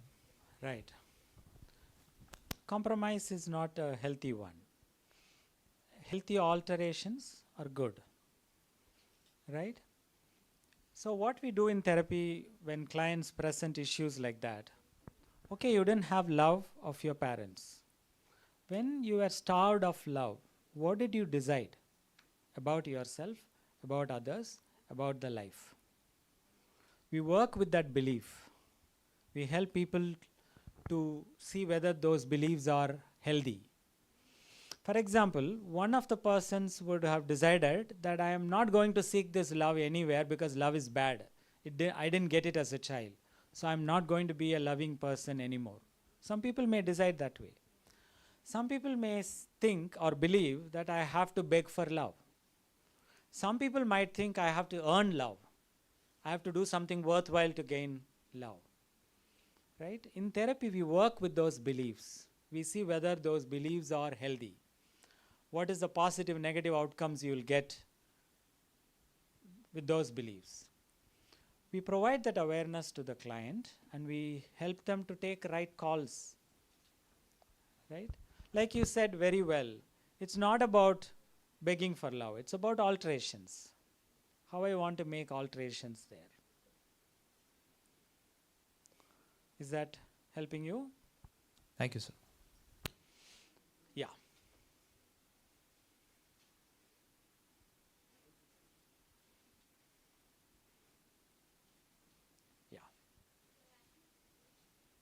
So as you said, like out of rage, if a partner bet, is it okay to stay or leave?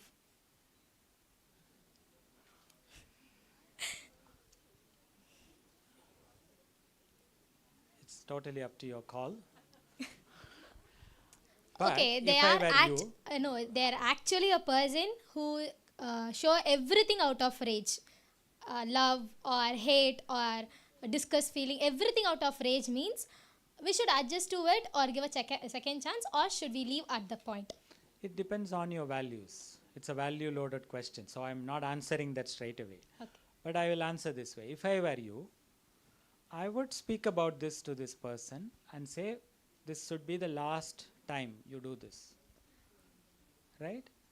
If I don't see any changes in the person, I prefer to cut it.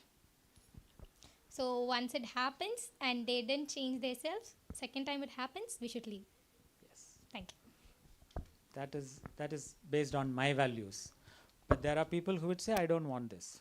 The reason why I'm saying give one more chance, see, when someone hit you, it triggers a lot of shame in you. Oh, I was hit by somebody.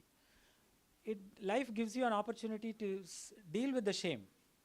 You don't have to run away from the shame. Okay, I am hit by another fellow human being. It's okay. But I assert myself. That's more important. Right? Some of us are schizoids. We get hit, we keep quiet. Okay, that is not okay. Right? One side you deal with your shame and anger. Another side you provide an opportunity for the person to change, because we love human beings. Sometimes we may not like their behavior. So it's okay to give a chance. But if it is continuing and the person is not willing to change, no point in doing that. Right? Because it's about safety. Yeah. So, as you said, like if a person is not perfect, they'll lose the interest and they'll get bored. Is it possible to continue the relationship again after getting the bored? Like, can I? Yeah, give me an example. Sir, you understand Tamil? Yeah. Sir இப்போ நீங்கள் சொன்ன மாதிரி ஒரு அந்த perfection இல்லைனா போர் அடிச்சிரும்னு சொன்னீங்கல்ல, அந்த போர் அடிச்சதுக்கு அப்புறம் கூட அந்த இன்ட்ரெஸ்ட் வர வச்சு அது பாசிபிள். நான் என்ன சொன்னேன், பர்ஃபெக்ஷன் இருந்தால் போர் அடிச்சிடும். அதான் மறுபடியும் அந்த போர் அடித்தாலுமே அதை கண்டினியூ பண்ண முடியுமா அப்படின்னு. ரிலேஷன்ஷிப் சொல்கிறேன். சி, உங்களுக்கு ஒரு ரிலேஷன்ஷிப் போர் அடிக்குதுன்னா it's not about the other person, it's about you. இப்போது நம்ம இங்கே கிளாஸில் உட்காந்துருக்கோம், நான் பேசிகிட்டு இருக்கேன். என் மைண்டில் நான் அப்படியே நான் தெரப்பியில் செய்கிறதெல்லாம் கரைச்சி குடிச்சு இங்கே கொடுத்துட்ருக்குறேன் அப்படின்னு நான் நினச்சிட்டு இருப்பேன். 4 பேர் அட போங்கப்பா இதையே பேசிகிட்டு இருக்காங்கன்னு தூங்குவாங்க.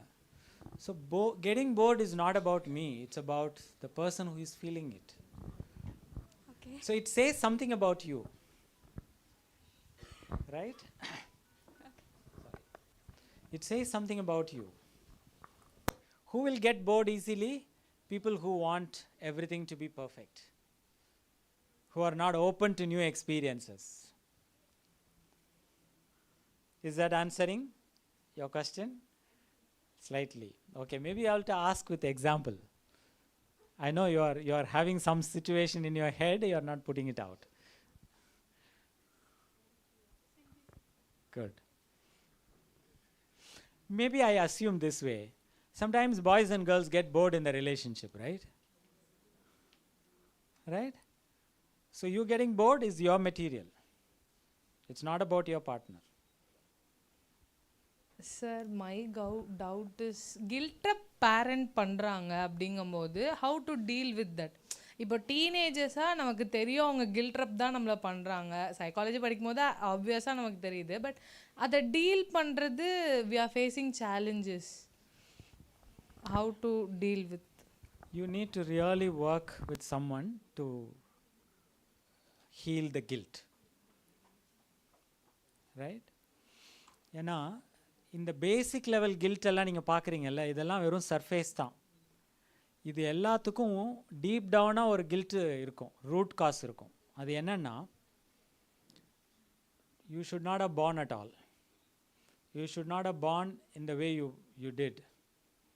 Or you born at a wrong time. இதெல்லாம் fundamental issues. So people carry these things as their root cause. But அதுக்கு மேலே you put lot of things and you feel guilty for everything. So எங்கள் அம்மா திட்டினாங்க, எனக்கு ரொம்ப guilty ஆயிடுச்சு. It's only a manifestation. It carries something else deeper. So I would say, if guilt is a problem, work with a counselor or therapist. இல்லை sir நான் பண்ண முடியாது, நான் என்ன பண்ணுறது? At least be aware that I am guilty prone. I need to stop this unnecessarily guilt tripping myself. See, when your parents are doing this guilt tripping, don't say my parents made me feel guilty. No. They did what they could do best, but you chose to feel guilty. So it was your decision as a child to feel guilty for everything. So the moment you chose to feel guilty for things, what happened? You have interjected a bad parent image in your head, and that bad parent is sitting in your system, and it keeps judging you for everything. In my opinion, guilt is not a feeling or emotion, it's a judgment. So very early in your life, you have decided to judge yourself in a harsh, harmful ways. So with awareness, stop it. I'm not going to judge myself badly. This can be done to a quite successful level. But if it is not helping, please consult with someone. When I was learning counseling and psychotherapy, as like you all, my teacher was saying, 90% of our people are guilty prone people. That's what I see in my practice. I was whispering to my friend, hey, இந்த மாதிரி case தான் பார்க்குறாங்க போல இருக்குது, அதனால அப்படி சொல்கிறாங்க. But when I became the therapist, I realized that's really true. That lady was a sage, a saint. She understood something valuable, and that's what she was telling us. Right? 90% of our people have guilt, no doubt. Right? But we all do our best to stand against this guilt by saying, I don't want to feel guilty. But it goes deeper and deeper, so you might need consultation on that. Okay?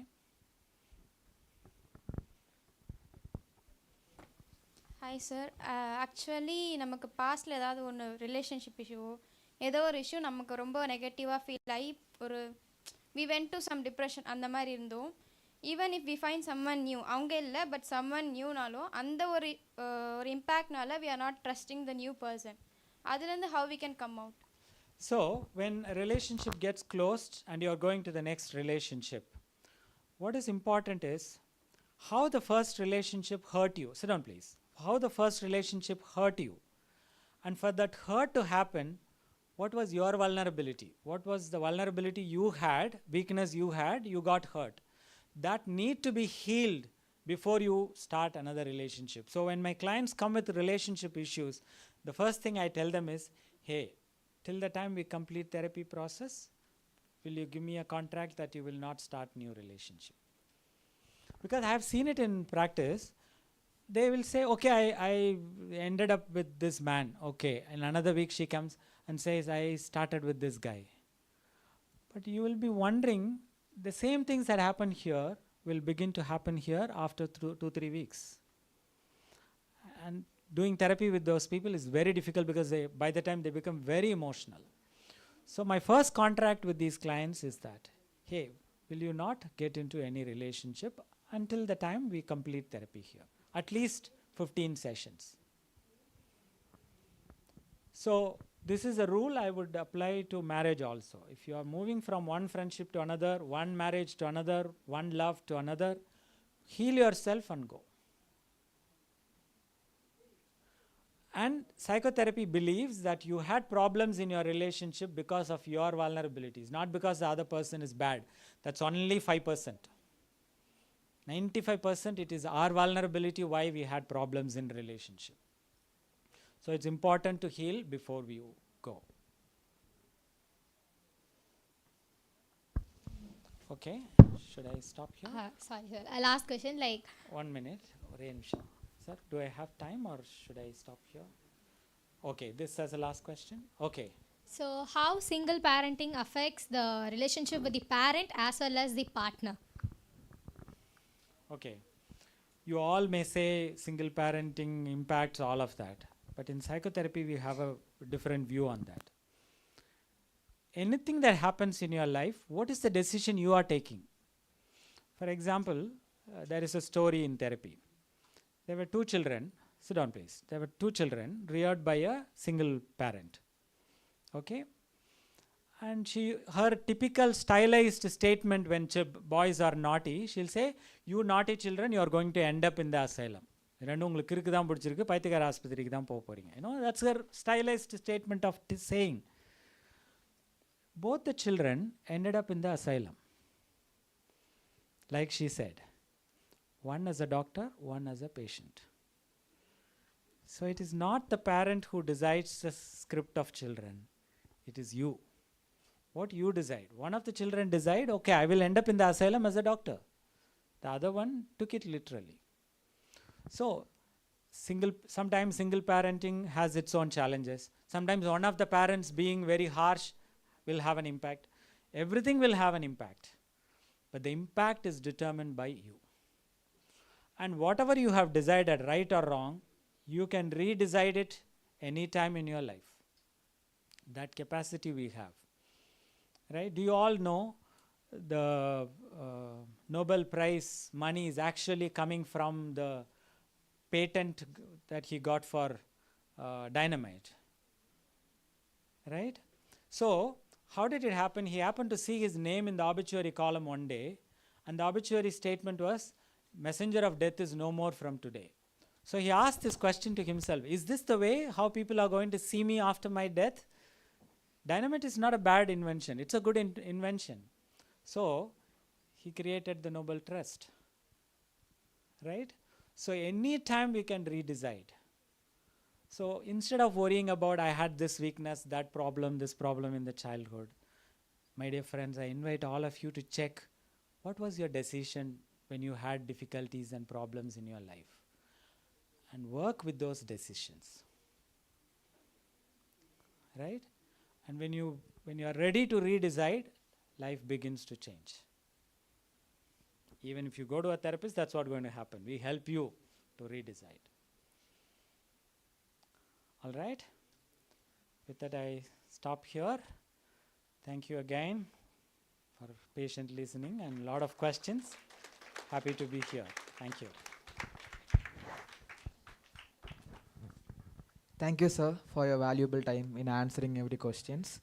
Through your sessions, we got to know different dynamics of relationships in Indian context, criticism, which we have learned to face boldly, spend time with our inner child, and all of us will make sure we will feel what we feel right now and live in the present. I will now call upon Kaushalya, first BSc Psychology, to give a special note on our speaker, Dr. Hemalata Mohan Gopal.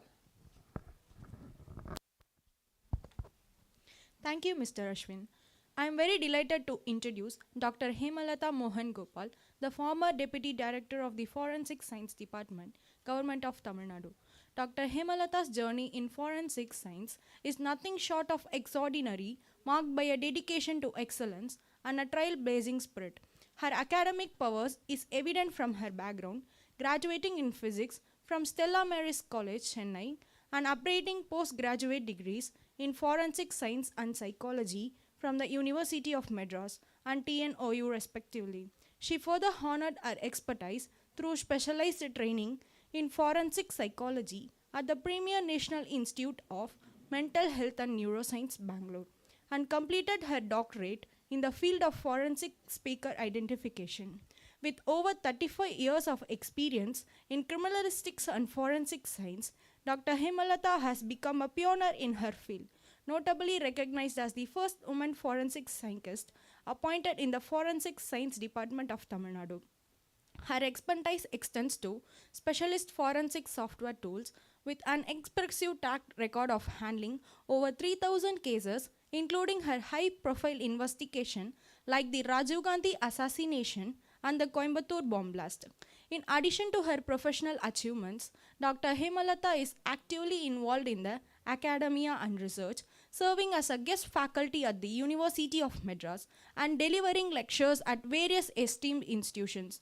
She has also received numerous awards for her contributions for forensic science, like recognition from the Forensic Forum of All India Science Congress and the Best Poster Presenter Award at 3rd Infomec 2020 conducted by MSU Malaysia. Thank you.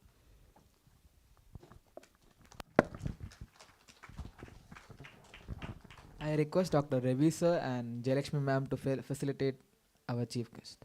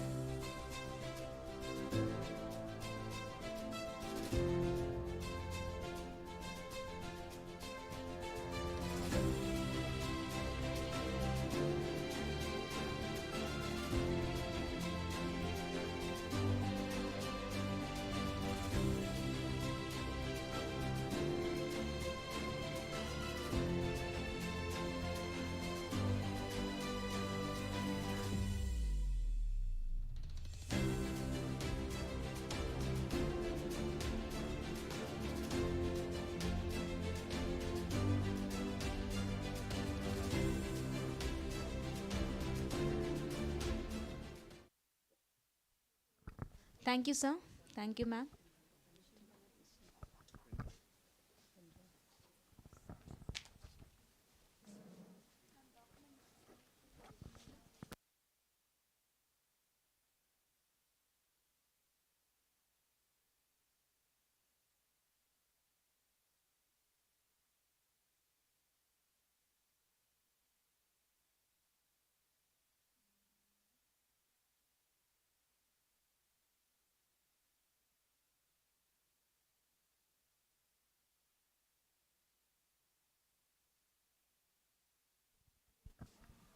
Over to you, ma'am.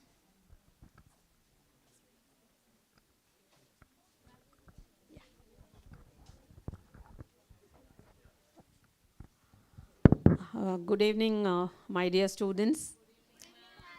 It was so exciting to be here because when initially they were asking me, your organizing committee was asking me for taking a session here, I was little bit worried about the topic that they were telling, like embracing imperfection beautifully. What is this? What I am doing is totally about the imperfections in the frontal lobe. That is the reason for becoming criminal or criminality. So how to embrace? I'm just doing the investigation on such criminality and I'm giving my opinion. And then I thought this particular field, this particular technique, which is called brain electrical oscillation signature profiling, in which the criminal is not allowed even to say yes or no. He is not going to talk anything. We are just going to deal them psychologically in a very humane manner. So I thought imperfection is being embraced humanly. That is why I thought this topic will be relevant for the session today. Okay? Yeah. Next. So, yeah. So, brain electrical oscillation signature profiling, in short, we call it as BIOS. And forensic sciences department, next, yeah, the different types of activities that we do in forensic sciences department, I showed you, like training, examining the crime scene material evidences, and giving an opinion. So it could be either forensic psychology or it could be forensic science, anything related to forensic science or forensic psychology. Now coming to forensic psychology, now next in சொல்லும்போது அடுத்தது press பண்ணு. forensic psychology. So you all know that forensic psychology is a applied field of psychology where you need to do these analysis for a legal setting. That is what is forensic psychology is all about. Next, it is approved by the American Psychological Association. It refers to both research endeavor and professional practice of psychology within the legal system. That is the thing. So you have two components. One is the research endeavor and the second one is the professional practice. So both is possible. Next. So types of forensic psychology examination. Next. So if you aspects of human behavior. So in the research endeavor you have three, not only just three. This is the main thing. Aspects, do you have any pointer? Pointer is there? Do you have pointer?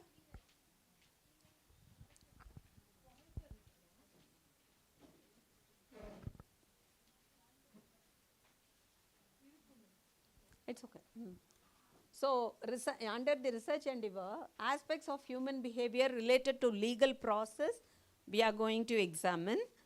And in the professional practice, the forensic psychology in criminal setting as well as in the civil laws. So that will come under the professional practice. Whereas in research endeavor, you will have all this. That is, most of the investigative psychology will come under the research endeavor. Next. Next. Yeah. So the first one, like what are the different activities that the forensic psychologists will do is courtroom testimony. So whenever you examine an evidence or a subject, then you need to present your report to the court. So that is courtroom testimony. And then child custody evaluation. Next. So police screening. So what we do is actually you need to prepare a questionnaire for the selection of the police. That is also being done by a forensic psychologist. Next. Disability claim assessment. This also has to be done because when a person has met in an accident, then the disability has to be assessed by a professional psychologist, and then they have to give, for the claim, they have to give the assessment report. Next. And then criminal behavior research. So this is purely like preparing lots of theories for what is the root cause for the criminal behavior. So that comes under the research. Next.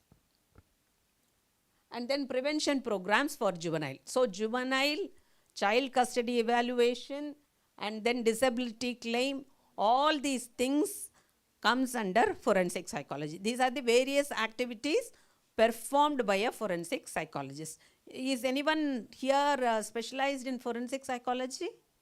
No, you are all psychologists, right? Okay. This is an applied field. So this is actually evolving field in psychology. Next. So whenever you are learning forensic psychology or doing an assessment on a subject, you need to have two laws in your mind. So one is the rights of citizens. This comes under the Indian Constitution. In Article 23, it gives you, next,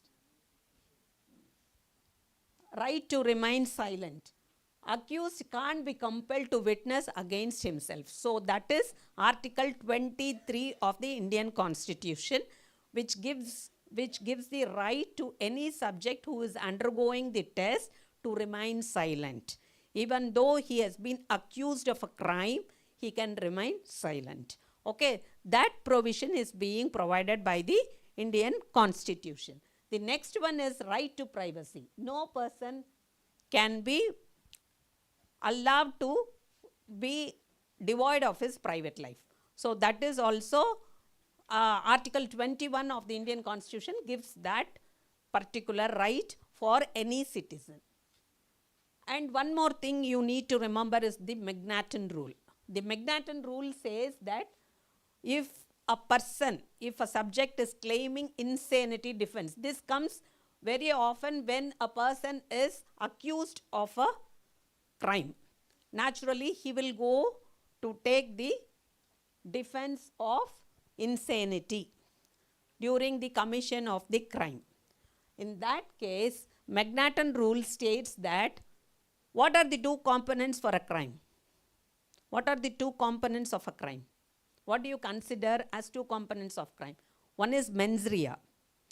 Mens rea means you need to have a plan, or you need to have a plan to murder someone. Okay, there is some intention for you to commit that crime. So that is called mens rea. And the second component is called action. So you should have performed, not just thinking. You always feel when your father says something, why did you go outside today? Why did you go to the movie today? Why did you go there? You should have come straight from the college. Then immediately you will feel like kicking him only. But you cannot perform the action. That will be there in the mind, but you can't do it, right? So mens rea is there, but action is not there. Then it is not a crime. Okay, when mens rea combined with action, then it is a crime. Okay, so Magnatin says when these two components, one of the components, if it is missing also, then it is not a crime. He is not guilty. Okay, so mens rea is there, but action is not there. Mens rea is not there, but action is there. When that is possible, no mens rea, but action. When it is possible, in which cases do you think in psychology? Mentally, he is not in stable. Yeah. He is having a defective mind. Then it is possible that the person, just take schizophrenia. What happens? There is hearing of voices, right? So he does some action against a person whom he doesn't know also. It keeps on ringing on his ears. So he does the action. Does it amount to criminality? There is no intention. That is why Magnatin says that out of the two, if anyone is missing, then the person is not guilty. Okay, next.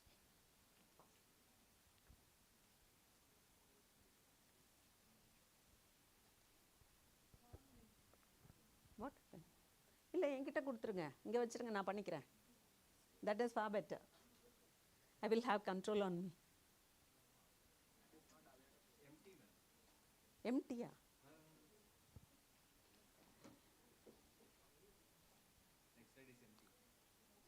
Oh, okay. Go to the next slide then.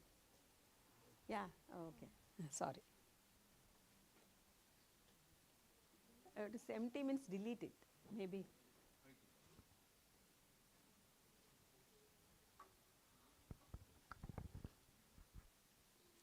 Yeah. Next.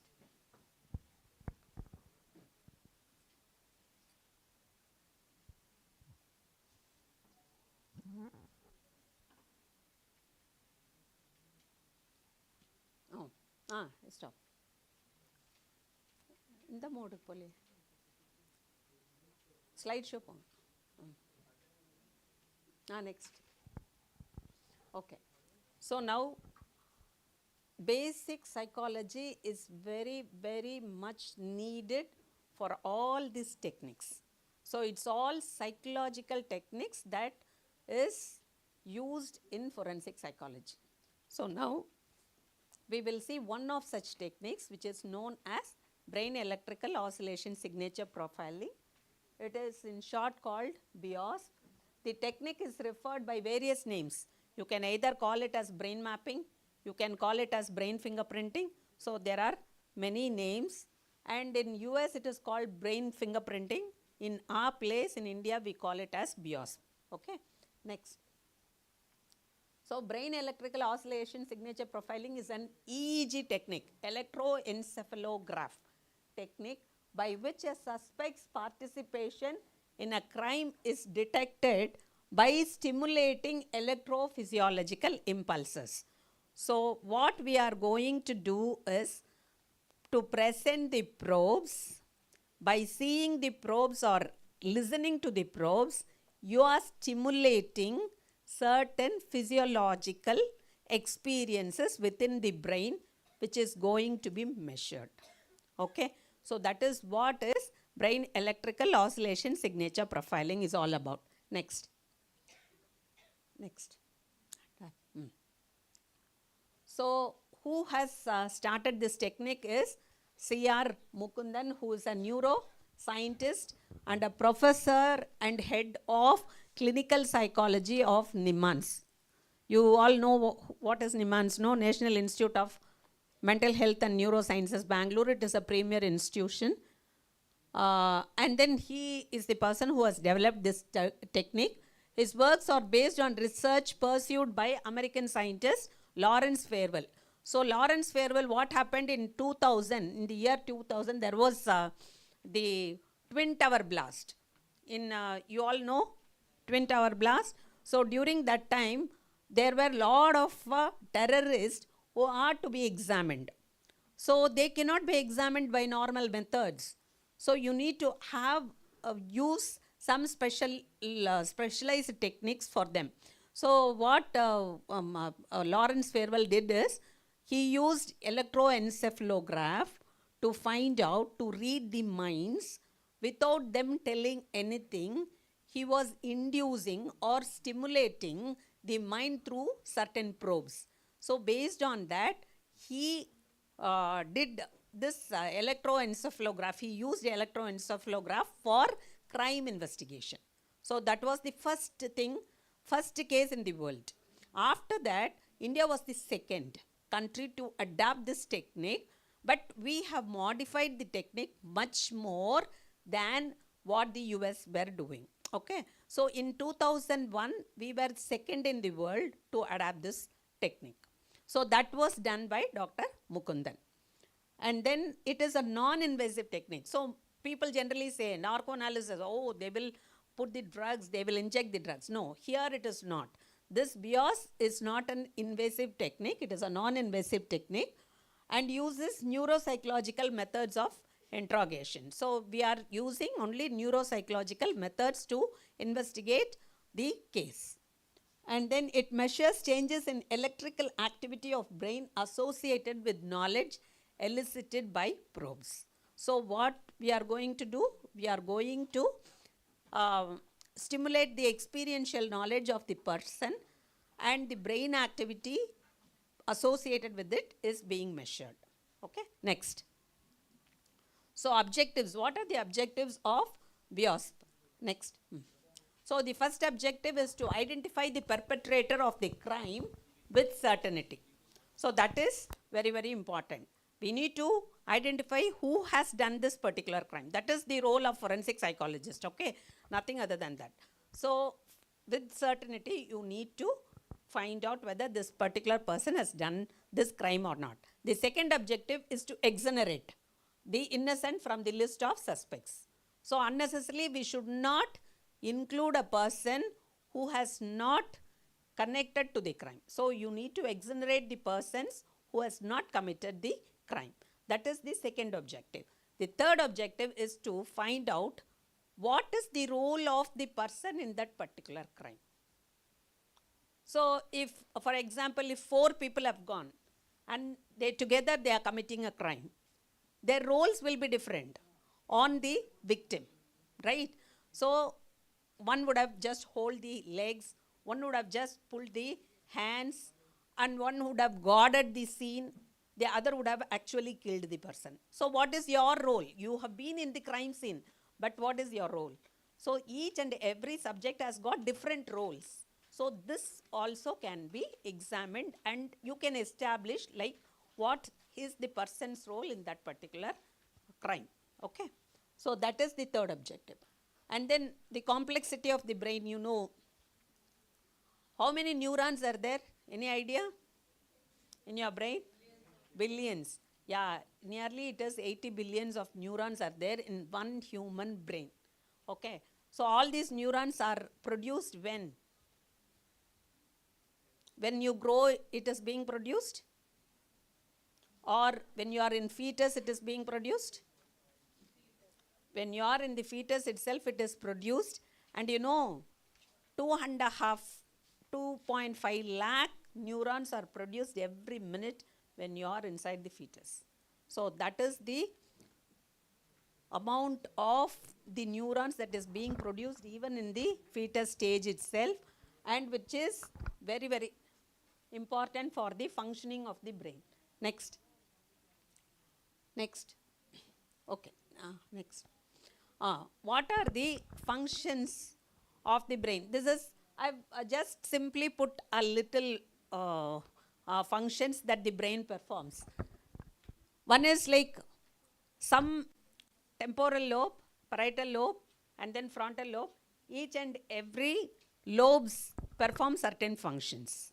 Here I have put some of the functions that is performed by the temporal lobe. If the temporal lobe is very strong, then naturally you are good at mathematics and languages. That is what they say, right? So like that, each and every lobe performs certain functions. Next. So that is the significance of the human brain is, it is the storehouse of information. You always, there is a debate whether the computer is greater or the human brain is greater. What do you think? Whether the computer is greater or your human brain is greater? Human brain. Why? Human brain needs no coding. It can change anytime. But computer can perform only if there is an algorithm. So that is the difference. But storage wise, if you see, it has got big storage. Computer has got big storage when compared to human brains. Why our storage is not that big as the computer? To work efficiently, our brains could not work so efficiently only because of the limited amount of memory that we have. Okay, so this limited amount of memory is being overwritten time and again with temporary memories. Some goes, some incidents, some experiences goes and remain as permanent memory. Can you differentiate between a temporary memory and a permanent memory? What do you think it is a temporary memory and what do you think as a permanent memory? Short term and long term. Yeah, long term memories remain for a longer period of time, even if you grow older and bolder. But short term memories, it keeps replenished by new things coming up. Next. So knowledge of crime. Why we are bothered about this short term or long term memories is because we are going to elicit these memories from the brain directly without allowing the person to talk about it. Okay, so we are going to find out whether such informations are present in the brain, and we are going to take tap those informations directly from the brain. That is why we need to know about what is short-term memory, what is long-term memory, whether the crime. Now you tell me, if you are committing a crime, will it go and the memories will be placed in long-term or it will be in short-term? Long-term. It goes and preserves itself on the long-term channel, right? Principle. Now let's see what is the principle of BIOS. The human brain receives millions of arrays of signals in different modalities all through waking period. When will it form? When the waking period, only the brain is going to work. The other times, will the brain is going to work actively? Does the brain work actively while you are sleeping? What type of work it performs? It is going to perform only the basic functioning for making you alive. That's it. But the other things, processing of the brain does not come. It comes only in the waking period. Okay. So while you are in the waking period, you are just bounced by millions of neurons, arrays and signals. So these signals,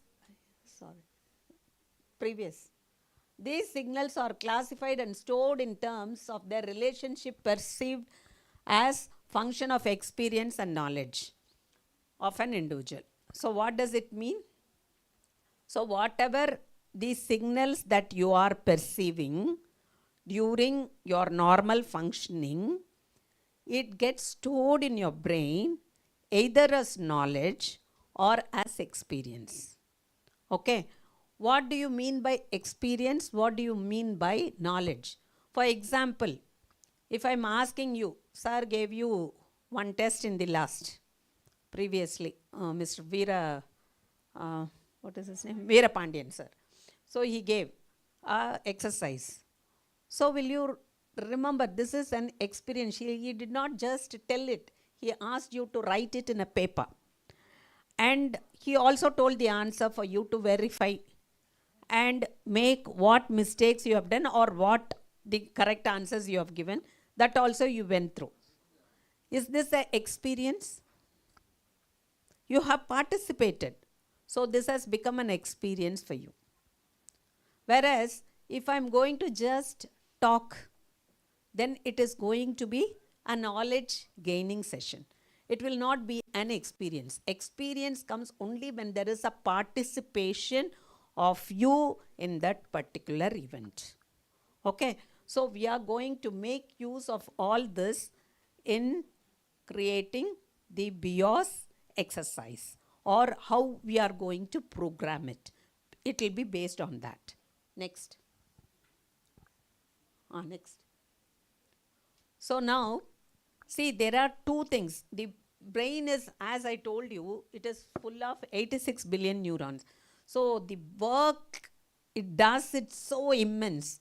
But we are bothered about two things. One is recognition and one is remembrance. Okay, we should know the basic difference between what is recognition and what is remembrance. What do you mean by recognition? What is recognition? Recognition, and there is a difference between recognition and remembrance, right? You accept that? And knowing. Knowing, recognition and remembrance. Knowing is just a semantic information that you learn through your ages. Like from the beginning, you would have known about car, you would have told about so many material things and other things that you would have learnt during your childhood. Okay, so these are knowing. What is recognition is if you have associated, for example, I'm telling you car. You know what is the mental imagery of car. But in case if you are having a car of your own, then you are able to recognize it. Immediately that mental imagery of your car comes in your brain, right? So this is going to produce some electrical activation in your brain. And the next one is remembrance. If I am showing a car in which you have traveled and you have made an accident and a person died on the spot. If I am showing you that mental imagery or the image of that particular car, then what will happen to your brain? See, this is going to be totally involuntary. It is not voluntary at all. You don't have any control over your brain, how it is going to think. So now it is remembrance. So you are going to gather the event that was associated with it because you had an experience in that particular event. So this is called remembrance. So it should have a autobiographical episodes involved with remembrance. So whenever you tell, I remember on that particular day, because it shows your participation and your involvement in that particular event. Okay, so these are the three things which are very, very important to know to do the BIOS examination. Next. So now there are two types of encoding. One is primary encoding and the second one is the secondary encoding. So it is like the primary encoding, it is deep seated and has specific source memory in terms of time and spatial dimensions of experience that individual participated in certain. So what do you mean by primary encoding? I told you about an accident that took place and you have made that accident. You imagine that. So now this particular incident, where it will go and get encoded, it will get encoded as primary encoding, because you have experienced fear, you have experienced anger, you don't know what, lots of experiences. It's involved you emotionally in that particular incident. So this particular incident will go and code it as primary encoding. Okay. The second one is the secondary encoding, where you are going and telling one of your reliable friend, I did so big accident, I don't know what to do, I have to come out of this, I don't know, how can I face judiciary? You are thinking, so many thoughts are going in your mind. You didn't stop the car, you just came out. Okay. And you are going and telling. So now the friend is receiving certain information from you about where it has happened, who has done it, how many people died, everything. Is this a primary encoding? Will his brain encode such information as primary encoding or secondary encoding? Yeah, tell me.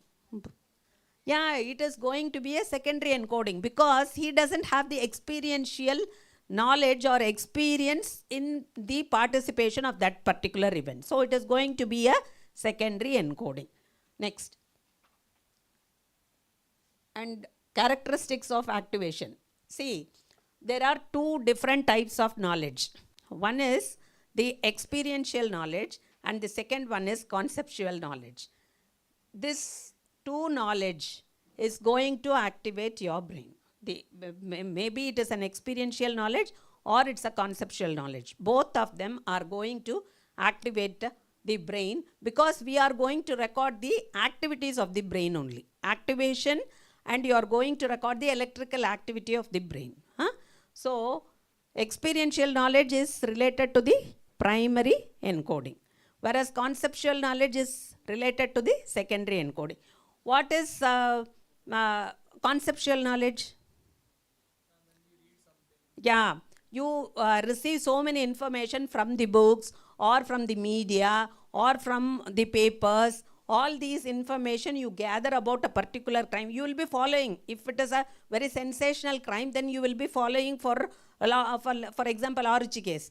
You would have followed for a long time, because it was taking place for more than 3 to 4 years. It was going on.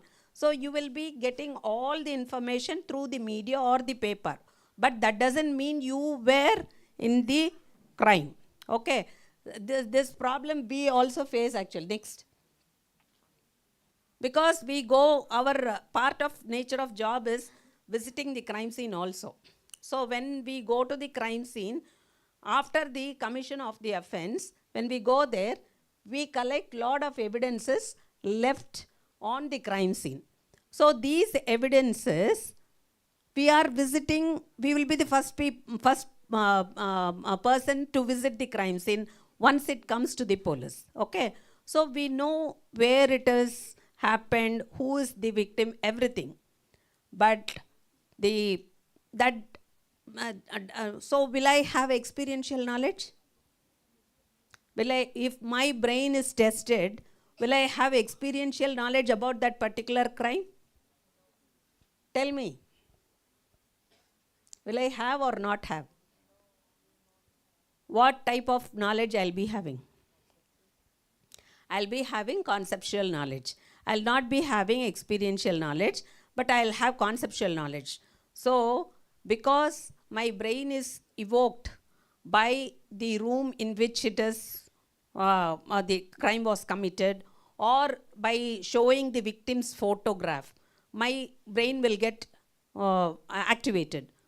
So, all these things will be related only to conceptual knowledge. So, I need to, any person, if we are going to put him in BIOS, we should be able to say whether his knowledge is experiential knowledge or a conceptual knowledge.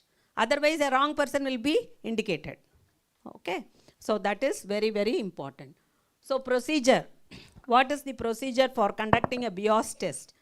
Is first the IO. IO is investigating officer.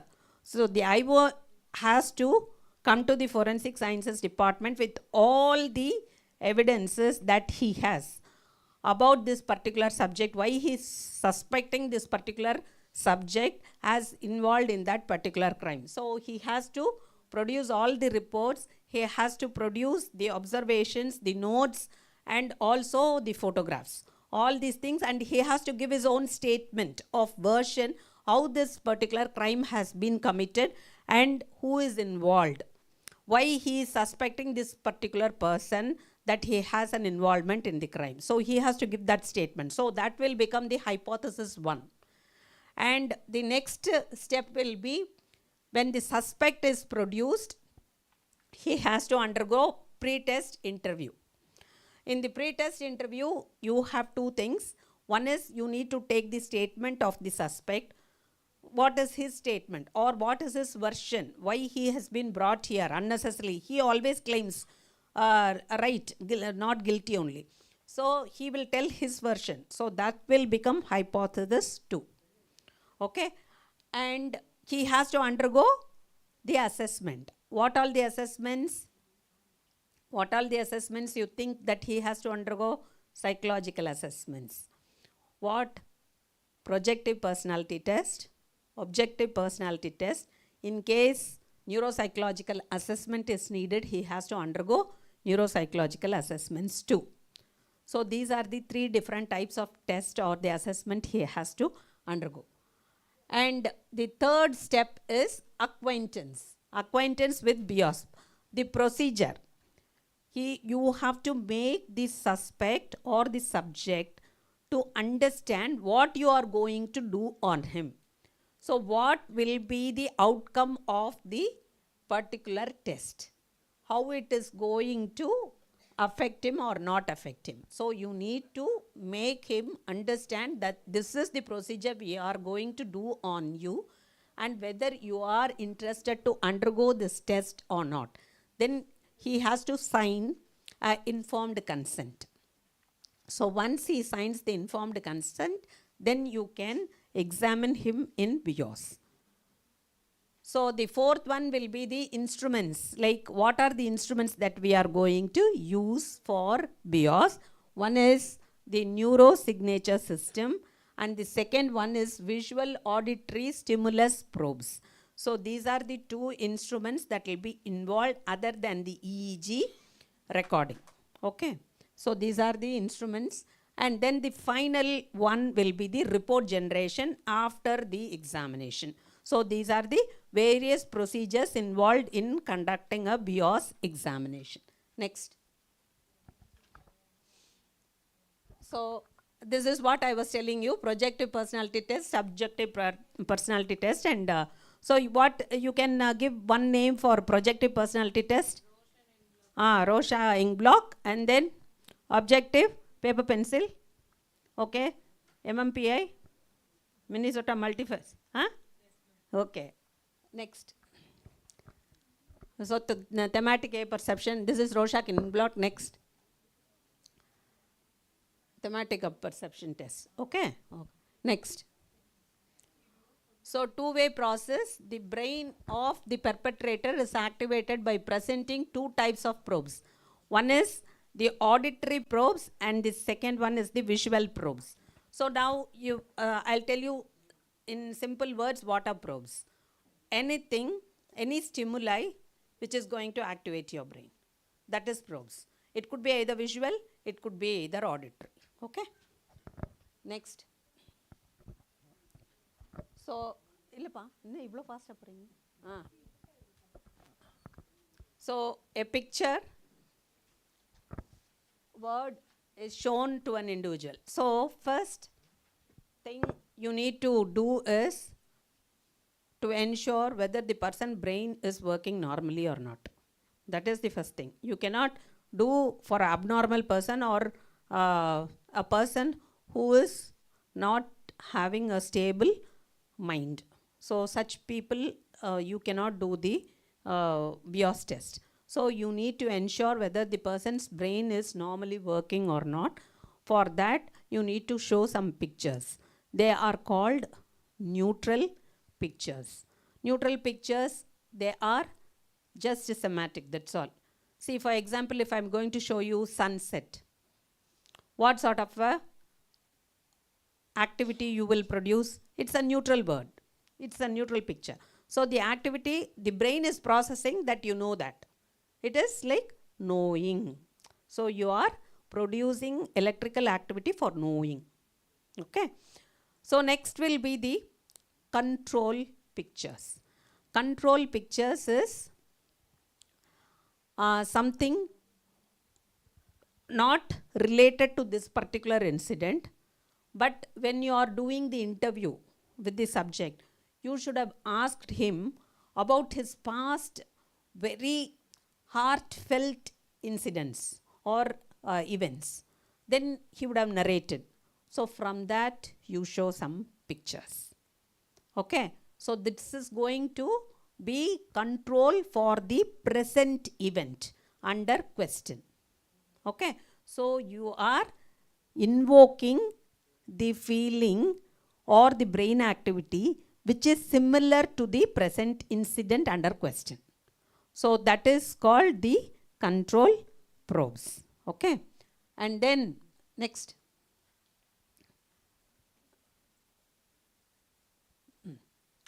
Now all these activities which are produced on the brain, it's called P300. This P300 activity gives you the measure of the experiential knowledge. So we are going to, that activity is being produced in the brain which is going to be measured. Okay. Next.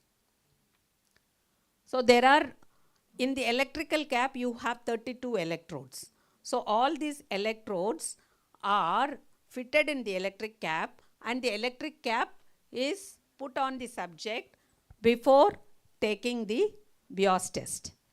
Next. The analog signals, just the electrical activity will be very mild on the scalp surface. So it has to be amplified using transducers. So once it is activated or amplified more and more, then it can be converted into electrical signals in the machine, and you can get it in the form of a graph which is measurable and which is readable, right? Next. The amplified signals are studied using computer program to determine if the individual is guilty or not guilty. So that is our final thing. Next.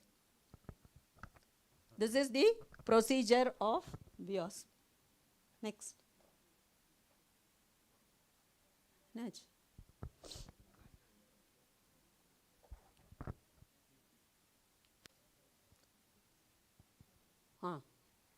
So what are the instrumentation that we need to have in BIOS is EEG, electrical cap, VASP, that is visual auditory stimulus probe, and then neurosignature system. So all these 4 instruments are combined together to do the BIOS examination. Next. So auditory probes. First I told about the visual probes. Those are the photographs or the pictures of some known things that you are going to show it as control or neutral and then target. But in auditory probes, you have short sentences which should not exceed more than 3000 milliseconds. So whatever the hypothesis, he has told no about how this crime, why he was involved, why these people are feeling that I have committed this crime, all these things he has told no. This hypothesis has to be written in the form of small short sentences. So these short sentences are recorded and it is being played to the subject. So he has to listen to these short sentences, which is called the probes, and the maximum length of each probe should not be more than 3000 milliseconds, that is 3 seconds. Okay, and the minimum time required for the brain to process that information is 7 seconds. So each probe roughly the time span for each probe will be 10 seconds, and there should be a gap between the first probe and the second probe for 3 seconds. So that is the order. The total number of probes for a complete auditory examination will be 60. So maximum will be 60 probes. So almost it will take 3 hours for a examination to be completed. Okay. So next. So the actually the changes which have significant level, the level of confidentiality is 0.005 for BIOS, which is very good actually. Next. So this is how a BIOS examination room or the subject will look like. So he is fitted with the electrical cap and he is made to sit in front of a monitor. In the monitor you have 2 speakers also here. The auditory probes will be presented in the speakers, whereas the visual probes will be presented in the monitor. So the person need not speak any single word also. Without making any speech, he has to just see at it. His mind will be processing, and these informations collected from the mind is directly recorded. That's all. So he is not going to talk or do anything. He has to just keep looking at the monitor. Whatever the probes that are presented, he has to just see it and process it. And for the auditory probes, he has to just listen. That's all. All the probes will be presented in a particular fashion, in a regular manner, in which I told you, like 10,000 milliseconds for each single probe. Next. So we are going to record the P300 response of the brain. So this is actually neurosignature system, and this is VASP, and the subject room and the examiner room are different. So it is separated by a window. From the window you can observe, through the window you can observe what he is doing on the other side. Next. So this is the graph that you will get, because from the 32 electrodes, whatever the activity or the P300, here if you see these, the top 3, I don't want to hide, the top 3, there is a normal recording. Whereas in the lower, below that, for 5 to 6, if you see there is activity, because the graph, if you see, it is so compressed and you have big peaks. It indicates that for that particular, the probes that are connected to those measures are activated for the words or the probes that we have presented. Okay. Other probes are normal. So that particular electrode which is connected on the brain got activated. So it is indicating that P300 activity has been produced in that particular area. So whatever the probe that we have told, so that has initiated the response. It is a positive response. Okay. So like this we need to examine, and based on the spectrum we have to come to a conclusion whether out of the 60 probes, not everything will produce the experiential knowledge. Some of them will produce the experiential knowledge. So for that only you will find such activity. P300 response will be there. Next. So legal aspects. In 2001, courts wanted to make use of this technique in crime investigation. India is the second in the world to have started it with full-fledged facility. Next. Many courts and Supreme Court have supported the use of this technique. National Human Rights Commission guidelines need to be strictly followed for tests conducted on an accused. So when an accused is brought from the court, then definitely you have to take the consent of the person before allowing him to undergo the examination. So that is very, very important. Next. So applications like, there are certain things, real memories and the false memories. That also can be distinguished with BIOS. So the University of Pennsylvania, They have conducted a test on that, and then they were able to find out the false memories, distinguish the false memories based on the gamma oscillations produced by the brain. So the analysis concluded that in the retrieval of truthful memories, human brain creates distinct pattern of gamma oscillations indicating experiential knowledge. So when there is a gamma oscillation, it indicates that there is an experiential knowledge in the brain. Next. So legal position in India. On May 5, 2010, the Supreme Court, in the case of Tirumati Selvi v. State of Karnataka, held that narcoanalysis, polygraph and brain mapping tests were to be allowed after getting the consent of the accused. The judges stated, we are of the considered opinion that no individual can be forced and subjected to such techniques involuntarily, and by doing so it amounts to unwarranted intrusion of personal liberty. So if you are not violating Article 21 of the Indian Constitution and Article 23 of the Indian Constitution, then you need to take the consent of the person without fail before they are put into these tests. That is mandatory. If you do it without taking, then the court does not admit it. The evidences gathered will not be admitted, or whatever the outcomes of your examination, the reports generated will not be accepted. So you need to take the consent of the person before doing such tests. Next. So this is the job nature of a forensic. You need to do psychological examination, crime scene examination, and you need to deliver lectures to police, you have to, because the forensic psychologists are clients or police and judiciary.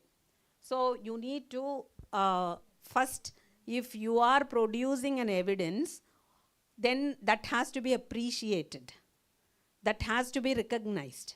So who is the end users? The police are the end users. So we need to actually educate them on how useful these techniques are and how can it be used in various situations.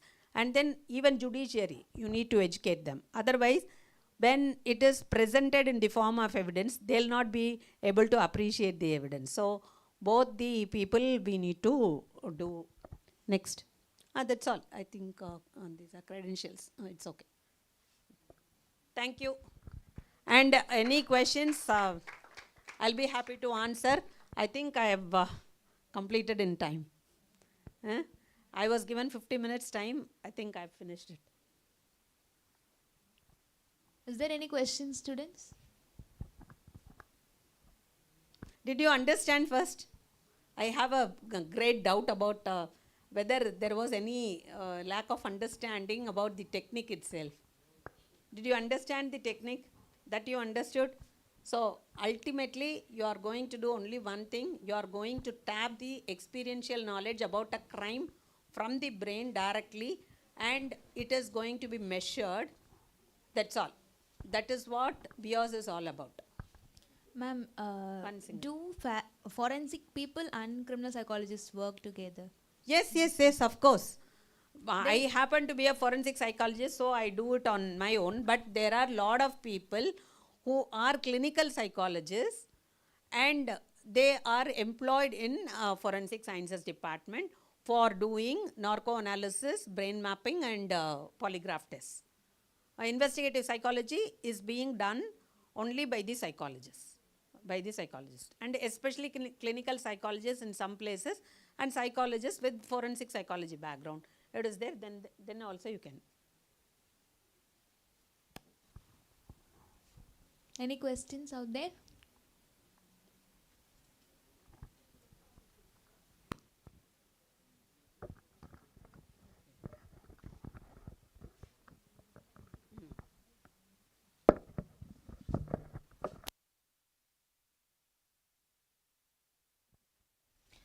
Thank you, ma'am.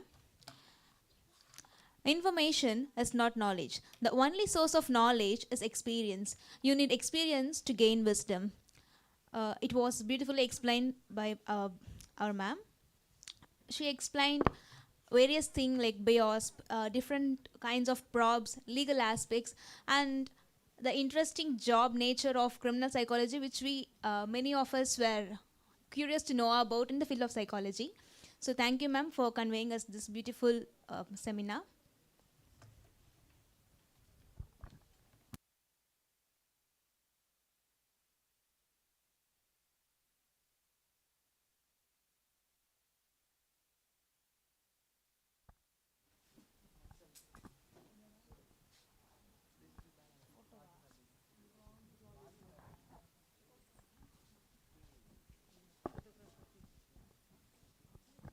I request students of psychology department to come up on the dais to take a group picture with our resource person.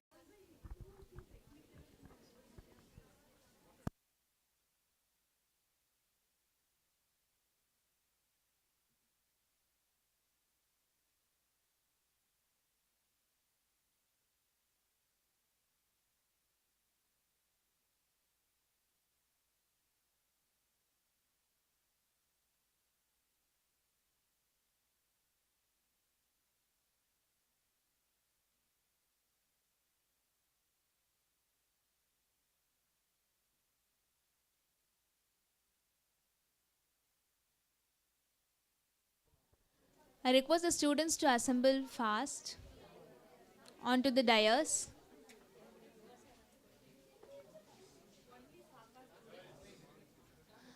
I request the students from the Department of Psychology to assemble on the dais